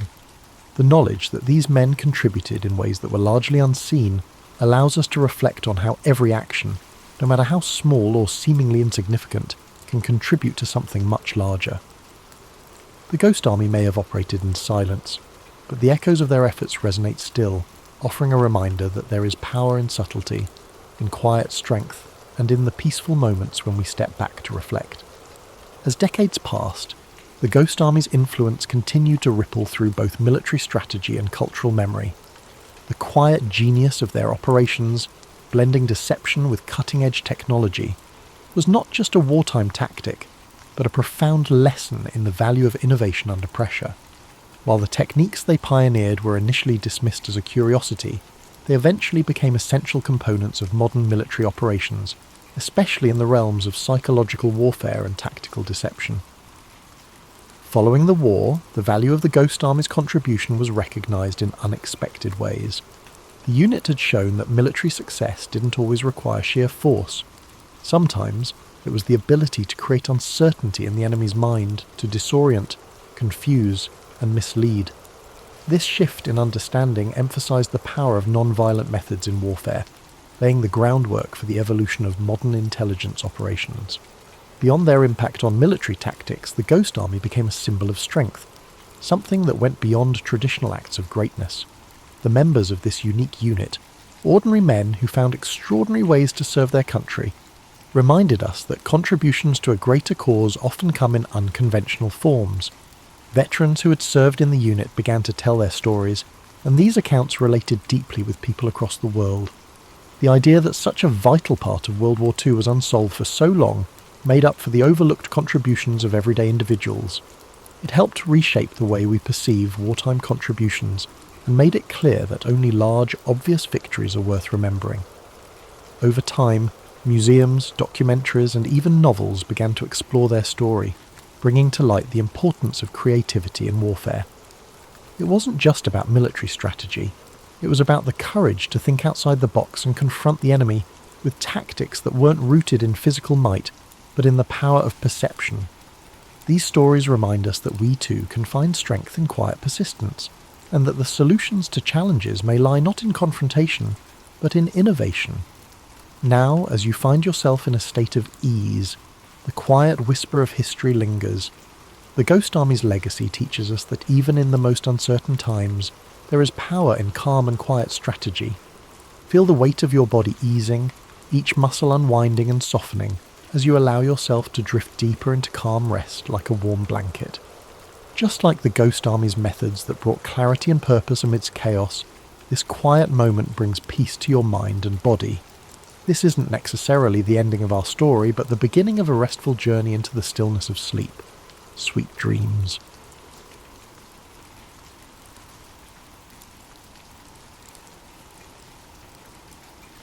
Its roots lie in the escalating tensions between the United States and Japan.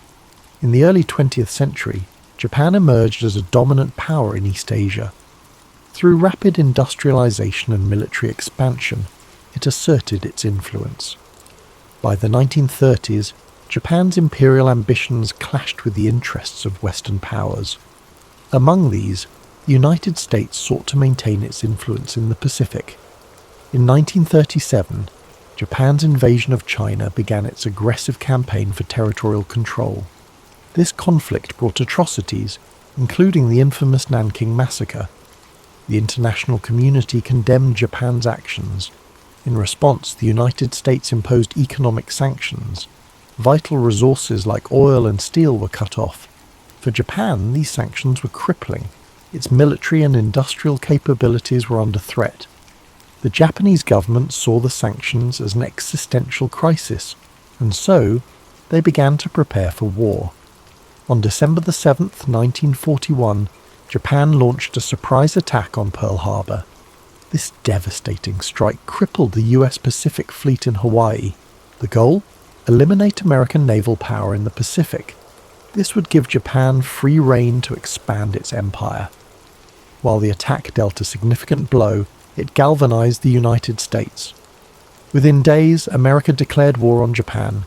This marked the nation's full entry into World War II. After Pearl Harbor, Japan's military advanced rapidly. Territories like the Philippines, Singapore, and parts of Indonesia fell to their forces. The Japanese seemed unstoppable, dominating the Pacific with unrelenting campaigns. But in May 1942, cracks began to show. The Battle of the Coral Sea became a turning point. This costly engagement marked the first time Japan's expansion was checked. The United States stopped Japan from capturing Port Moresby in New Guinea. This preserved a critical Allied position. Despite this setback, Japan remained confident. Its military leaders, particularly Admiral Isoroku Yamamoto, planned a decisive battle. Yamamoto's strategy was ambitious. He aimed to lure the US fleet into a trap by attacking Midway Atoll. Midway was remote but strategically vital. Its proximity to Hawaii made it a key target. If captured, Midway would allow Japan to extend its defensive perimeter. It might even threaten the American mainland. Unbeknownst to the Japanese, the United States had a crucial advantage. American cryptographers, led by Lieutenant Commander Joseph Rochefort, had broken Japan's naval codes. Through intercepted communications, US intelligence uncovered the plan. The attack on Midway, codenamed Operation MI, was no longer a secret. Armed with this knowledge, Admiral Chester W. Nimitz took action. As commander of the US Pacific Fleet, he devised a bold counter-strategy. Rather than falling into Yamamoto's trap, Nimitz planned to ambush the Japanese fleet. In preparation, Nimitz assembled his forces. The US Navy had 3 carriers available: USS Enterprise, USS Hornet, and USS Yorktown. The Yorktown, damaged during the Battle of the Coral Sea, was a critical piece. Repaired in record time, it returned to action just in time for the fight. These carriers, along with their escorts and aircraft, represented America's best hope. This was their chance to turn the tide in the Pacific. On the morning of June 4th, 1942, the battle began. Japanese aircraft launched waves of attacks on Midway Atoll. Bombs rained down, targeting airstrips and defences. The defenders, though heavily outnumbered, fought valiantly. Anti-aircraft fire and fighter planes took a toll on the attackers. Yet Midway suffered significant damage. Even so, the Japanese failed to achieve their primary goal, neutralising Midway's air power. As the Japanese prepared for a second wave, the Americans struck back. Carrier-based aircraft launched a bold counterattack. The first waves of US torpedo bombers faced devastating losses. Their slow, outdated planes were no match for the agile Japanese Zero fighters. Many brave crews were lost, but their sacrifice distracted the Japanese defences. This left the enemy fleet vulnerable. At a critical moment, American dive bombers arrived. They found the Japanese carriers, Akagi, Kaga, and Soryu, completely exposed. The ships were refueling and rearming planes. Their decks were crowded with explosives. The American bombers struck with devastating precision. Direct hits ignited explosions and fires. Akagi, Kaga, and Soryu were consumed by flames. This was a catastrophic blow to Japan's naval power. The 4th Japanese carrier, Hiryu, launched a counterstrike. It managed to severely damage the USS Yorktown, but the Americans regrouped quickly. They launched a final attack, sinking Hiryu by the end of the day. All 4 Japanese carriers were destroyed. This marked a turning point, not just in the battle, but in the war itself. The fighting continued for several days. The Japanese attempted to regroup and retreat. By June 7th, It was over. The United States had achieved a decisive victory. Japan's primary carriers were sunk. Their ability to project power in the Pacific was crippled. The loss was catastrophic for Japan. Over 3,000 sailors and airmen were killed. Their fleet suffered irreparable damage. The Battle of Midway marked a turning point.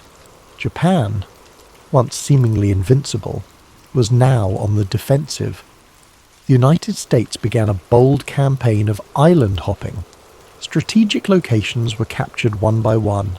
Step by step, they pushed closer to Japan. Midway reshaped the nature of naval warfare. The battle proved the central role of aircraft carriers. It signaled the end of the battleship era. Beyond its strategic significance, Midway is remembered for its human cost. The courage of American pilots was extraordinary. They faced overwhelming odds with determination. The resilience of sailors aboard the Yorktown and other ships was inspiring. Their sacrifices showed the strength of the human spirit, even in the face of adversity. Today, Midway Atoll is a wildlife refuge. Its calm waters and quiet shores stand in contrast to the chaos it once endured. This peaceful place is a testament to those sacrifices. It reminds us of the price paid for peace. The story of Midway teaches us many things: the power of strategy, the importance of intelligence, and the unity needed to overcome the greatest challenges. As you rest tonight, reflect on this story. Picture the vast Pacific Ocean. Imagine its waves, now peaceful and still. Think of the bravery of those who fought for a brighter future. Let their sacrifices bring you calm and hope. The impact of Midway did not end with the sinking of Japan's carriers. Its effects echoed across the Pacific and beyond. For Japan, the loss was a strategic disaster. 4 carriers were destroyed: Akagi, Kaga, Soryu, and Hiryu. These ships were the core of the Imperial Japanese Navy's striking force. Their destruction ended Japan's ability to conduct large-scale offensives. The loss of experienced pilots and aircrew was another blow. Unlike the United States, Japan struggled to replace its forces. Its industrial capacity and training programs were limited. The expertise of the aviators lost at Midway was irreplaceable. This left the Japanese fleet at a growing disadvantage in later battles. For the United States, Midway was a game-changer. Victory allowed the US to shift from defense to offense. The Pacific, once dominated by Japan, began to change. American morale soared. The victory proved Japan's expansion could be halted and reversed. For the first time, the Allies had a clear path forward. The island-hopping strategy followed soon after. Allied forces targeted key Japanese-held islands. They bypassed heavily fortified positions, choosing strategic locations instead. Each island captured brought the Allies closer to Japan's home islands. Japanese supply lines were cut off, isolating their forces. One of the first campaigns to build on Midway's success was the Battle for Guadalcanal, which began in August 1942. This grueling 6-month campaign saw the United States gain its first major foothold in the Pacific. It marked the beginning of Japan's long retreat. The lessons learned at Midway, particularly the importance of air superiority in carrier-based operations, were applied repeatedly in the battles that followed. The psychological impact of Midway was equally profound. For Japan, the defeat shattered the aura of invincibility that had surrounded its navy. The loss of the carriers that had spearheaded the attack on Pearl Harbor was a blow. It was a blow not only to Japan's military capabilities, but also to its national pride. The morale of Japanese troops and citizens began to waver. The realization set in: victory might not be achievable. For the United States and its allies, Midway was a source of inspiration and determination. The victory demonstrated that careful planning, intelligence, and courage could overcome even the most formidable adversaries. It strengthened the resolve of Allied forces and galvanized the American public, who now saw a path to ultimate victory in the Pacific. The Battle of Midway also highlighted the evolving nature of naval warfare. The era of the battleship, long considered the dominant force in naval strategy, was over. Midway confirmed that aircraft carriers and their air groups were the new kings of the sea. Control of the skies became the determining factor in naval engagements. This shift would influence military doctrine for decades to come. The role of intelligence in the battle cannot be overstated. The work of American codebreakers, who deciphered Japan's naval plans, provided a critical advantage. This allowed the United States to prepare and execute its ambush. This achievement underscored the importance of information and communication in modern warfare. It set the stage for the development of sophisticated intelligence operations in future conflicts. As the war progressed, the impact of Midway became increasingly evident. The Japanese Navy, once a dominant force, found itself unable to mount large-scale operations. Meanwhile, the United States, with its unmatched industrial capacity, continued to build and deploy new carriers, planes, and ships. By 1944, the balance of power in the Pacific had shifted decisively in favor of the Allies. Today, the story of Midway is remembered not just as a battle. It is a testament to the resilience, ingenuity, and bravery of those who fought there. It serves as a reminder of the sacrifices made by the greatest generation, and the lessons of courage, strategy, and unity that shaped the outcome of the war. The site of the battle, Midway Atoll, is now a place of peace and reflection. Designated as a national wildlife refuge, it is home to a rich diversity of marine and bird life. A far cry from the chaos of war that once engulfed its waters, the atoll stands as a symbol of renewal and a tribute to the resilience of nature and humanity alike. As you reflect on the events of the Battle of Midway, imagine the vast, quiet expanse of the Pacific, its waters calm and still under a starry sky. Let the courage and determination of those who fought fill you with a sense of gratitude and inspiration. Their sacrifices remind us of the strength and resilience within each of us and the enduring hope for peace. After the decisive American victory at Midway, the Imperial Japanese Navy found itself in a precarious position.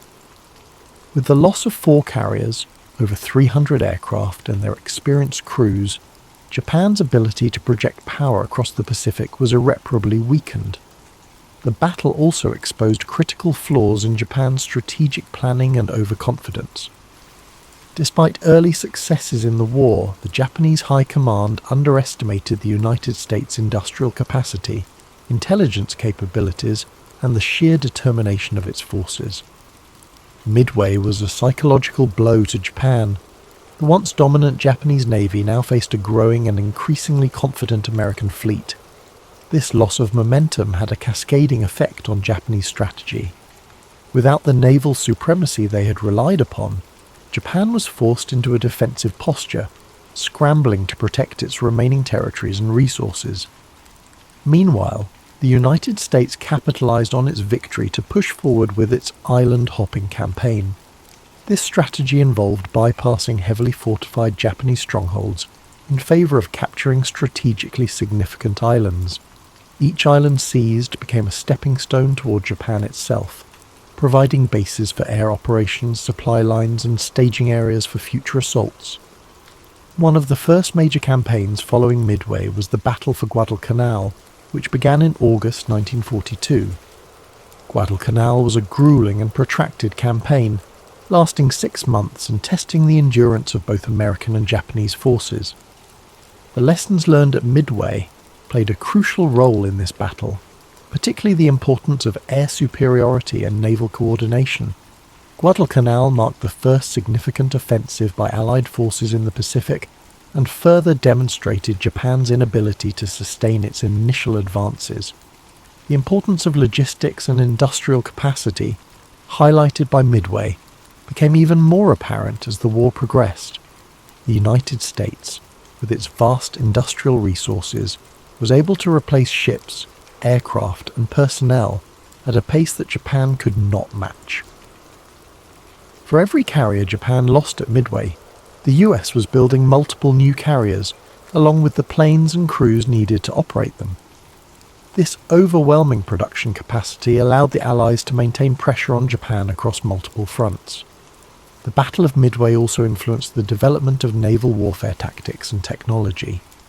The battle demonstrated the importance of aircraft carriers as the centerpiece of naval strategy, relegating battleships to a secondary role. The lessons learned at Midway shaped the way future naval engagements were fought, with an emphasis on air power, intelligence, and mobility. Intelligence gathering, which had played such a pivotal role at Midway, continued to be a critical factor in the Allied war effort. The success of American cryptographers in breaking Japanese codes allowed the US to anticipate and counter Japanese moves throughout the war. This advantage helped secure victories in battles such as the Philippine Sea and Leyte Gulf, further eroding Japan's ability to wage war. As the war drew closer to Japan's home islands, the effects of Midway became even more pronounced. The loss of carriers and pilots at Midway created a gap in Japan's naval and air capabilities that it could never fully close.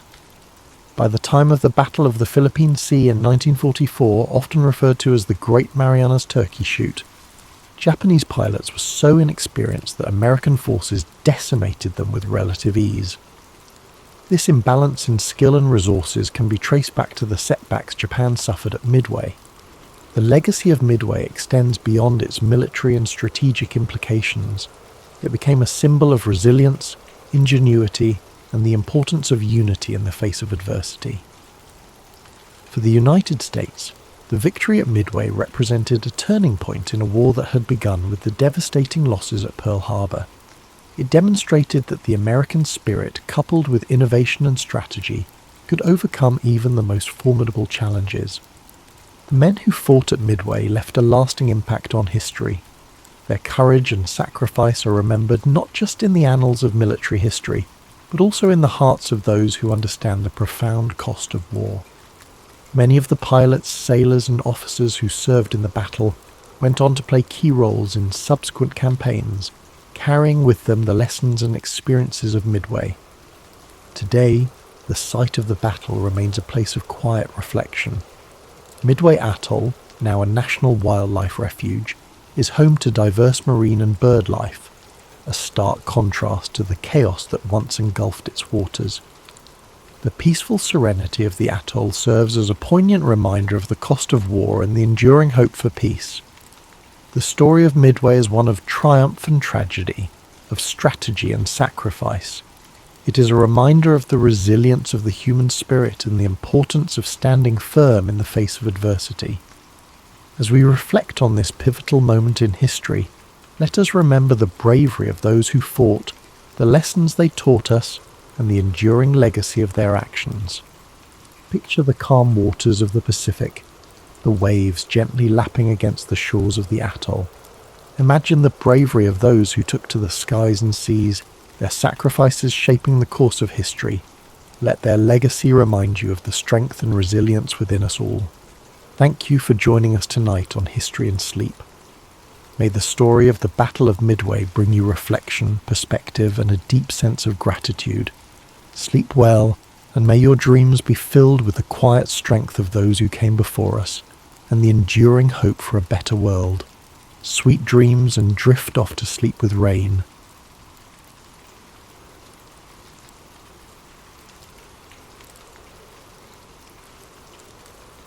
In a land of rolling hills, ancient olive trees and desert winds, the region of Judea lay under the vast starry sky. It was a quiet, cool night in the small town of Bethlehem. The streets were still, save for the gentle rustling of leaves and the faint sounds of animals in the distance. In a humble stable, surrounded by the soft glow of lantern light and the warmth of resting animals, a child was born. His name was Jesus.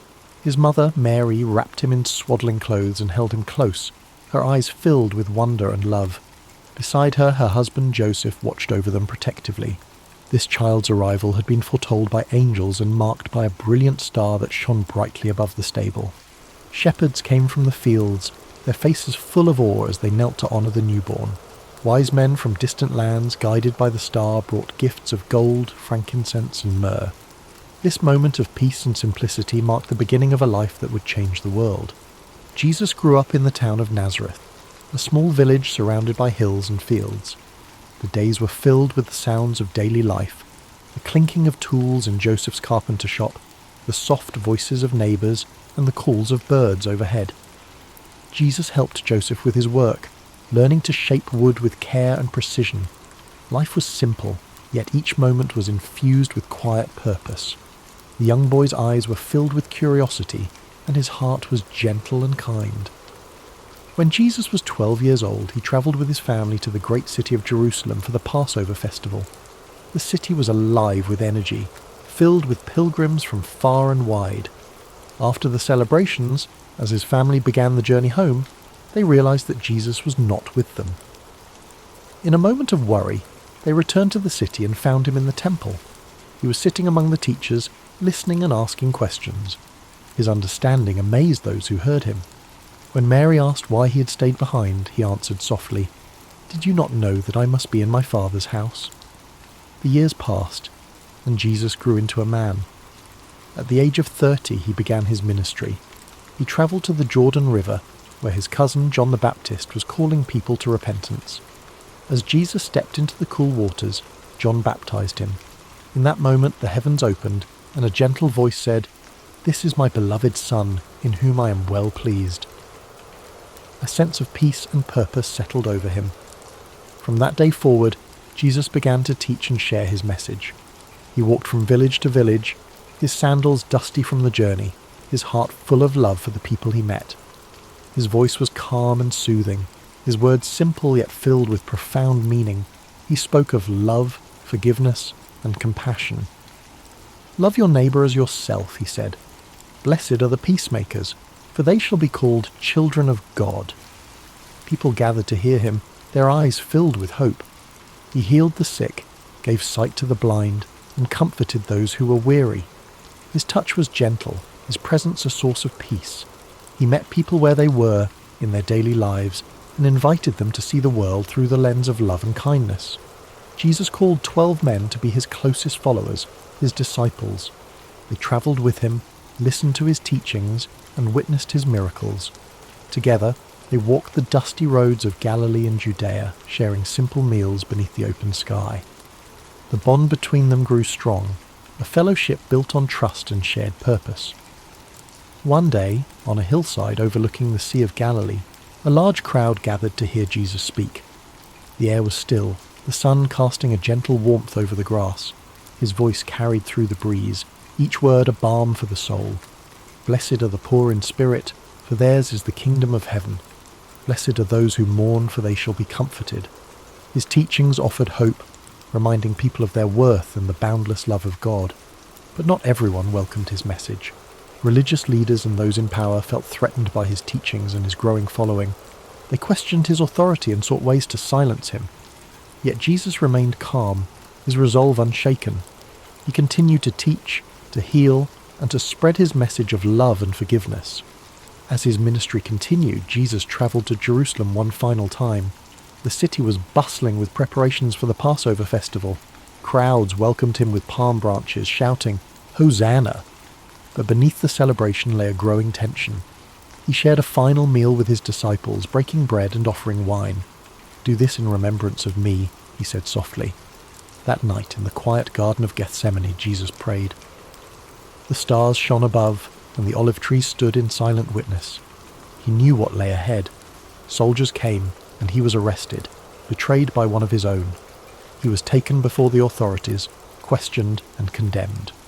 Though he had committed no crime, he accepted his fate with grace and humility. He carried his cross through the streets of Jerusalem, the weight heavy upon his shoulders. The journey was slow, each step filled with pain and determination. On a hill called Golgotha, he was crucified. The sky darkened, and a hush fell over the land. Even in his final moments, he spoke words of forgiveness. "Father, forgive them, for they know not what they do." As the sun set, his body was taken down and laid in a tomb. The world seemed to hold its breath, the weight of sorrow and loss hanging in the air. But the story did not end there. On the third day, the stone was rolled away, and the tomb was empty. His followers, filled with wonder and joy, saw him again. He had risen, a symbol of hope, redemption, and eternal love. Jesus' life, though marked by struggle and sacrifice, remains a testament to the power of compassion, forgiveness, and faith. His teachings continue to inspire millions, offering a path of peace and purpose. His story is a reminder that love endures, that hope rises even in the darkest moments, and that each of us carries within us the capacity for kindness and grace. As you drift deeper into sleep, let the story of Jesus' life bring you a sense of calm and comfort. Feel the gentle peace of his message settle over you, like a warm blanket of light. His journey, filled with love and sacrifice, reminds us of the quiet strength within our own hearts. Let the serenity of this story continue to wash over you, like a gentle tide drawing you further into rest.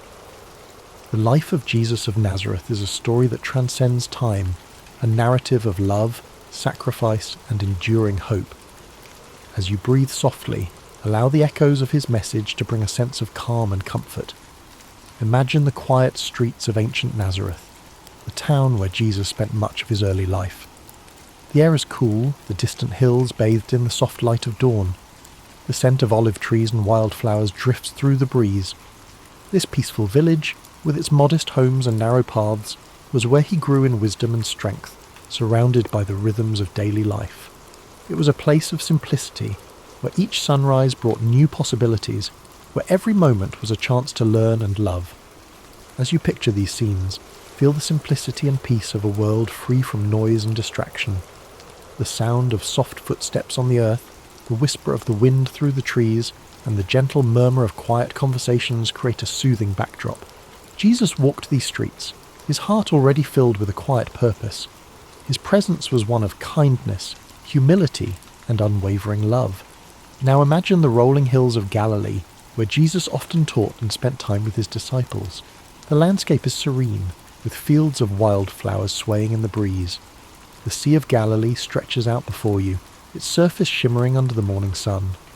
The gentle lapping of waves against the shore creates a calming rhythm. Jesus walked these shores sharing stories and parables that spoke to the hearts of those who listened. His words, like the steady waves, carried a sense of peace and clarity. The parables he told were simple, yet profound. He spoke of the Good Samaritan, a reminder to love and care for one another, regardless of differences. He shared the story of the prodigal son, illustrating the boundless nature of forgiveness and acceptance. Each story he told invited people to see the world through the lens of compassion, empathy, and understanding. As the sun sets over Galilee, the skies painted in hues of gold, pink, and lavender. Jesus and his disciples sit together on the grass, the warmth of the day fading into the cool of evening. They share bread and fish, the simple meal reminding them of life's basic joys. The bond between them is one of trust, friendship, and shared purpose. In this quiet moment, there is peace, a sense that everything is as it should be. Let this image fill your mind, the simplicity of life stripped down to its essence, companionship, kindness, and love. Jesus' journey was one of profound purpose, but it was also filled with these small, tender moments of connection. His life reminds us that even in the midst of challenges there is beauty in simplicity and strength in unity. Now imagine walking with him through the bustling streets of Jerusalem. The city is alive with energy, the sounds of merchants, travellers and pilgrims blending together in a harmonious hum. The ancient stone buildings glow in the sunlight, their walls filled with centuries of stories. In this vibrant city, Jesus continued to teach, to heal, and to offer hope to those who felt lost or forgotten. Even as challenges and opposition grew, he faced each moment with grace and courage. His steps were steady, his heart unshaken. He knew that his path would lead to sacrifice, but his love for the world was greater than his fear of suffering.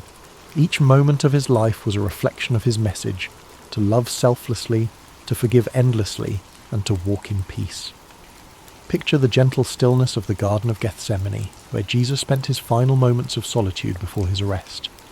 The olive trees stand as silent witnesses, their gnarled branches reaching out like ancient hands. The night air is cool, and the stars above shimmer faintly. In this place of quiet reflection, Jesus prayed, his heart filled with both sorrow and acceptance.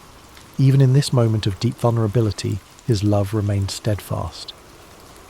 As the story of his life reaches its end, the message of hope and resurrection lingers. The empty tomb, the rolled-away stone, and the joy of his followers who saw him again speak of renewal and the promise that love endures beyond even the darkest moments. His story does not end with loss, but with the triumph of light over darkness, hope over despair. Let these images settle gently in your mind, like leaves drifting onto a still pond. The life of Jesus is a story of unwavering love, of sacrifice that brings renewal, and of hope that rises like the dawn.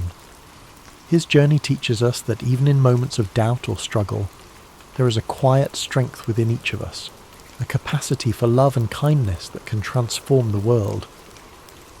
As you continue to breathe softly, feel the comfort of his message surrounding you like a warm blanket. You're safe, you're loved, and you're held in the quiet peace of this moment. Allow your mind to float gently on the currents of this story, the calming rhythm guiding you deeper into rest. As you drift further into relaxation, let the calmness of this story continue to embrace you. The life of Jesus of Nazareth is more than a historical tale. It is a gentle reminder of the boundless capacity for love, forgiveness, and hope that lives within us all. His journey is a thread woven into the fabric of time, stretching across centuries, touching hearts, and bringing comfort to those who seek peace. Imagine the soft light of dawn breaking over the hills of Galilee. The sky transitions from deep indigo to a gentle shade of gold, the first rays of sunlight spilling across the fields. The air is crisp and filled with the scent of dew-kissed grass. The world stirs quietly to life, and in this tranquil moment there is a sense of renewal, of infinite possibility. This peaceful scene mirrors the promise that each day offers, a chance to start anew, to embrace life with love and compassion. As you breathe deeply, picture Jesus walking along a dusty path, his sandals leaving faint imprints in the earth. The road stretches out before him, winding through olive groves and small villages. The breeze carries the sound of distant laughter, the clink of tools, the murmur of conversations.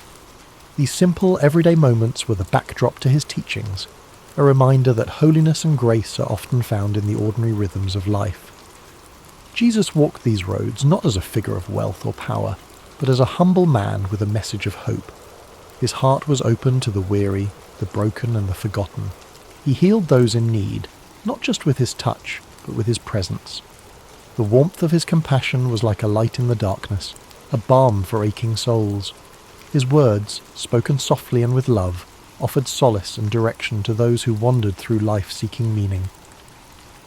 Imagine now the stillness of a quiet lake at sunset, the water smooth and reflective like glass.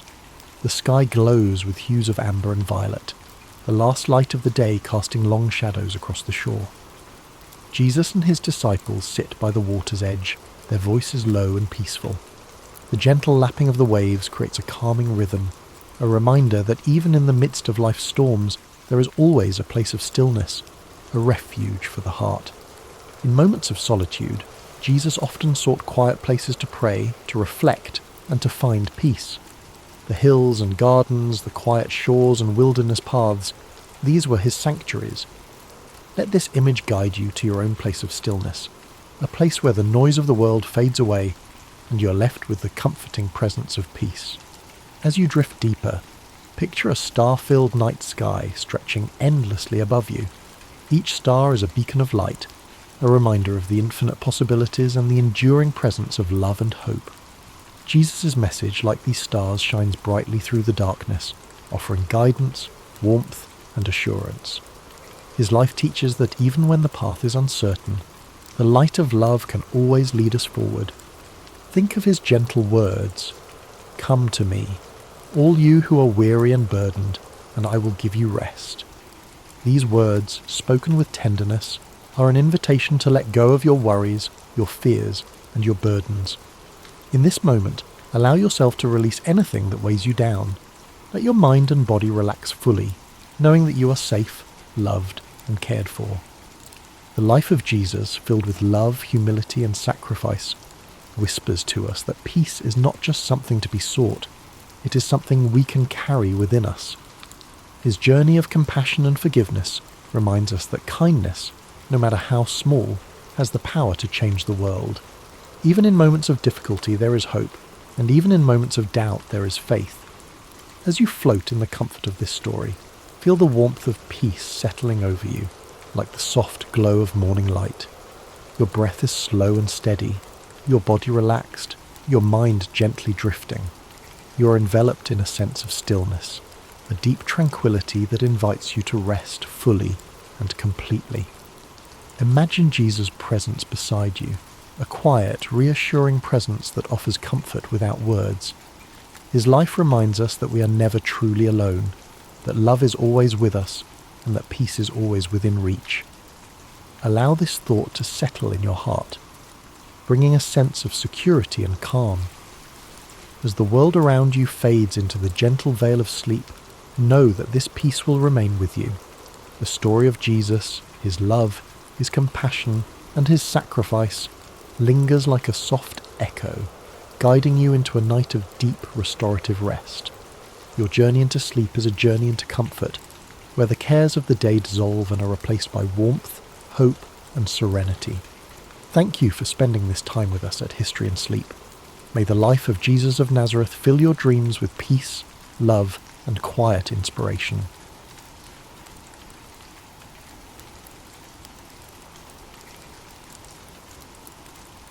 It is the 3rd century BCE in the ancient city of Syracuse, a bustling Greek settlement on the island of Sicily.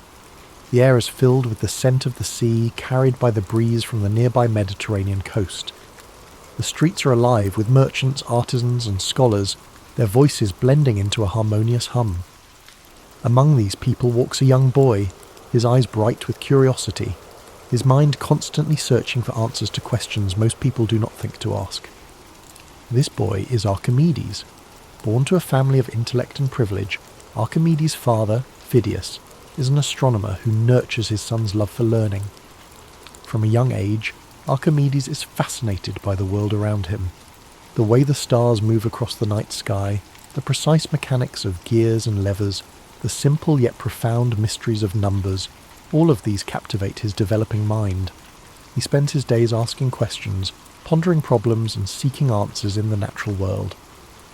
As Archimedes grows, his thirst for knowledge takes him beyond the borders of Syracuse. He travels to Alexandria in Egypt, a renowned centre of learning, home to the great library of Alexandria.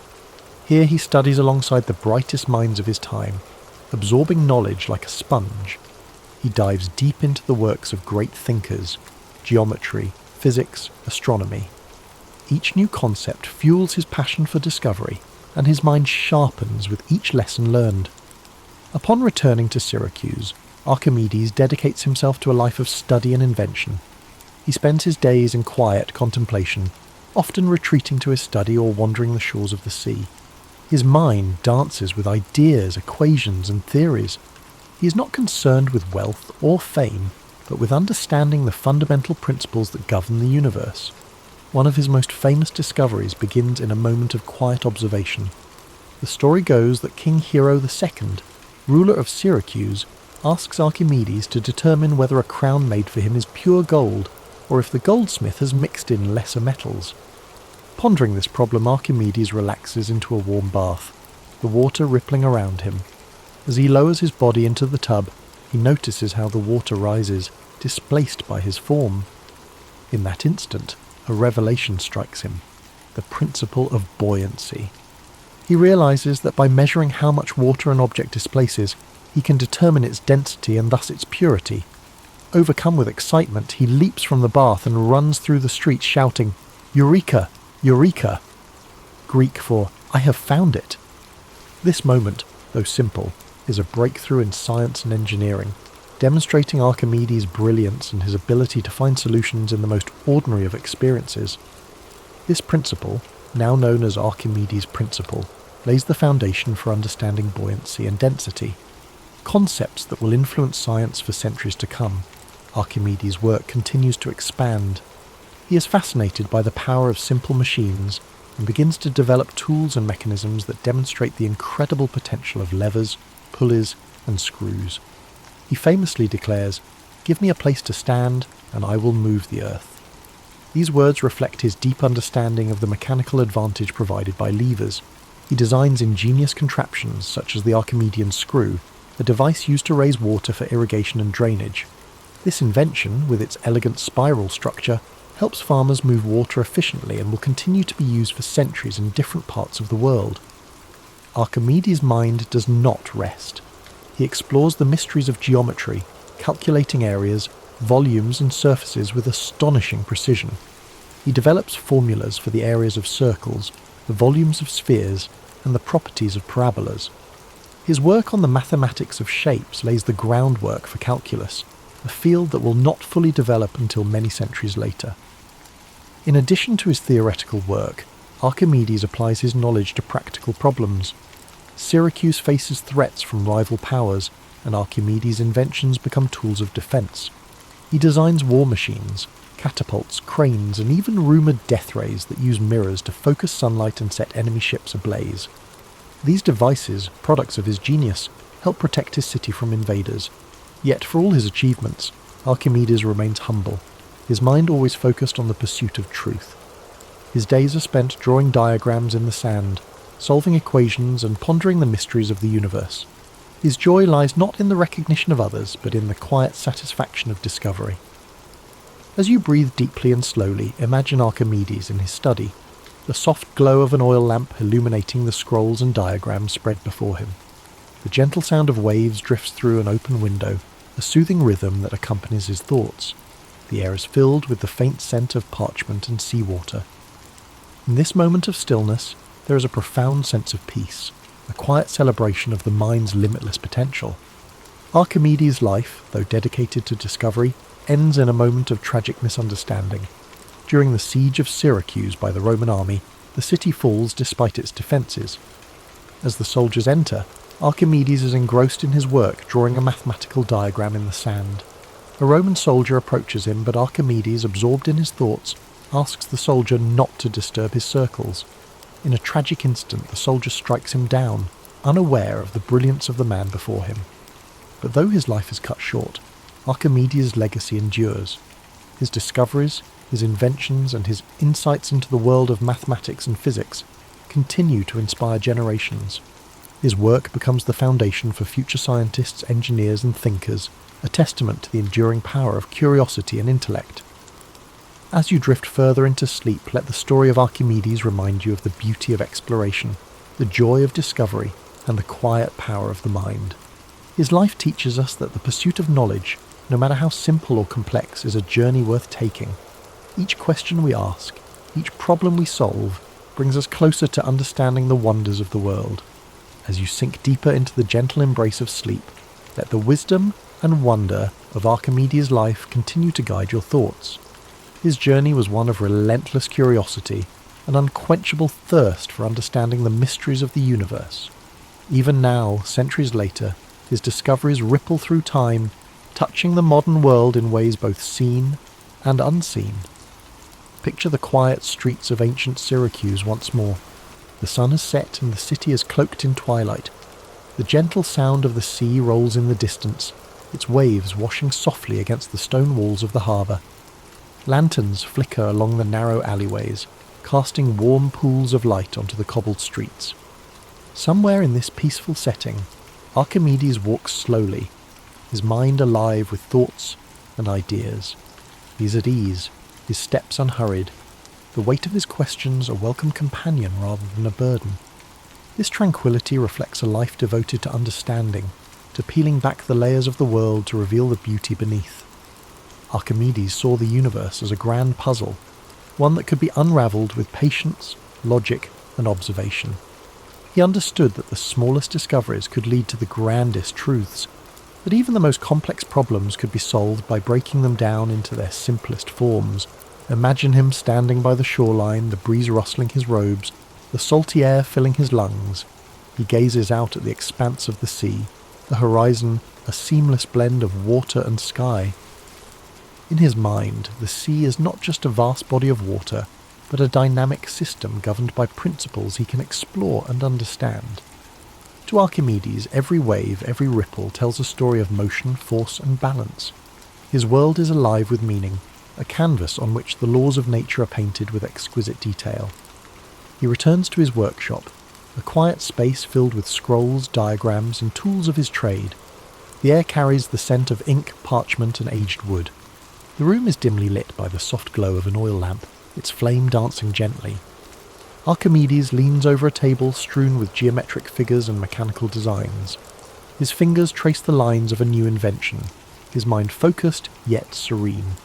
Each stroke of his quill, each measurement, is a step in his never-ending quest to understand the world more deeply. His life reminds us that knowledge is not just power, it is also peace. The act of learning, of discovering, brings with it a calm certainty, a quiet joy. Archimedes found solace in his work, in the simple yet profound pleasure of solving a problem, of uncovering a truth that lay hidden just beneath the surface. His discoveries were not just for his time, but for all time, a gift to future generations who would build upon his legacy. Allow your mind to rest in this world of gentle discovery, where questions are welcomed and answers are earned through patience and insight. Let the image of Archimedes' quiet contemplation bring you comfort. His life shows us that there is beauty in thought and exploration in the pursuit of knowledge. No problem is too large, no challenge too daunting when faced with a calm and determined mind. As you breathe slowly and deeply, feel a sense of calm curiosity settle over you. The worries of the day drift away, replaced by the stillness of this moment. The gentle rhythm of your breath becomes the heartbeat of your own quiet discoveries. Like Archimedes, you're free to explore the depths of your thoughts, to wonder, to question, and to dream. The soft lapping of waves on the shore echoes in the distance, a soothing sound that anchors you to a place of peace. The stars twinkle faintly above, each one a reminder of the infinite possibilities that lie before you. Archimedes understood that the universe, vast and mysterious, is a place of endless wonder. And as you drift further into sleep, you too are part of that wonder, a being of thought, curiosity, and potential. Imagine the warmth of a gentle sun rising over the horizon, casting its golden light across the quiet city of Syracuse. The world awakens slowly, the streets coming to life with the soft sounds of morning. Archimedes' study is filled with the gentle glow of dawn, his scrolls illuminated by the first rays of light. The work continues, the questions remain, and the journey of discovery goes on. In this moment, you're wrapped in a blanket of peace and possibility. The story of Archimedes whispers to you that the pursuit of knowledge is a path without end, a journey that brings fulfillment and joy. His life is a reminder that even the smallest insights can lead to the greatest understandings, that patience and curiosity are the keys to unlocking the universe's secrets. As you drift deeper into the serene embrace of sleep, let the story of Archimedes continue to weave through your thoughts like a gentle current. His life reminds us that the universe is filled with puzzles waiting to be solved, and each quiet moment of reflection brings us closer to understanding its secrets. The night is calm now, and the echoes of his discoveries linger softly in your mind. Imagine the gentle rhythm of the sea, the waves rising and falling in a soothing eternal dance. The moon casts a silvery light upon the water, its reflection shimmering and rippling with each movement. This same sea, with its endless motion, once inspired Archimedes to develop theories of fluid mechanics, his brilliant mind observing patterns and laws hidden in the simplest of things. To him, the sea was more than just water. It was a universe of knowledge, a place where physics, geometry, and nature met in perfect harmony. Allow yourself to float upon this tranquil sea, the waves cradling you with their soft, steady motion. The worries of the day dissolve, carried away by the tides. Each breath you take is like the rise and fall of the waves, a rhythm of life, of peace, of calm. You're held safely in this space of quiet discovery, where the world's complexities fade into simplicity, and every thought leads you closer to rest. Picture Archimedes seated on a sun-warmed rock by the shoreline, a piece of parchment resting on his knee. The wind tousles his hair as he sketches shapes and equations with a steady hand. His eyes are focused, yet there is a deep peace in his expression. The world is his canvas, and with every observation, every calculation, he adds a stroke to the masterpiece of human knowledge. His mind is a sanctuary, a place where curiosity flows freely, unencumbered by doubt or fear. In your own mind, you too have this sanctuary, a a place where thoughts drift like clouds, where questions are welcomed, and where answers are like stars twinkling softly in the night sky. There is no need to rush, no pressure to understand everything at once. The act of wondering, of exploring, is enough. This quiet space within you is a reflection of Archimedes' own calm, thoughtful mind, a place where peace and discovery coexist. As the night deepens, the sounds of Syracuse fade into stillness. The bustling markets, the clink of hammers in workshops, the calls of merchants, all grow quieter, like the world itself is gently falling asleep. The only sounds that remain are the whispering of the sea and the soft sigh of the breeze. Archimedes continues his work, his mind at ease, immersed in the beauty of the world's mysteries. In his final moments, Archimedes was said to have been absorbed in thought, drawing figures in the sand. Even as chaos swirled around him, his focus remained unbroken, his mind lost in contemplation. This dedication, this unwavering love of knowledge, is a gentle reminder that we, too, can find peace in the simple act of thinking, of observing, of being present with our thoughts. As you breathe in deeply, imagine the sand beneath your feet, warm and soft. The gentle waves wash over your toes, each ripple a soft caress that soothes and relaxes you. The horizon stretches endlessly before you, the boundary between sea and sky blurred by a golden haze. This endless horizon is like the realm of knowledge, a place where there is always more to explore, more to understand, more to discover. Feel the weight of your body sinking into comfort, your muscles relaxing, your mind unwinding. The story of Archimedes lingers like a comforting presence, a reminder that within you is the potential for great insight, for curiosity, for peace. You are part of the same universe that Archimedes sought to understand, a universe filled with beauty, logic, and wonder.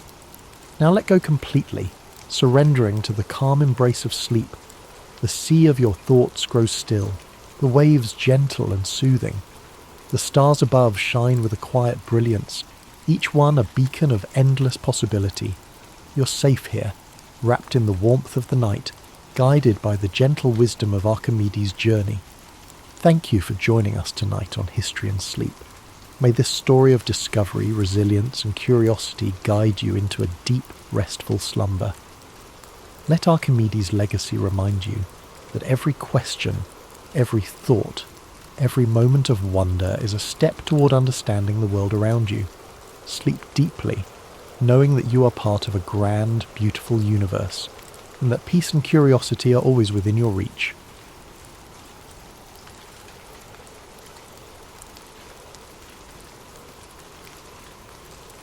Aristotle's story begins over 2,000 years ago, in 384 BCE, in the ancient city of Stagira, located in northern Greece.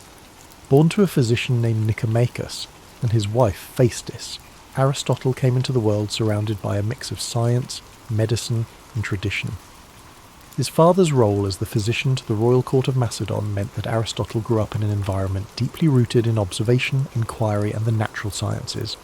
Even as a child, he showed a curious and inquisitive nature, traits that would come to define his life and work. However, Aristotle's early life was not without hardship. His parents passed away when he was still a boy, leaving him orphaned at a young age. Despite this loss, he was taken in by a guardian and received an education that emphasized both discipline and exploration. His early exposure to the workings of the natural world, combined with the structured environment of his upbringing, set the stage for his intellectual journey. At the age of 17, Aristotle travelled to Athens, the intellectual and cultural centre of the ancient world. There, he enrolled in Plato's Academy, a prestigious school founded by the renowned philosopher Plato. Aristotle quickly distinguished himself as a brilliant student, one whose mind seemed boundless in its capacity for inquiry. For 20 years he studied under Plato, immersing himself in philosophy, mathematics, and the natural sciences. Though Aristotle greatly admired Plato, he did not always agree with his teacher's ideas. While Plato focused on the realm of ideal forms, Aristotle's mind was drawn to the tangible, the observable, and the concrete. He believed that understanding the world required examining it directly, through observation and experience. This difference in approach would later define Aristotle's own philosophy, setting it apart from that of his mentor. After Plato's death, Aristotle left Athens and began a period of travel and teaching. He journeyed across the Greek world, sharing his knowledge and expanding his understanding of different cultures and environments. During this time, he also married a woman named Pythias, with whom he would have a daughter. His travels brought him to the court of King Philip II of Macedon, where he was tasked with an extraordinary responsibility, tutoring the young prince, Alexander, who would later become known as Alexander the Great. Aristotle's influence on Alexander was profound. While the prince was destined for military conquest and political leadership, Aristotle introduced him to the worlds of philosophy, science, and ethics. He encouraged Alexander to think critically and to approach his rule with wisdom and fairness. Though their paths would eventually diverge, the relationship between teacher and student left a lasting impact on both. In 335 BCE, Aristotle returned to Athens and established his own school, the Lyceum. The Lyceum was more than just a place of learning. It was a community of thinkers and scholars dedicated to exploring every aspect of the world. Aristotle and his students walked the grounds of the Lyceum, engaging in discussions that range from biology and physics to ethics and politics.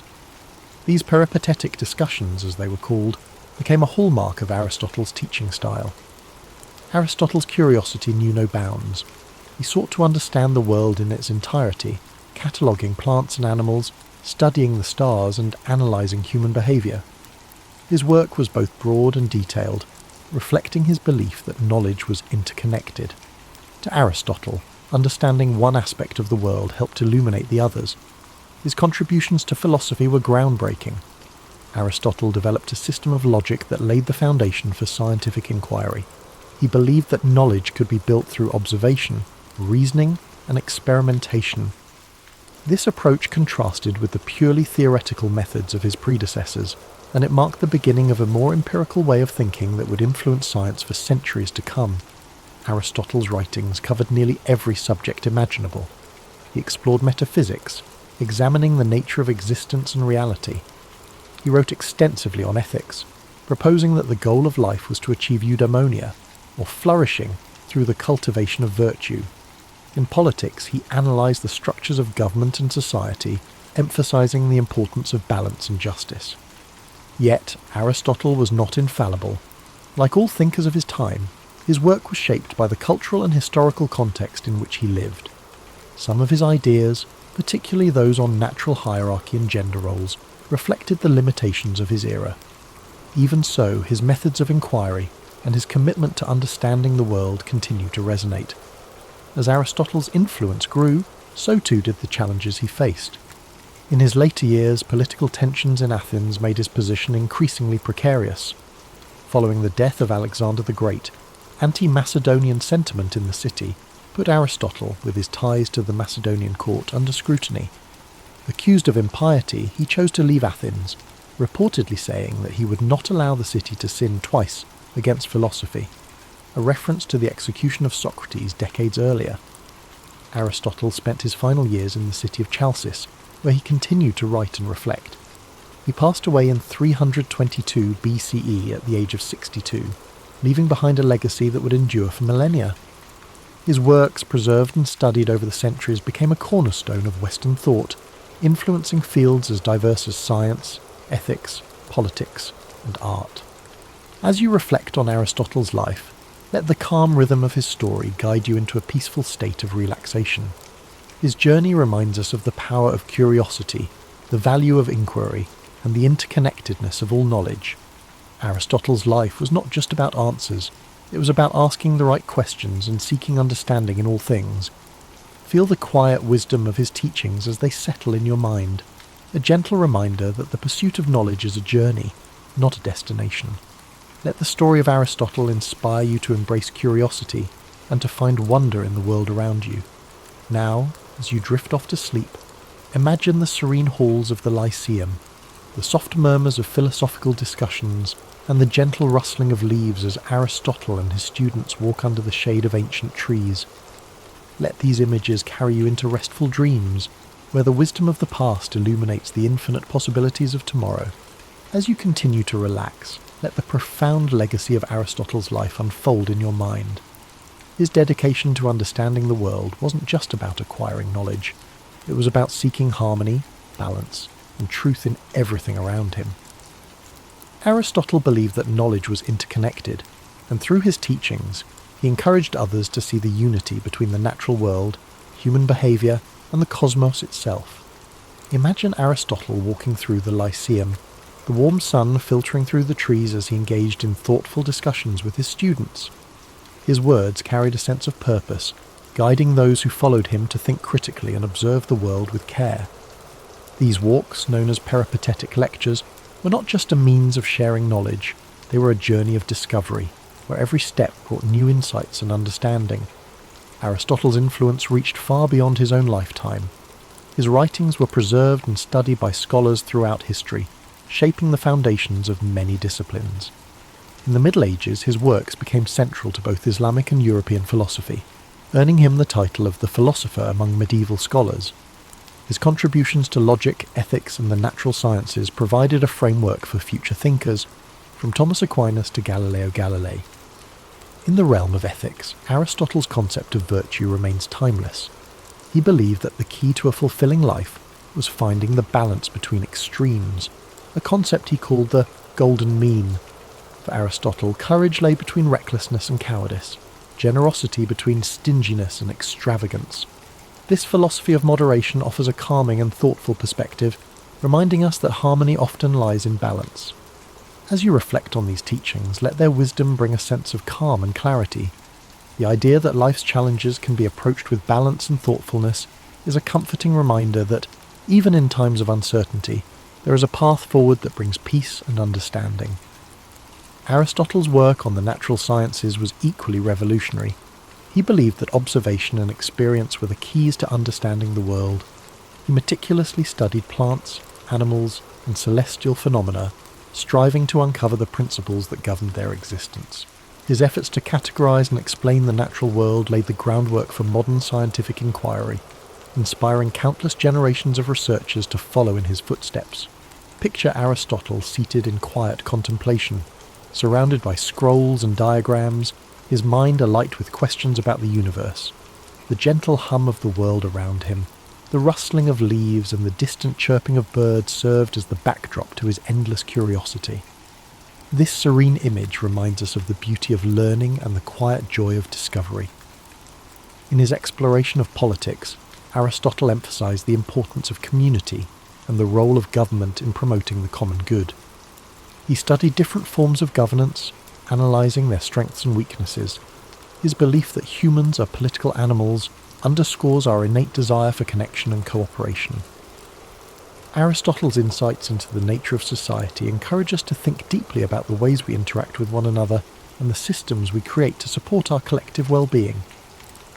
As the rain falls gently outside your window, imagine the ancient world Aristotle inhabited, a world filled with wonder, where the mysteries of existence invited exploration and understanding. Let his story remind you that curiosity is a gift, one that opens the door to endless possibilities. Now, as you drift deeper into relaxation, picture the stars shining above the Lyceum, their light guiding Aristotle and his students as they pondered the mysteries of life. The gentle rhythm of their footsteps, the soft murmur of their voices, and the stillness of the night create a peaceful atmosphere, one that invites you to find rest and serenity in your own journey. Aristotle's life was a testament to the power of inquiry, the joy of discovery, and the interconnectedness of all things. His teachings remind us that knowledge is not just about understanding the world, it's about finding our place within it and striving to live in harmony with ourselves and others. Let the quiet wisdom of Aristotle's journey settle into your thoughts as you rest. His legacy is not just one of intellectual brilliance, but of a life deeply dedicated to understanding the beauty and complexity of existence. Aristotle saw the world not as a collection of separate pieces, but as an intricate tapestry, where each thread is connected to the others in profound and meaningful ways. Imagine the calm serenity of ancient Greece, the golden sunlight cascading over the white stone columns of the Lyceum as Aristotle strolled its pathways, surrounded by students eager to learn. They debated, questioned, and explored every aspect of life. from the nature of the stars above to the behaviour of the animals in the fields nearby. Their conversations were filled with curiosity and wonder, a reflection of Aristotle's belief that every question, no matter how simple or complex, was worth pursuing. Aristotle's ability to bridge different disciplines was one of his greatest strengths. He saw no boundary between science and philosophy, ethics and politics, or art and nature. To him, everything was interconnected, part of a greater whole that deserved to be studied and understood. This holistic view of the world is a reminder of the beauty that lies in seeing the bigger picture, in understanding that each small piece contributes to something far greater than itself. As you drift further into relaxation, let the harmony of Aristotle's teachings bring you peace. His philosophy of balance and moderation encourages us to find calm in the chaos, to seek the middle ground where we can flourish. The idea of the golden mean is not just a guide for making choices, it is an invitation to live with grace and intention, to approach life with a steady and thoughtful heart. Picture Aristotle at his desk, surrounded by scrolls and notes, the flickering light of a lantern illuminating his work. The quiet hum of the night provides the perfect backdrop for his thoughts, as he meticulously records his observations and ideas. Each stroke of his pen represents a step forward in humanity's understanding of the world. This image is a reminder that even the grandest achievements begin with quiet moments of reflection and dedication. Aristotle's life was also a testament to resilience. Despite the challenges he faced, from personal loss to political exile, he never stopped asking questions, never stopped seeking to understand. His commitment to learning and teaching, even in the face of adversity, is a powerful reminder that knowledge and curiosity are forces that can overcome even the greatest obstacles. Now, as you relax and prepare to drift into sleep, imagine the gentle sound of waves lapping against the shores of ancient Greece, the rhythmic flow of the sea echoing the timeless nature of Aristotle's wisdom. His story reminds us that the search for knowledge is an endless journey, one that brings us closer not only to the world around us, but also to ourselves. Let your breathing slow as you picture the peaceful gardens of the Lyceum, where Aristotle's students gathered to learn and grow. The rustling of leaves in the wind and the soft murmur of philosophical discussions create a tranquil atmosphere, one that invites you to rest and reflect. As the calm of the night surrounds you, let the echoes of Aristotle's wisdom carry you further into a restful state. His life's journey reminds us of the power of patience and persistence, the idea that true understanding unfolds slowly, like the petals of a flower opening to the morning sun. Each step he took, each question he asked, was a step toward unravelling the mysteries of life. Imagine the gentle rhythm of Aristotle's daily routines at the Lyceum, the sun casting soft shadows over the gardens, where he and his students would walk and talk. The air would have been filled with the scent of blooming flowers and the distant sound of birds singing, creating a serene environment for thought and reflection. It was in these simple, unhurried moments that some of the most profound ideas in human history were born. Aristotle's approach to life and learning reminds us that it's okay to take our time, to explore the world with curiosity and wonder. He understood that knowledge is not something to be rushed. It is a lifelong journey, one that unfolds gradually and beautifully. This philosophy of patience and exploration is one we can carry with us, a gentle reminder to approach our own lives with care and intention. Aristotle often turned his gaze upward, marvelling at the vastness of the universe and pondering the mysteries it held. To him, the stars were not just distant points of light. They were part of a grand, interconnected cosmos, a reminder of our place within something far greater than ourselves. Let this thought bring you a sense of peace and wonder as you rest. Aristotle's teachings also emphasized the importance of community and connection. He believed that humans are social beings, meant to live and work together in harmony. His ideas about politics and ethics were grounded in this belief, highlighting the value of cooperation, fairness, and mutual respect. These principles continue to resonate, reminding us of the importance of building strong, supportive relationships with those around us. As you relax further, imagine the soft murmurs of conversation in the Lyceum, the voices of students and scholars blending together in a gentle symphony of learning. The warmth of their shared curiosity and the strength of their connections created an environment where ideas could flourish. Let this image remind you of the power of community, the way it supports and uplifts us, even in our quietest moments. Aristotle's dedication to understanding the natural world was unparalleled. He believed that by observing and studying the world around us, we could uncover the principles that govern life itself. From the smallest insect to the vast expanse of the heavens, Aristotle approached every subject with the same level of curiosity and care. His work laid the foundation for countless discoveries, inspiring generations of thinkers to explore and question. Now, as you drift closer to sleep, picture Aristotle walking along a quiet beach at sunrise, the waves gently lapping at the shore.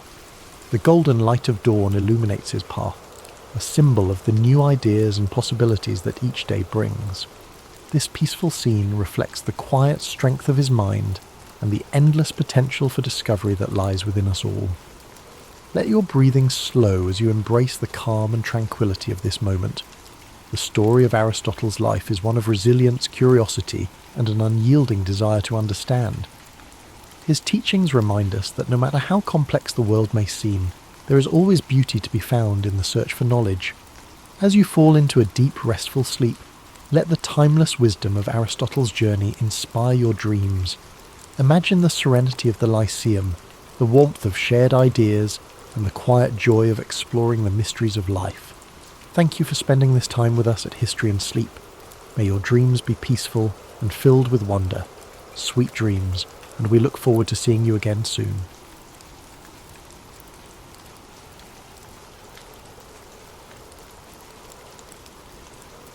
Napoleon Bonaparte was born on August 15th, 1769, on the island of Corsica, a small but strategically significant island in the Mediterranean. His family was of minor nobility, with his father, Carlo Bonaparte, serving as a lawyer and political representative for Corsica.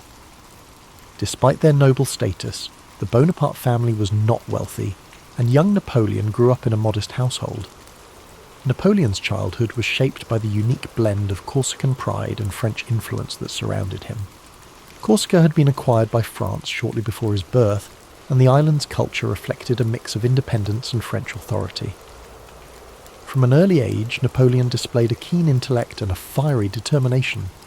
He excelled in his studies, particularly in mathematics and history, which would later serve him well in his military career. At the age of 9, Napoleon left Corsica to attend school in mainland France. His father had secured a scholarship for him to study at a prestigious military academy, where he trained to become an artillery officer. This period of his life was not without challenges. As a Corsican in a French institution, Napoleon often faced discrimination from his peers, yet he remained focused on his goals, using his intelligence and discipline to rise above the prejudice. Napoleon graduated from the École Militaire in Paris at the age of 16, becoming a second lieutenant in the French army. He began his career at a time of great upheaval. The French Revolution was transforming the nation, dismantling the old monarchy and reshaping France into a republic. For Napoleon, this period of political and social turmoil presented both challenges and opportunities. During the Revolution, Napoleon's strategic brilliance began to emerge. His first major success came during the Siege of Toulon in 1793. As a young officer, he devised a bold plan to capture the city, which was held by royalist forces supported by the British. His strategy was a resounding success, earning him recognition and promotion. Napoleon's star was rising, and his ability to combine tactical innovation with decisive action became his hallmark. In 1796, Napoleon was given command of the French army of Italy. This was his first significant leadership role, and he wasted no time improving his abilities. Despite being outnumbered and poorly equipped, Napoleon led his troops to a series of stunning victories against Austrian and Piedmontese forces. His Italian campaign not only solidified his reputation as a military genius, but also brought him wealth and fame. Napoleon's rise to power was meteoric, and by 1799 he had become one of the most influential figures in France. That year, he staged a coup d'etat, overthrowing the government and establishing himself as first consul. This marked the beginning of his rule and set the stage for his transformation of France. As ruler, Napoleon implemented sweeping reforms. He reorganized the French government, established the Napoleonic Code, a legal framework that influenced legal systems worldwide, and strengthened the country's finances.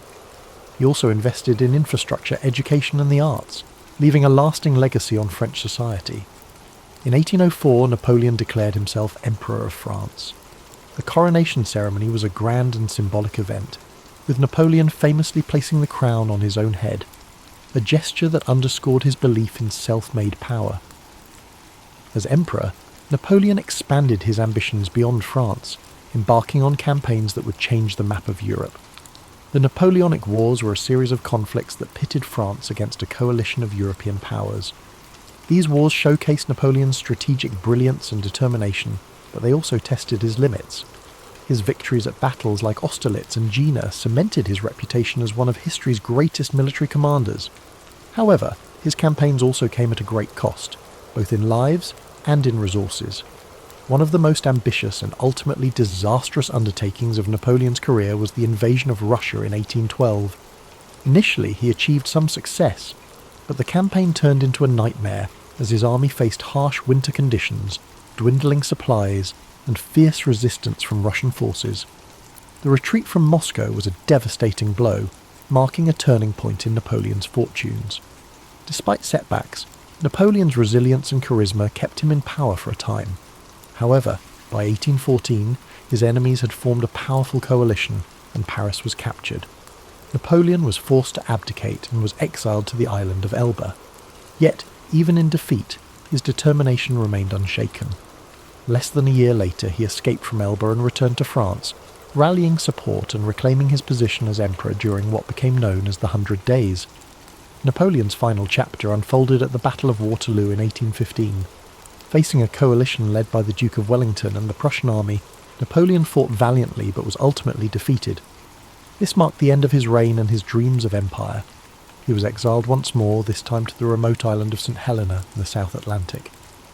On St. Helena, Napoleon spent the final years of his life in relative isolation. He reflected on his legacy, dictating memoirs that recounted his achievements and offered insights into his thoughts and motivations. He died on May 5th, 1821, at the age of 51. While his life ended in exile, his impact on history was indelible. Napoleon's story is one of contrasts, a man of great ambition and intellect who reshaped Europe, yet whose relentless pursuit of power ultimately led to his downfall. His legacy is a reminder of the complexities of leadership and the enduring influence of vision and determination. As you reflect on Napoleon's journey, let the calm rhythm of his story guide you into a state of relaxation. His life, filled with triumphs and challenges, serves as a reminder that greatness often comes with both light and shadow. Imagine the quiet halls of the École Militaire, where a young Napoleon first honed his skills, or the grand boulevards of Paris during his reign. Picture the serene beaches of Corsica, where his journey began, and the windswept shores of St. Helena, where it ended. These images, filled with history and humanity, bring a sense of peace and connection. As the gentle narrative of Napoleon's life carries you further into relaxation, consider the enduring lessons his story offers. His life was a testament to the power of vision, determination, and adaptability. From the shores of Corsica to the grand battlefields of Europe, Napoleon's journey was one of extraordinary highs and profound lows, each moment shaping his legacy and the world around him. Imagine the streets of Paris during the height of Napoleon's rule, bustling with activity as citizens moved through a city transformed by his reforms. The grand architecture, the sounds of carriages, and the whispers of admiration for the leader who had reshaped France into a powerful empire fill the air. Napoleon's vision for his country was ambitious, rooted in the belief that strong leadership and progressive policies could bring unity and prosperity. Napoleon's Napoleonic Code, one of his most enduring achievements, remains a symbol of his commitment to order and justice. By creating a clear and organised legal framework, he provided a foundation for modern law that still influences societies worldwide. This accomplishment reflects his ability to think beyond the immediate and to consider the lasting impact of his actions, a hallmark of great leadership. Now, as you drift deeper into rest, picture the vast and open battlefields where Napoleon's strategies unfolded. His ability to read a situation, adapt to challenges, and inspire his troops set him apart as a military genius. Yet these victories came with sacrifices, reminding us that even the greatest achievements carry weight and consequence. Let this thought settle into your mind as a reminder of the complexities of life and the balance required in pursuit of success. As the night deepens, imagine the quiet solitude of Napoleon's exile on St. Helena.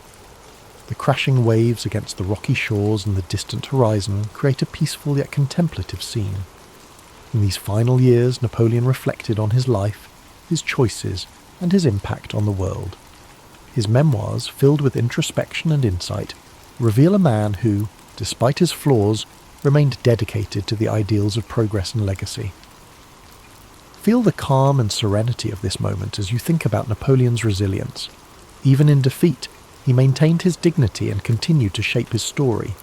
His ability to adapt, to rise again, and to reflect on his journey offers a powerful lesson about perseverance and the human spirit. Picture Napoleon's childhood in Corsica, the simplicity of life on the island, and the spark of ambition that drove him to dream of a future beyond its shores. His journey reminds us that greatness often begins with humble beginnings, and that with determination we can overcome the obstacles that stand in our way. As you relax further, imagine the quiet moments Napoleon spent in thought, planning his next move or contemplating the lessons of the past. These moments of reflection, like the ones we take before sleep, are a chance to find clarity and purpose in our lives. Let the story of Napoleon inspire you to approach each challenge with courage and each success with humility. The story of Napoleon Bonaparte is not just one of conquest and power. It is a story of vision, resilience, and humanity. His life teaches us that even the most ambitious dreams are within reach if we are willing to work for them, and that true greatness lies in the ability to adapt, learn, and persevere. The soothing rhythm of Napoleon's story continues, so let it guide you deeper into a state of calm and rest. His life, with all its triumphs and trials, serves as a reminder of the complexities of leadership and the enduring power of ambition tempered by reflection. Each chapter of his journey holds lessons about perseverance, the importance of vision, and the balance required in any great endeavour. Picture Napoleon in one of his most iconic moments, standing atop a hill overlooking the battlefield at Austerlitz. The early morning fog begins to lift, revealing the vast armies below. His mind is sharp, calculating and focused as he directs his troops with precision and confidence. This scene encapsulates the essence of Napoleon as a leader, decisive, strategic, and unwavering in his belief in victory. Let this image remind you of the power of clarity and focus, qualities that can guide us even in the most challenging situations. Now shift your thoughts to the quieter moments of Napoleon's life, moments spent in introspection and planning. Perhaps he's seated at a desk, surrounded by maps and letters, the flicker of a candle casting a soft glow on his face. These moments of preparation and thoughtfulness were the foundation of his successes, showing that even the most remarkable achievements begin with careful planning and deliberate action. While you relax further, imagine the streets of Paris once more, this time during Napoleon's grand coronation as emperor. The city buzzes with excitement and anticipation, the sounds of trumpets echoing through the air as crowds gather to witness history being made. Napoleon, ever the symbol of self-determination, places the crown upon his own head, a gesture that speaks to his belief in shaping his own destiny. This powerful act reminds us of the importance of taking charge of our lives and pursuing our goals with determination. From the grandeur of Paris to the stark solitude of St. Helena, Napoleon's life was filled with contrasts. His journey teaches us to embrace both the victories and the setbacks, to find strength in our resilience, and to learn from every experience. The quiet reflection of his later years offers a poignant reminder that even in solitude, there is value in contemplating our legacy and the impact we leave behind. Imagine Napoleon walking along the shores of St. Helena, the waves gently lapping at the rocky coastline. The horizon stretches endlessly before him, a symbol of both the limits of his exile and the boundless scope of his influence. In this serene moment, there is a sense of acceptance and peace, a reminder that even the most ambitious lives eventually find stillness. While you drift further into sleep, let the echoes of Napoleon's life guide your dreams. His journey, marked by extraordinary achievements and profound lessons, is a testament to the power of vision, courage, and reflection. His story reminds us that greatness is not measured solely by success, but by the depth of our character and the impact we have on the world around us. As the narrative of Napoleon's life gently lingers, allow yourself to sink even deeper into relaxation. His story, so full of ambition, brilliance, and humanity, is a powerful reminder of the potential that lies within all of us.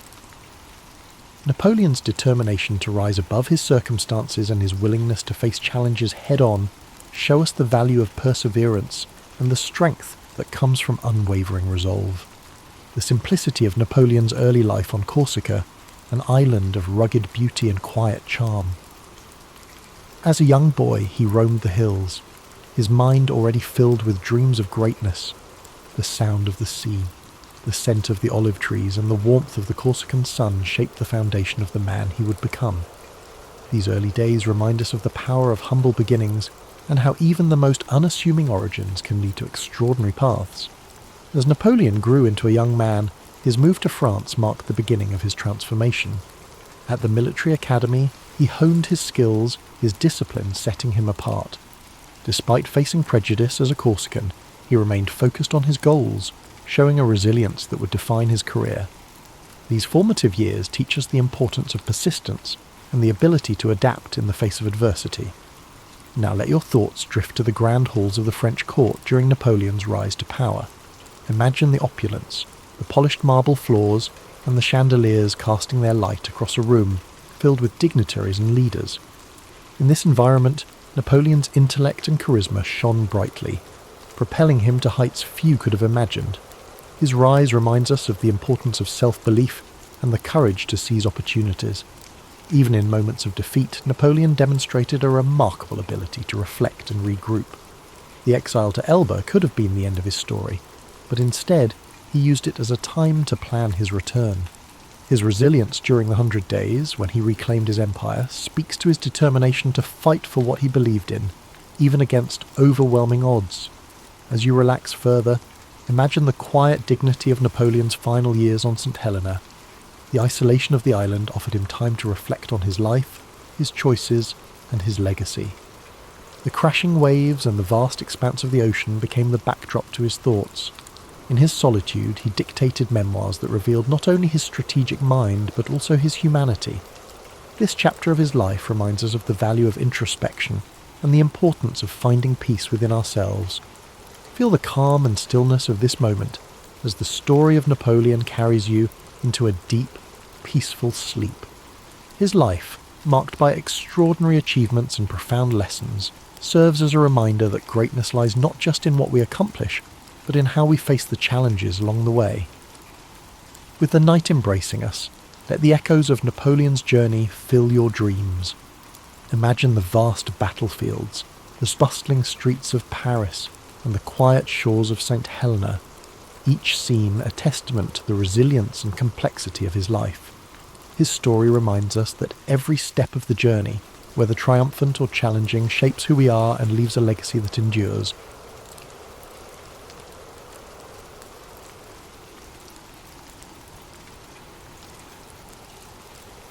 Born on January 4th, 1643, in Woolsthorpe, Lincolnshire, England, Isaac Newton arrived into the world during a time of great upheaval. The English Civil War was in full swing, and the country was caught between monarchies, republics, and revolution. But Newton's arrival wasn't anything extraordinary. He was born prematurely and was so small and fragile that his mother reportedly said he could have fit inside a small mug. In fact, it's said that Newton was not expected to survive his early days, yet he defied those odds, growing up to become one of the most influential figures in science and mathematics. As a child, Newton's family life was complicated. His father, also named Isaac Newton, passed away 3 months before he was born, leaving his mother, Hannah Ayscough, to raise him alone. Hannah remarried when Newton was 3 years old, and he was sent to live with his maternal grandmother, while his mother moved away with her new husband. This early separation from his mother would have a lasting impact on Newton's emotional development, leading to periods of intense loneliness throughout his life. Despite his emotional struggles, Newton's intellectual gifts began to shine early on. As a young boy, he attended the King's School in Grantham, where he was known for being solitary and deeply engrossed in his studies. In fact, he was not much of a socializer, preferring to read and experiment on his own. It was during these early school years that Newton began to show an aptitude for invention. One of his most famous childhood experiments was creating a small water clock using a round-bottomed flask, which was one of the earliest signs of his curiosity about the physical world. At the age of 12, Newton's mother brought him back to live with her and her new husband in Woolsthorpe. It was at this time that he began his education at Cambridge University, enrolling at Trinity College in 1661. Cambridge was a world away from the rural life Newton had known, but it would serve as the place where he began his extraordinary journey in the world of science. In the first few years at Cambridge, Newton was fascinated by the works of the great scholars of the time, particularly René Descartes, Galileo Galilei, and Johannes Kepler. These men had made groundbreaking contributions to mathematics, physics, and astronomy, and Newton was eager to learn from their ideas. He was particularly drawn to the study of mathematics and soon became obsessed with solving problems in geometry, algebra, and calculus. However, Newton's journey wasn't without its challenges. The world was entering a tumultuous period during Newton's years at Cambridge. The Great Plague of 1665 struck London, causing the university to close temporarily. Newton, like many others, returned home to Woolsthorpe. It was during this time away from Cambridge, in the isolation of the countryside, that Newton's mind truly began to flourish. This period, known as his Annus Mirabilis, or Year of Wonders, was when Newton made some of his most groundbreaking discoveries. He began to develop his theories on calculus, an entirely new field of mathematics that would allow him to understand the behaviour of motion and change. The concepts that would later shape his laws of motion and universal gravitation were born during these isolated months. He also worked on optics, conducting experiments with light and prisms, leading to his discovery that white light could be split into the colours of the rainbow. But perhaps the most famous story from this period is the one about the falling apple. According to legend, Newton was sitting in his garden in Woolsthorpe when he saw an apple fall from a tree. This simple observation sparked a profound question in his mind. Why did the apple fall straight down, rather than sideways or in some other direction? This moment of curiosity would lead him to formulate his law of universal gravitation, which states that every mass attracts every other mass in the universe with a force proportional to the product of their masses and inversely proportional to the square of the distance between them. Returning to Cambridge in 1667, Newton's reputation as a mathematician and physicist began to grow. He soon became a fellow at Trinity College, and over the next several years he began to refine his ideas. In 1687, he published his groundbreaking work, Philosophia Naturalis Principia Mathematica, or simply the Principia. In this book, Newton introduced his three laws of motion and the law of universal gravitation. These laws laid the foundation for classical mechanics and transformed the understanding of how the universe works.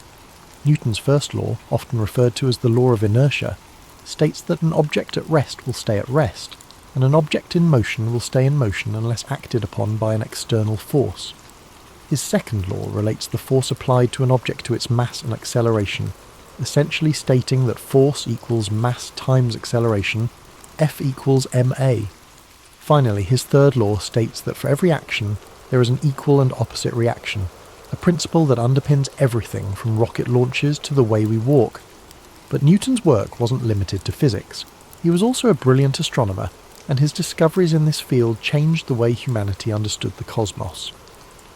Newton's work on gravity not only explained why apples fall, but also explained the motions of celestial bodies. He demonstrated that the same force of gravity that caused an apple to fall to the ground also governed the movements of the planets, moons, and even comets in the sky. This insight would influence the work of astronomers for centuries, most notably Albert Einstein, who built upon Newton's theories with his own theory of relativity. Despite his successes, Newton's personality and life were marked by intense rivalry, particularly with fellow scientist Robert Hooke. The two men clashed over several issues, including the nature of light and the development of calculus. In fact, Newton and Leibniz, a German mathematician, are both credited with independently developing calculus, and the dispute over who invented it first would dominate much of Newton's later life. Newton also faced personal struggles that overshadowed his professional achievements. He was known for his solitary and obsessive nature, often working for days on end without rest, sometimes even forgetting to eat or sleep. He had few close relationships, and his social interactions were limited. He also struggled with periods of paranoia, especially concerning his rivals. Despite all his success, it's said that Newton didn't feel truly content in his later years. As he aged, Newton also grew increasingly involved in the administrative aspects of science. He served as the president of the Royal Society and was a member of Parliament for a time, though he rarely spoke during his time in government. In his final years, Newton turned his attention to alchemy and religious studies, subjects that are less well known but were still important to him. He wrote extensively on biblical chronology and alchemical theories, though these writings were largely unpublished during his lifetime. Isaac Newton died on March 31st, 1727, at the age of 84. He was buried in Westminster Abbey, a fitting tribute to a man whose work had fundamentally shaped the world. His tomb, inscribed with a Latin epitaph, honours the incredible mind that unlocked the secrets of the universe. Newton's legacy endures to this day, not only in the fields of mathematics and physics, but also in the very way we understand the natural world. The laws he formulated are still used to this day in everything from engineering to space exploration. His work laid the foundation for much of modern science, and his name has become synonymous with genius. As we reflect on Newton's life, it's clear that his work didn't just influence his own time, but it has rippled through history, shaping the way we understand the universe. But Newton's legacy wasn't built in a vacuum. His ideas were, in part, shaped by the scientific revolution that was unfolding during his lifetime. His works on calculus, light, and gravity weren't just products of his brilliance, but also of a changing world eager for new ways of thinking. In fact, Newton's time at Cambridge was also a time of profound intellectual transformation. The scientific revolution, which had been set in motion by figures like Copernicus, Galileo, and Kepler, was gathering speed. These thinkers had dared to challenge long-held beliefs about the universe, shifting the focus from a geocentric model, where the Earth was the centre of everything, to a heliocentric one, where the Sun was at the centre of the universe. It was within this context that Newton's work on gravity and the laws of motion became revolutionary. He unified the heavens and the Earth under one set of physical laws. Newton's ability to integrate ideas from multiple disciplines, mathematics, physics, and astronomy, was a key element of his genius. But beyond his academic work, Newton's intense focus on his studies meant that he led a life of relative isolation. He never married and had very few close personal relationships. Some say he was a man of great emotional depth, but that his intellectual pursuits often overshadowed his ability to connect with others on a more personal level. It's also worth noting that Newton's work wasn't always received with open arms. His ideas, especially his theories about light and colour, were met with scepticism by some of his contemporaries. Notably, Robert Hooke, an English scientist, became one of Newton's fiercest critics. Hooke's contributions to the understanding of light and elasticity were significant, but Newton's more developed ideas on optics put him in direct conflict with Hooke, creating a rivalry that would last for many years. Newton's battle for intellectual supremacy didn't end there. His dispute with Gottfried Wilhelm Leibniz over the invention of calculus was one of the most bitter and drawn-out academic feuds in history. Both men independently developed the theory of calculus, and the ensuing conflict over who deserved credit for it led to years of acrimony. The battle was not just personal, it had a significant impact on the development of mathematics in Europe. Despite these controversies, Newton's work would ultimately be validated by history. By the time of his death in 1727, he had already established himself as one of the foremost intellectual figures of the Western world. His contributions to mathematics, physics, and astronomy became foundational to the development of modern science, and his Principia is still considered one of the greatest works ever published in the history of science. Now, when we think about Newton's lasting legacy, we cannot overlook the sheer scale of his influence on the way we live today. His laws of motion and the law of universal gravitation are still applied in everything from engineering to space exploration. The space missions that carry astronauts and satellites into orbit rely heavily on Newton's work. The trajectory calculations used to send spacecraft to distant planets, such as the Mars rovers, are based on his principles. His equations have been the bedrock upon which countless scientific advancements have been built.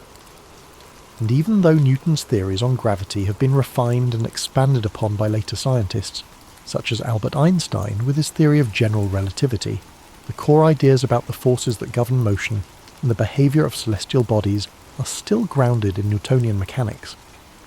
In a sense, Newton's work provides the framework within which later theories are tested and developed. In addition to his scientific contributions, Newton's influence extended into philosophy, religion, and even the political sphere. As president of the Royal Society, he played a significant role in shaping the direction of scientific research in England. Newton's work helped elevate science to a position of great prestige, laying the groundwork for the Enlightenment, a period in history marked by an emphasis on reason, logic, and scientific inquiry. But despite his global fame, Newton remained a man of contradictions. He was intensely private and could be quite bitter towards those who challenged his ideas. He was known to be secretive, often withholding his work until he felt it was perfect, and sometimes even to the point of being paranoid about rivals. There are stories of him working for days on end without sleep, consumed by his theories, losing touch with reality. This obsessive nature also manifested in his work on alchemy and biblical chronology, fields which seem unrelated to his scientific work but were important to him nonetheless. His pursuit of alchemy, for instance, is one of the lesser-known aspects of his life. Alchemy, an ancient practice that combined elements of chemistry, metallurgy, and mystical thought, was a passion of Newton's. He wrote hundreds of thousands of words on the subject, but his alchemical works remained largely unpublished during his lifetime. It's said that he viewed the pursuit of alchemy as a way to unlock deeper truths about the universe, but this side of his personality was overshadowed by his more well-known scientific work. In the realm of religion, Newton spent considerable time studying the Bible, attempting to decode its messages and understand the natural world through a spiritual lens. While many of his contemporaries were devoutly religious, Newton's religious views were a mix of traditional Christianity and personal, unorthodox beliefs. He believed that the natural world was a reflection of God's design, and that studying the laws of nature was a way to understand the divine order of the universe. Newton's later years were marked by a mixture of public service and intense personal reflection. After spending much of his life in academia, Newton was appointed Warden of the Royal Mint in 1696, where he was tasked with reforming England's coinage system. His work in this role was diligent and successful, and he eventually became Master of the Mint, overseeing the minting of all the country's coins. This role added a new layer to Newton's legacy, proving that his skills extended beyond the academic world into the practical affairs of state. When Isaac Newton passed away in 1727, he left behind a legacy that would change the world forever. He had transformed our understanding of the physical universe and set the stage for centuries of scientific progress. His discoveries continue to be celebrated and studied to this day, with his laws of motion and universal gravitation forming the backbone of much of modern physics and engineering. Today, we remember Newton not just as a scientist, but as a symbol of human curiosity and determination. He was a man who sought to understand the fundamental laws of nature, and in doing so, changed the way humanity sees the world. His story is a reminder that one person, no matter how humble their beginnings, can leave an indelible mark on history. As we draw this exploration of Isaac Newton's life to a close, it's important to reflect on the profound impact he has had on the world we live in today. Though centuries have passed since his death, his contributions continue to shape our understanding of the universe. One of the most remarkable aspects of Newton's legacy is how his theories laid the groundwork for much of modern science. His laws of motion, for example, are still foundational to fields like engineering, aerospace, and robotics. Every time a rocket is launched into space, scientists and engineers rely on Newton's understanding of forces and motion to chart its course. His ideas allow us to send satellites to orbit, predict the trajectory of asteroids, and calculate the velocity of objects moving at incredible speeds. Without his work, our modern technological advancements, especially in fields like space exploration, would not have been possible. Even beyond physics, Newton's influence extends to a variety of other disciplines. His work in mathematics led to the development of calculus, a tool that's now used in everything from economics to medicine. Calculus is indispensable in understanding rates of change, making it essential in fields like biology, chemistry, and even social sciences. It's amazing to think that these equations, developed over 3 centuries ago, are still used by scientists, mathematicians and economists to solve real-world problems. Newton's discoveries about light and optics too paved the way for our modern understanding of vision, colour, and even the development of technologies like telescopes and microscopes. His experiments with prisms demonstrated that light is made up of different colours, fundamentally changing our approach to the study of light waves. His theories on optics played a key role in the development of modern physics, and they still inform cutting-edge research in areas like quantum mechanics and wave theory. But Newton's influence isn't confined to the realm of science and mathematics. His work in establishing a more rigorous, methodical approach to inquiry laid the foundations for the scientific method we rely on today. The idea that the universe operates according to predictable, natural laws that can be understood through observation, experimentation, and reasoning is something we take for granted now, but it was revolutionary in Newton's time. We can also see Newton's impact in the way we approach intellectual problems. His relentless drive to solve complex questions, his commitment to challenging the status quo, and his deep curiosity about the world around him have inspired countless individuals throughout history. Newton's life serves as a reminder that sometimes the pursuit of knowledge requires patience, perseverance, and an unshakable belief that there are answers to be found. Yet, for all of his groundbreaking discoveries, Newton's life was far from perfect. He lived in an era that was often hostile to new ideas, and his own struggles with isolation and personal conflict are a testament to the challenges that even the greatest minds face. Newton was deeply introspective, sometimes to the point of obsession. He had a tendency to push people away, focusing all his energy on his work, which left him with few close relationships. Even in his personal life, Newton found that achieving greatness often came at the cost of emotional fulfillment. In many ways, though, Newton's journey can offer us comfort. His story reminds us that greatness is not always defined by ease or popularity. Sometimes, it's the quiet, solitary pursuit of understanding that leads to the most profound discoveries. Newton's legacy teaches us that the road to success is often winding and full of obstacles, but those who stay dedicated to their vision can leave a mark on history. As you reflect on Newton's life tonight, consider how his story connects to your own. We all have our own struggles, and sometimes the world may not understand us right away. But like Newton, we can find solace in our curiosity and passion. We may not discover the laws of motion or unlock the secrets of the cosmos, but we all have something to contribute to the world in our own unique way. And just like Newton, we must embrace the process of discovery, whether it's scientific, personal, or emotional. Every question we ask, every challenge we face, is part of a larger journey, one that connects us to the great minds who have shaped history and the ones who will come after us.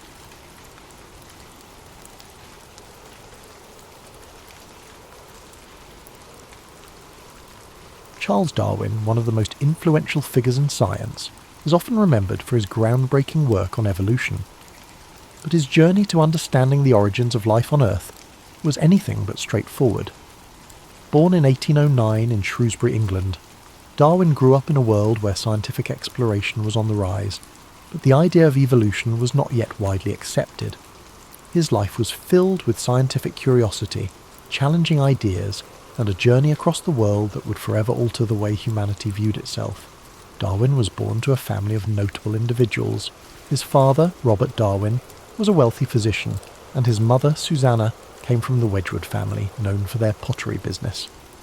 Tragically, Darwin's mother passed away when he was just 8 years old, leaving a profound impact on him. His father, who had high hopes for him to follow in his footsteps as a physician, sent him to medical school at the University of Edinburgh when he was 16. But Darwin's interests lay elsewhere. He found the practice of medicine distasteful, particularly surgery, which he thought was barbaric. But it wasn't just medicine that failed to capture his imagination. It was the traditional academic curriculum. Instead, Darwin was drawn to the natural sciences, particularly geology and biology, subjects that were not typically emphasized in the medical field. He would spend his free time collecting specimens and studying the natural world around him. However, despite his deepening passion for natural history, Darwin did not excel in his medical studies. His father, frustrated with his son's lack of progress, sent him to Christ's College in Cambridge, hoping that he might find a new direction in life. It was there that Darwin's fascination with natural history truly took off.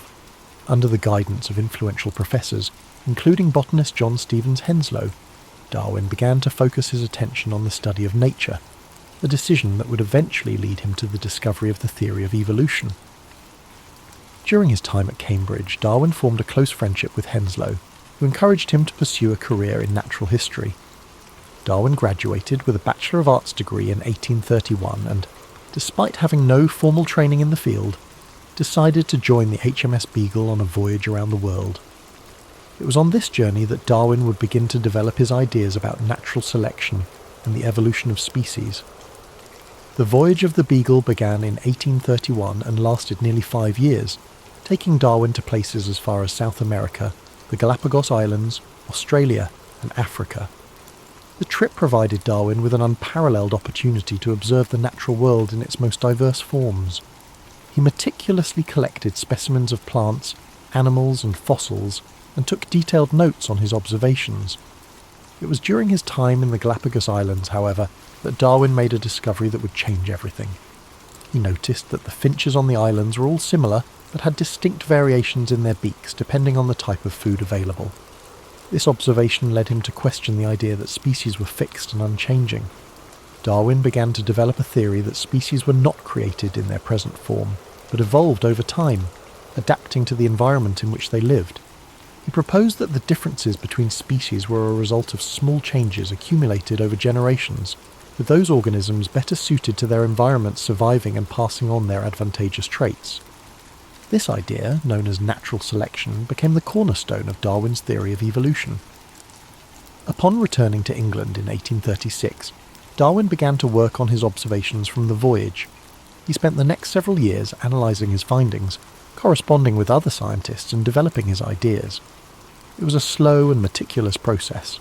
He was reluctant to publish his ideas, knowing that they would be controversial. The scientific and religious communities of the time were heavily invested in the idea of creationism, the belief that life was created by a divine being in its present form.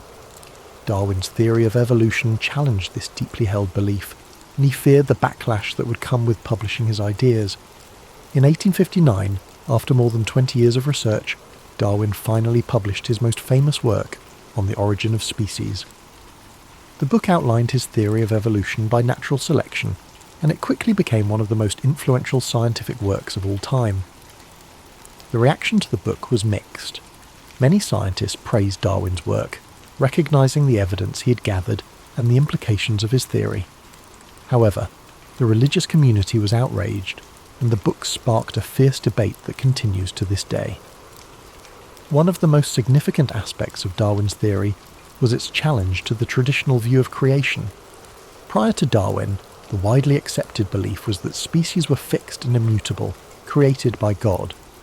Darwin's theory of natural selection suggested that species could change over time, and that all life on Earth shared a common ancestry. This idea was revolutionary, and it provided a scientific explanation for the diversity of life on Earth that did not rely on divine intervention. Despite the controversy surrounding his work, Darwin continued to defend his theory and expand upon it throughout his life.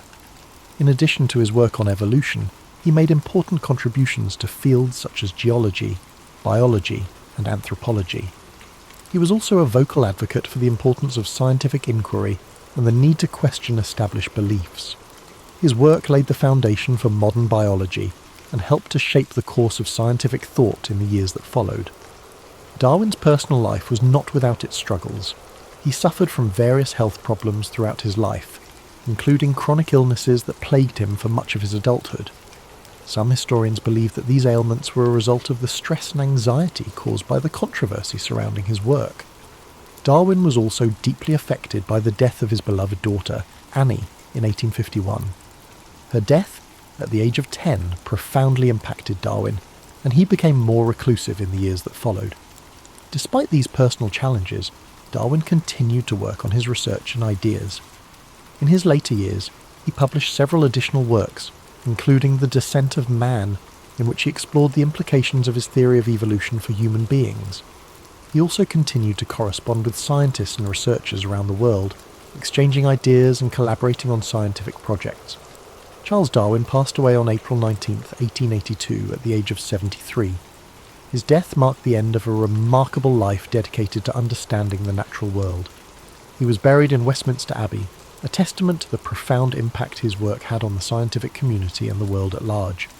His theory of evolution by natural selection continues to shape our understanding of biology, genetics, and the history of life on Earth. Though Darwin's ideas were controversial in his time, they have since become widely accepted and have fundamentally altered the way we view the natural world. His work has influenced generations of scientists, philosophers, and thinkers, and his legacy continues to live on today. Charles Darwin may not have had all the answers, but his relentless curiosity and dedication to scientific inquiry have left an indelible mark on human history. As we reflect on the profound impact of Darwin's life and work, it's important to consider not only his scientific contributions, but also the broader implications his ideas had on society. Darwin's theory of evolution challenged not just the scientific community, but also deeply held beliefs about human existence, our place in the world, and the origins of life itself. At the time Darwin published On the Origin of Species, the idea of evolution was not new. The concept had been suggested by other thinkers before him, such as Jean-Baptiste Lamarck and Alfred Russel Wallace. However, it was Darwin who provided the most compelling evidence and a cohesive theory of how evolution occurred, through natural selection. His work brought together ideas from various fields of biology, geology, and paleontology, making a case for evolution that was based on observable evidence, rather than conjecture or religious dogma. While the controversy surrounding Darwin's ideas was significant in his time, it's also important to understand how these ideas influenced the course of modern science. Today, the theory of evolution is a cornerstone of biology, and its principles apply to everything from genetics and genetics-based medicine to the study of animal behavior and the environment. Evolution has shaped how scientists understand the relationships between species, the mechanisms of genetic inheritance, and the patterns of life on Earth. But Darwin's influence extends far beyond biology. His ideas have left an indelible mark on philosophy, ethics, and even social sciences. For instance, Darwin's theory of natural selection has had a significant impact on discussions around human nature and society. His ideas were taken up by social theorists like Herbert Spencer, who coined the term survival of the fittest, though it's important to note that Darwin himself never used this term in relation to human society. In the years following the publication of On the Origin of Species, Darwin's ideas became increasingly important in various fields. The study of genetics, which would come to prominence in the early 20th century, provided further support for Darwin's ideas, as it became clear that inheritance patterns followed the principles of evolution. Additionally, the study of fossils and ancient life forms revealed a more complex and nuanced picture of the history of life on Earth, further validating Darwin's theory. However, despite the acceptance of Darwin's theory among the scientific community, challenges to his work have remained. One of the most enduring debates centres on the concept of human evolution. While the evidence for evolution among animals is overwhelming, questions about the specifics of human evolution, particularly the origins of human consciousness, continue to be explored and debated by scientists. While Darwin may never have fully anticipated the extent of his impact, his work laid the groundwork for numerous scientific advancements in the 19th, 20th, and 21st centuries. His life serves as a reminder of the power of curiosity and the importance of asking bold questions, no matter how challenging the answers may be. As we continue to advance our understanding of life on Earth, Darwin's legacy continues to inspire new generations of scientists to think critically, explore deeply, and challenge established norms. Darwin's work was not without its personal struggles, as we have mentioned. His health issues, combined with the weight of the controversies surrounding his ideas, made his life difficult at times. Yet, his perseverance in the face of these challenges is something that stands as a testament to his dedication to science. Darwin's story reminds us that even in the face of opposition, persistence and a commitment to truth can lead to monumental discoveries that change the world. Looking at Darwin's life, it's clear that scientific discovery is not a lone pursuit. While Darwin's genius played a pivotal role in shaping his ideas, he was not working in isolation. He exchanged ideas with other thinkers, and his work was built upon the contributions of countless others, from the fossil discoveries of Georges Cuvier to the evolutionary ideas of Lamarck and Wallace. Darwin's theory of evolution by natural selection was a product of collaboration and cumulative knowledge. His ability to synthesize diverse information into a comprehensive theory is part of what makes his work so enduring. As we think about the life of Charles Darwin, it's helpful to consider how his legacy continues to shape the way we view the world. The theory of evolution is more than just a scientific idea. It's a lens through which we can understand the complexity and interconnectedness of life. From the smallest microbes to the most complex animals, the principles of evolution offer us insight into the forces that have shaped life on Earth. And as we relax, letting these thoughts wash over us, it's also worth remembering that Darwin's journey was not just about intellectual achievement, it was also about a lifelong pursuit of understanding the natural world, a curiosity that led him to travel to remote corners of the world, observe the diversity of life, and contemplate the profound questions about existence that we all share. In the end, Charles Darwin's story is a reminder that the quest for knowledge is a never-ending journey, and that even the most revolutionary ideas come from a deep sense of wonder and exploration. His life encourages us to question, to observe, and to appreciate the mysteries of the natural world, all while being open to new ideas that challenge the status quo.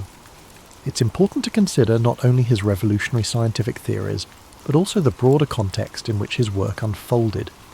Darwin lived in a time of significant social, political, and intellectual change, and his ideas both reflected and contributed to these shifts.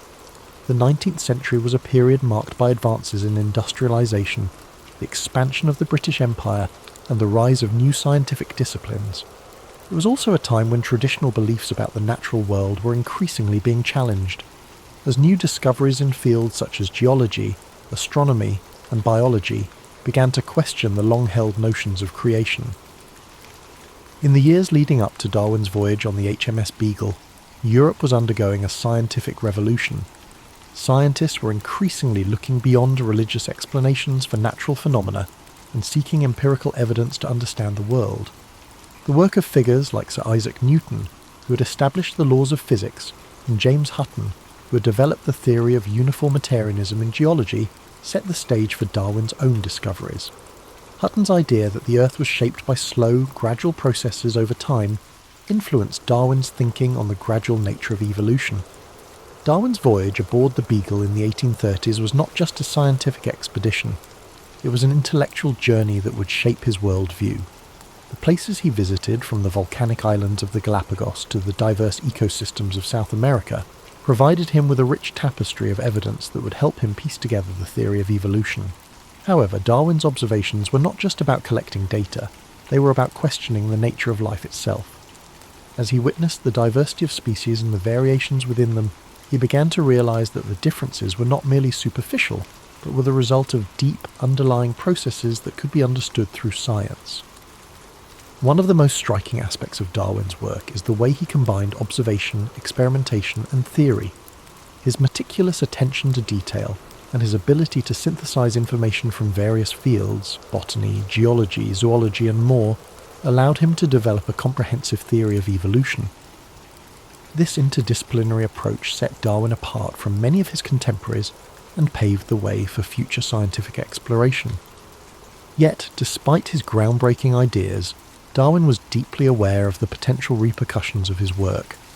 He knew that the implications of his theory would challenge not only the scientific community, but also the broader cultural and religious views of the time. Darwin was not the first to suggest that species might evolve over time. Lamarck had proposed an early theory of evolution, and Wallace had arrived at similar conclusions independently. However, Darwin's theory of natural selection was different, because it provided a mechanism for how evolution occurred.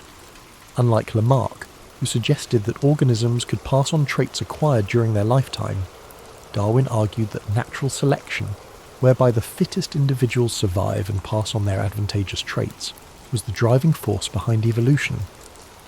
Darwin's caution in publishing his ideas is often noted by historians. He spent more than 2 decades refining his theory before releasing On the Origin of Species, in part due to the anticipated backlash. When the book was finally published in 1859, it created a storm of controversy. While many scientists, particularly those in the emerging fields of genetics and paleontology, quickly embraced Darwin's ideas, the religious community vehemently opposed them. The idea that humans were not created in the image of God but were instead the result of a long process of natural selection was, and still is, a deeply contentious issue. This opposition did not deter Darwin, though. He continued to defend his ideas and engage in public debates, ultimately cementing his place as one of the most influential scientists in history. One of the reasons Darwin's theory has remained so influential is its ability to explain the complexity of life in a coherent and scientifically rigorous manner.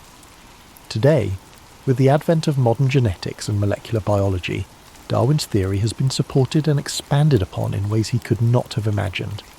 The discovery of DNA and the understanding of genetic inheritance have provided a detailed mechanism for how traits are passed down through generations, supporting the concept of natural selection. In this way, Darwin's ideas have stood the test of time, evolving alongside new discoveries and technologies. Yet, despite the overwhelming evidence supporting Darwin's theory, there are still those who continue to reject it. The debate over evolution remains one of the most contentious issues in modern society, particularly in the United States, where creationism and intelligent design are still promoted by some as alternatives to the theory of evolution. This ongoing debate highlights the intersection of science, religion, and education, and underscores the enduring power of Darwin's ideas to spark discussion and challenge existing beliefs. As we consider Darwin's impact, it's also important to recognise the personal sacrifices he made for his work. His health, which had always been fragile, deteriorated further in the years following his publication of On the Origin of Species. Some historians suggest that Darwin's chronic illnesses were exacerbated by the stress of the intense public scrutiny and the isolation he felt from his scientific peers. In addition, the death of his daughter Annie, whom he was very close to, left him devastated and further deepened his reclusiveness. Darwin spent the remaining years of his life largely withdrawn from public life, focusing on his research and writing. Yet even in his seclusion, he continued to contribute to the scientific community, publishing additional works, including The Descent of Man, which applied his theory of evolution to human beings. Darwin's contributions to science were not limited to his work on evolution. He also made important discoveries in the fields of geology, plant biology, and zoology. His observations on the geology of the Beagle's voyage contributed to the development of uniformitarianism, the idea that the Earth's features were shaped by slow, continuous processes. His studies of barnacles and the fertilization of orchids also provided valuable insights into the world of natural history. Today, Charles Darwin is regarded as one of the most important figures in the history of science. His work has influenced fields ranging from biology and genetics to psychology, anthropology, and even philosophy. His legacy extends beyond his scientific contributions. However, Darwin's life is a testament to the power of curiosity, persistence, and critical thinking. It reminds us that even in the face of doubt and controversy, it is often the most challenging questions that lead to the greatest discoveries. As we close the story of Charles Darwin, we can take a moment to reflect on his journey, not just as a scientist, but as a person who dedicated his life to understanding the mysteries of the natural world. His work has changed the way we view life on Earth, and has opened up new avenues of inquiry that continue to shape our understanding of the world around us.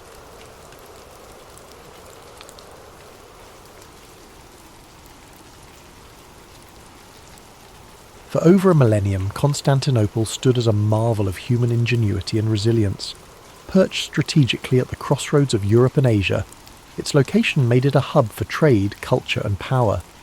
The city's imposing walls, originally constructed by Emperor Theodosius II in the 5th century, were considered nearly impregnable.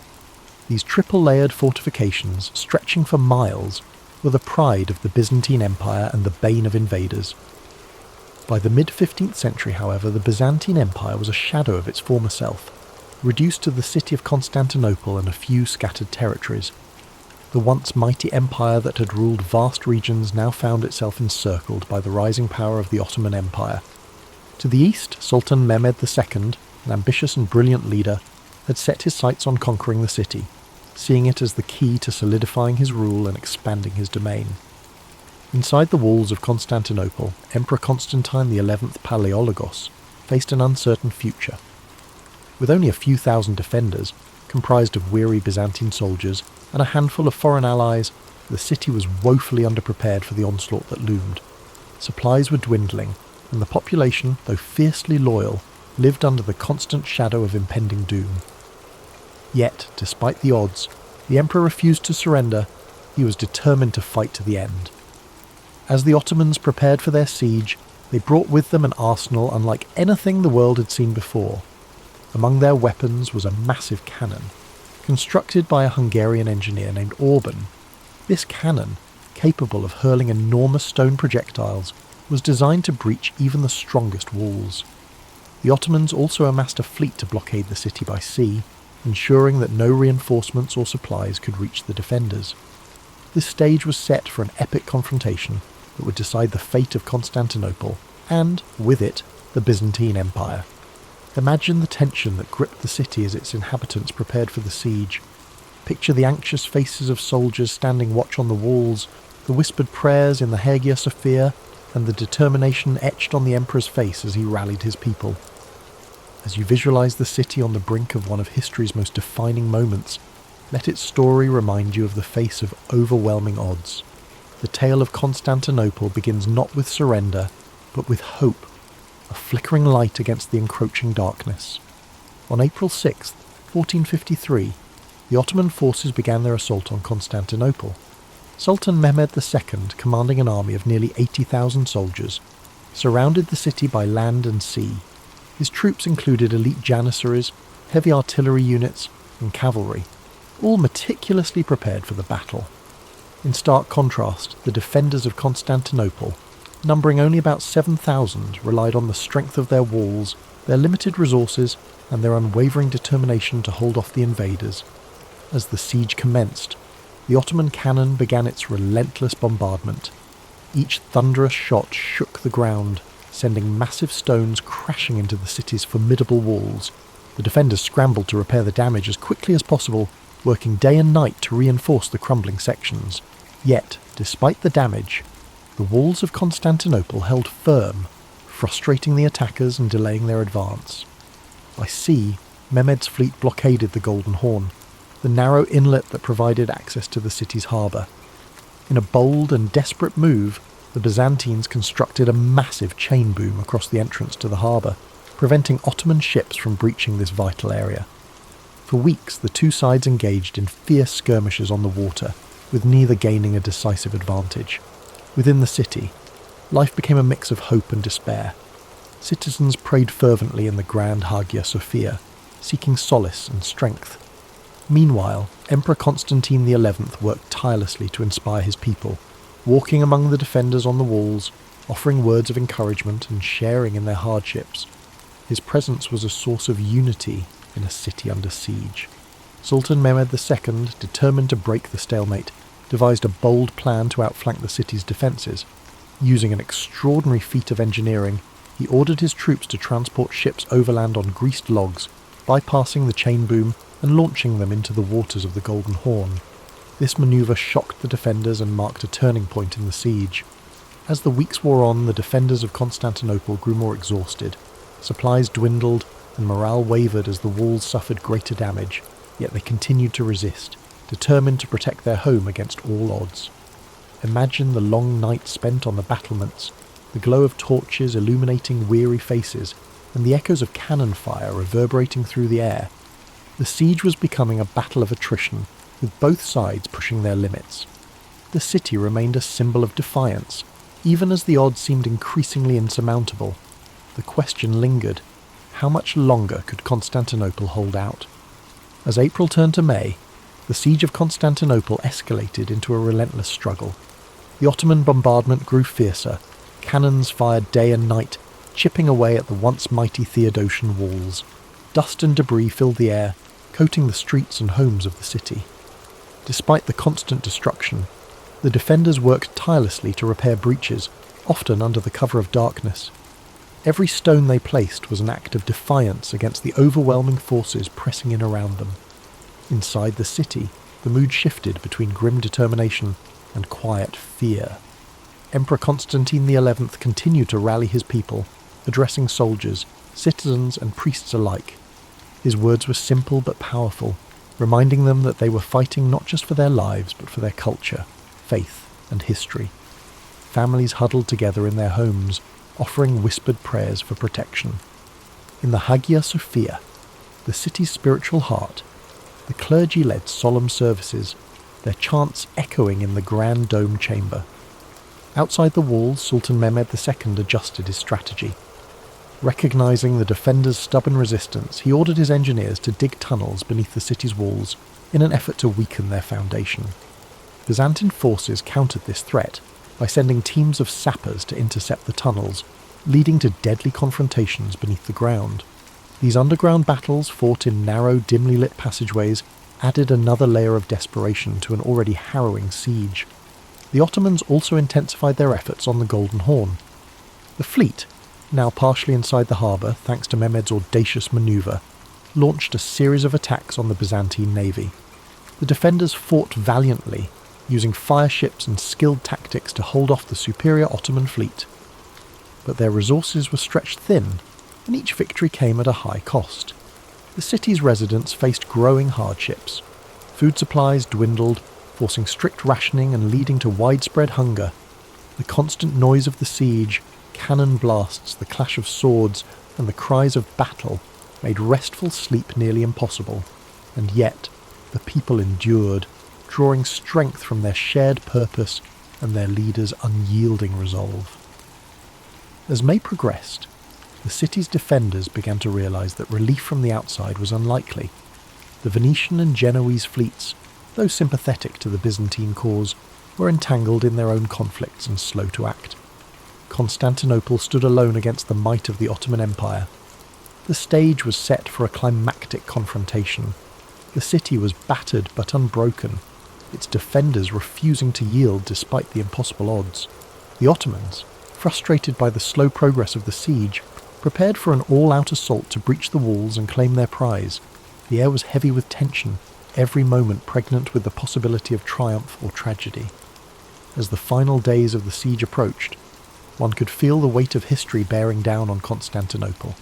The city's fate hung in the balance, and the world watched, waiting to see how this epic struggle would end. Yet as the cannon blasts faded into the distance and the days turned into long, quiet nights, imagine the peaceful stillness settling over the defenders of the city.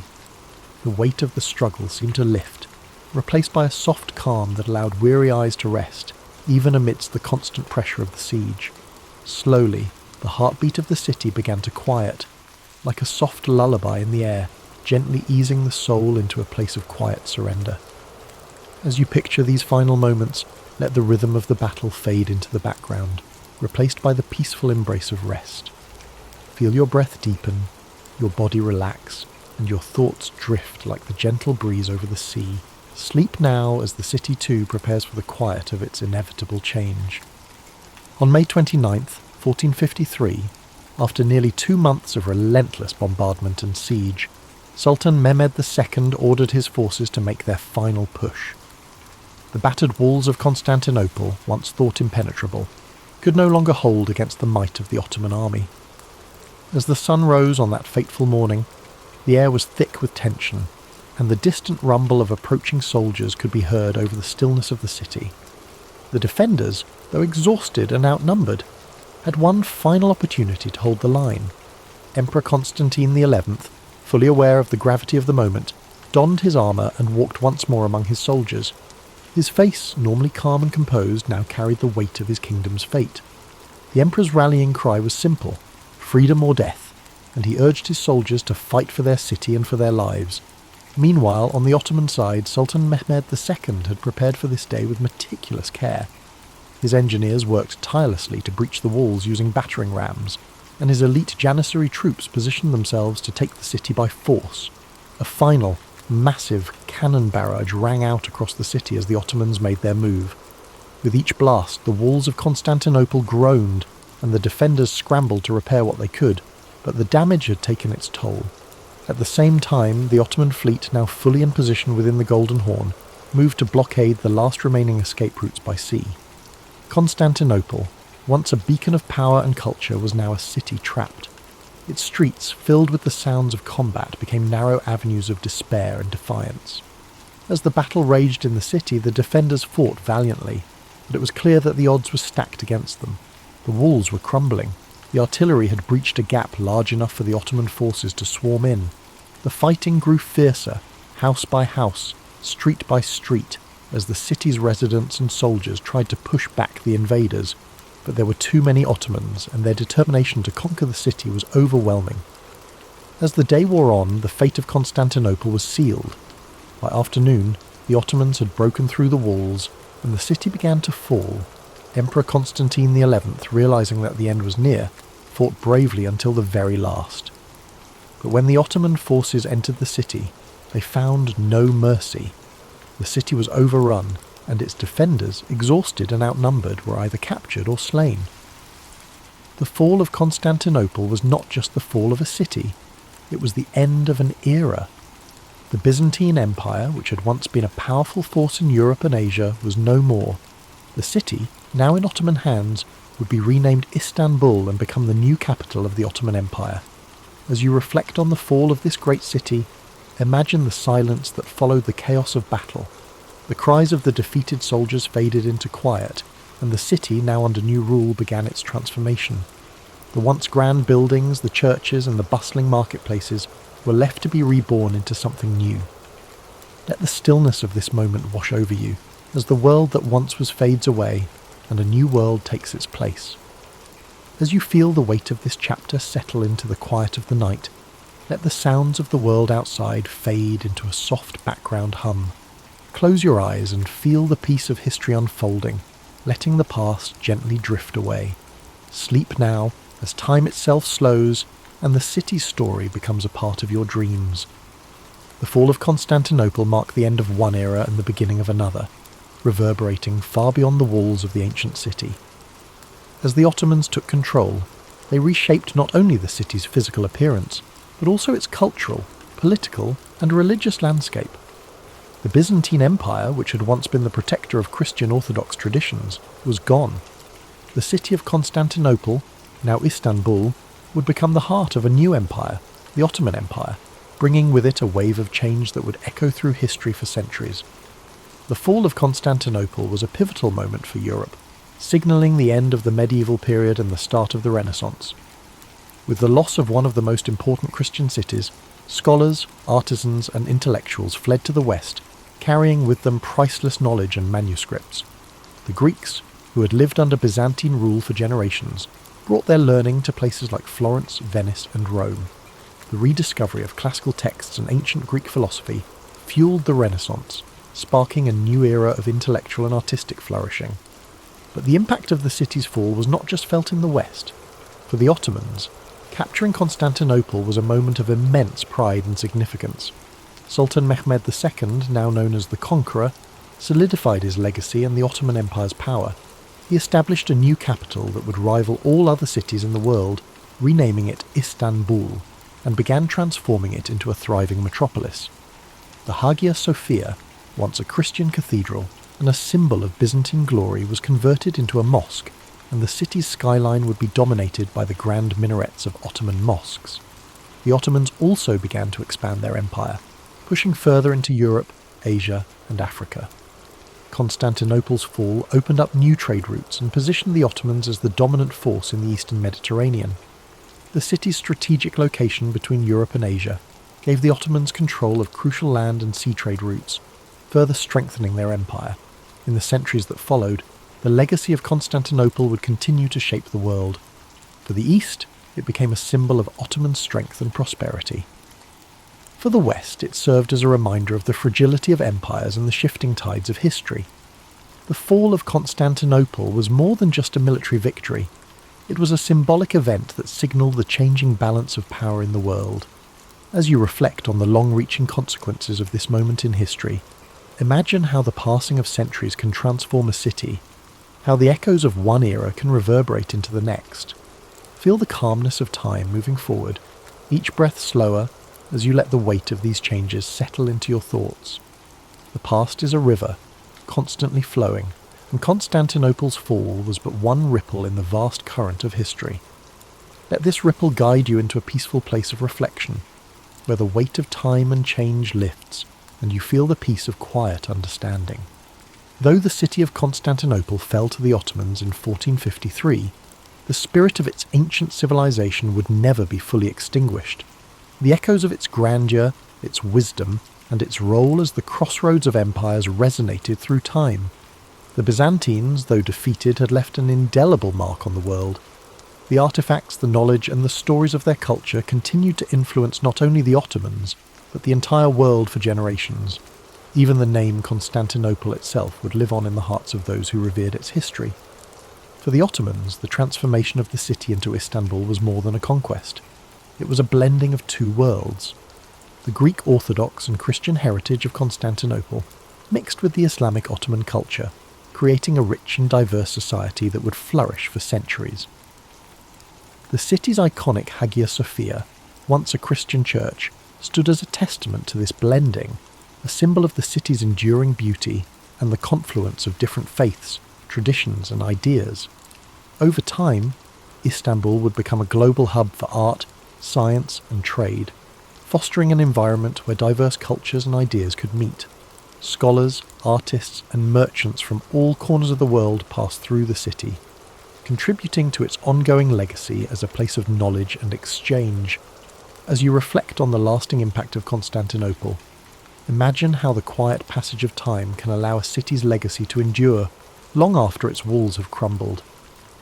The stories of Constantinople's rise, its cultural riches, and its eventual fall are woven into the fabric of history. And just as the city evolved, so did the stories of the people who lived there, stories that still inspire awe and contemplation today. Now, as the quiet night settles in, let yourself be carried away by the soft waves of time. The distant sounds of the past are now mere whispers in the night, fading into a calm silence. The story of Constantinople, its rise and fall, and its everlasting influence now rests softly in the back of your mind. Allow this story to guide you into a deep and peaceful rest, where the weight of history lifts and only the soothing silence remains.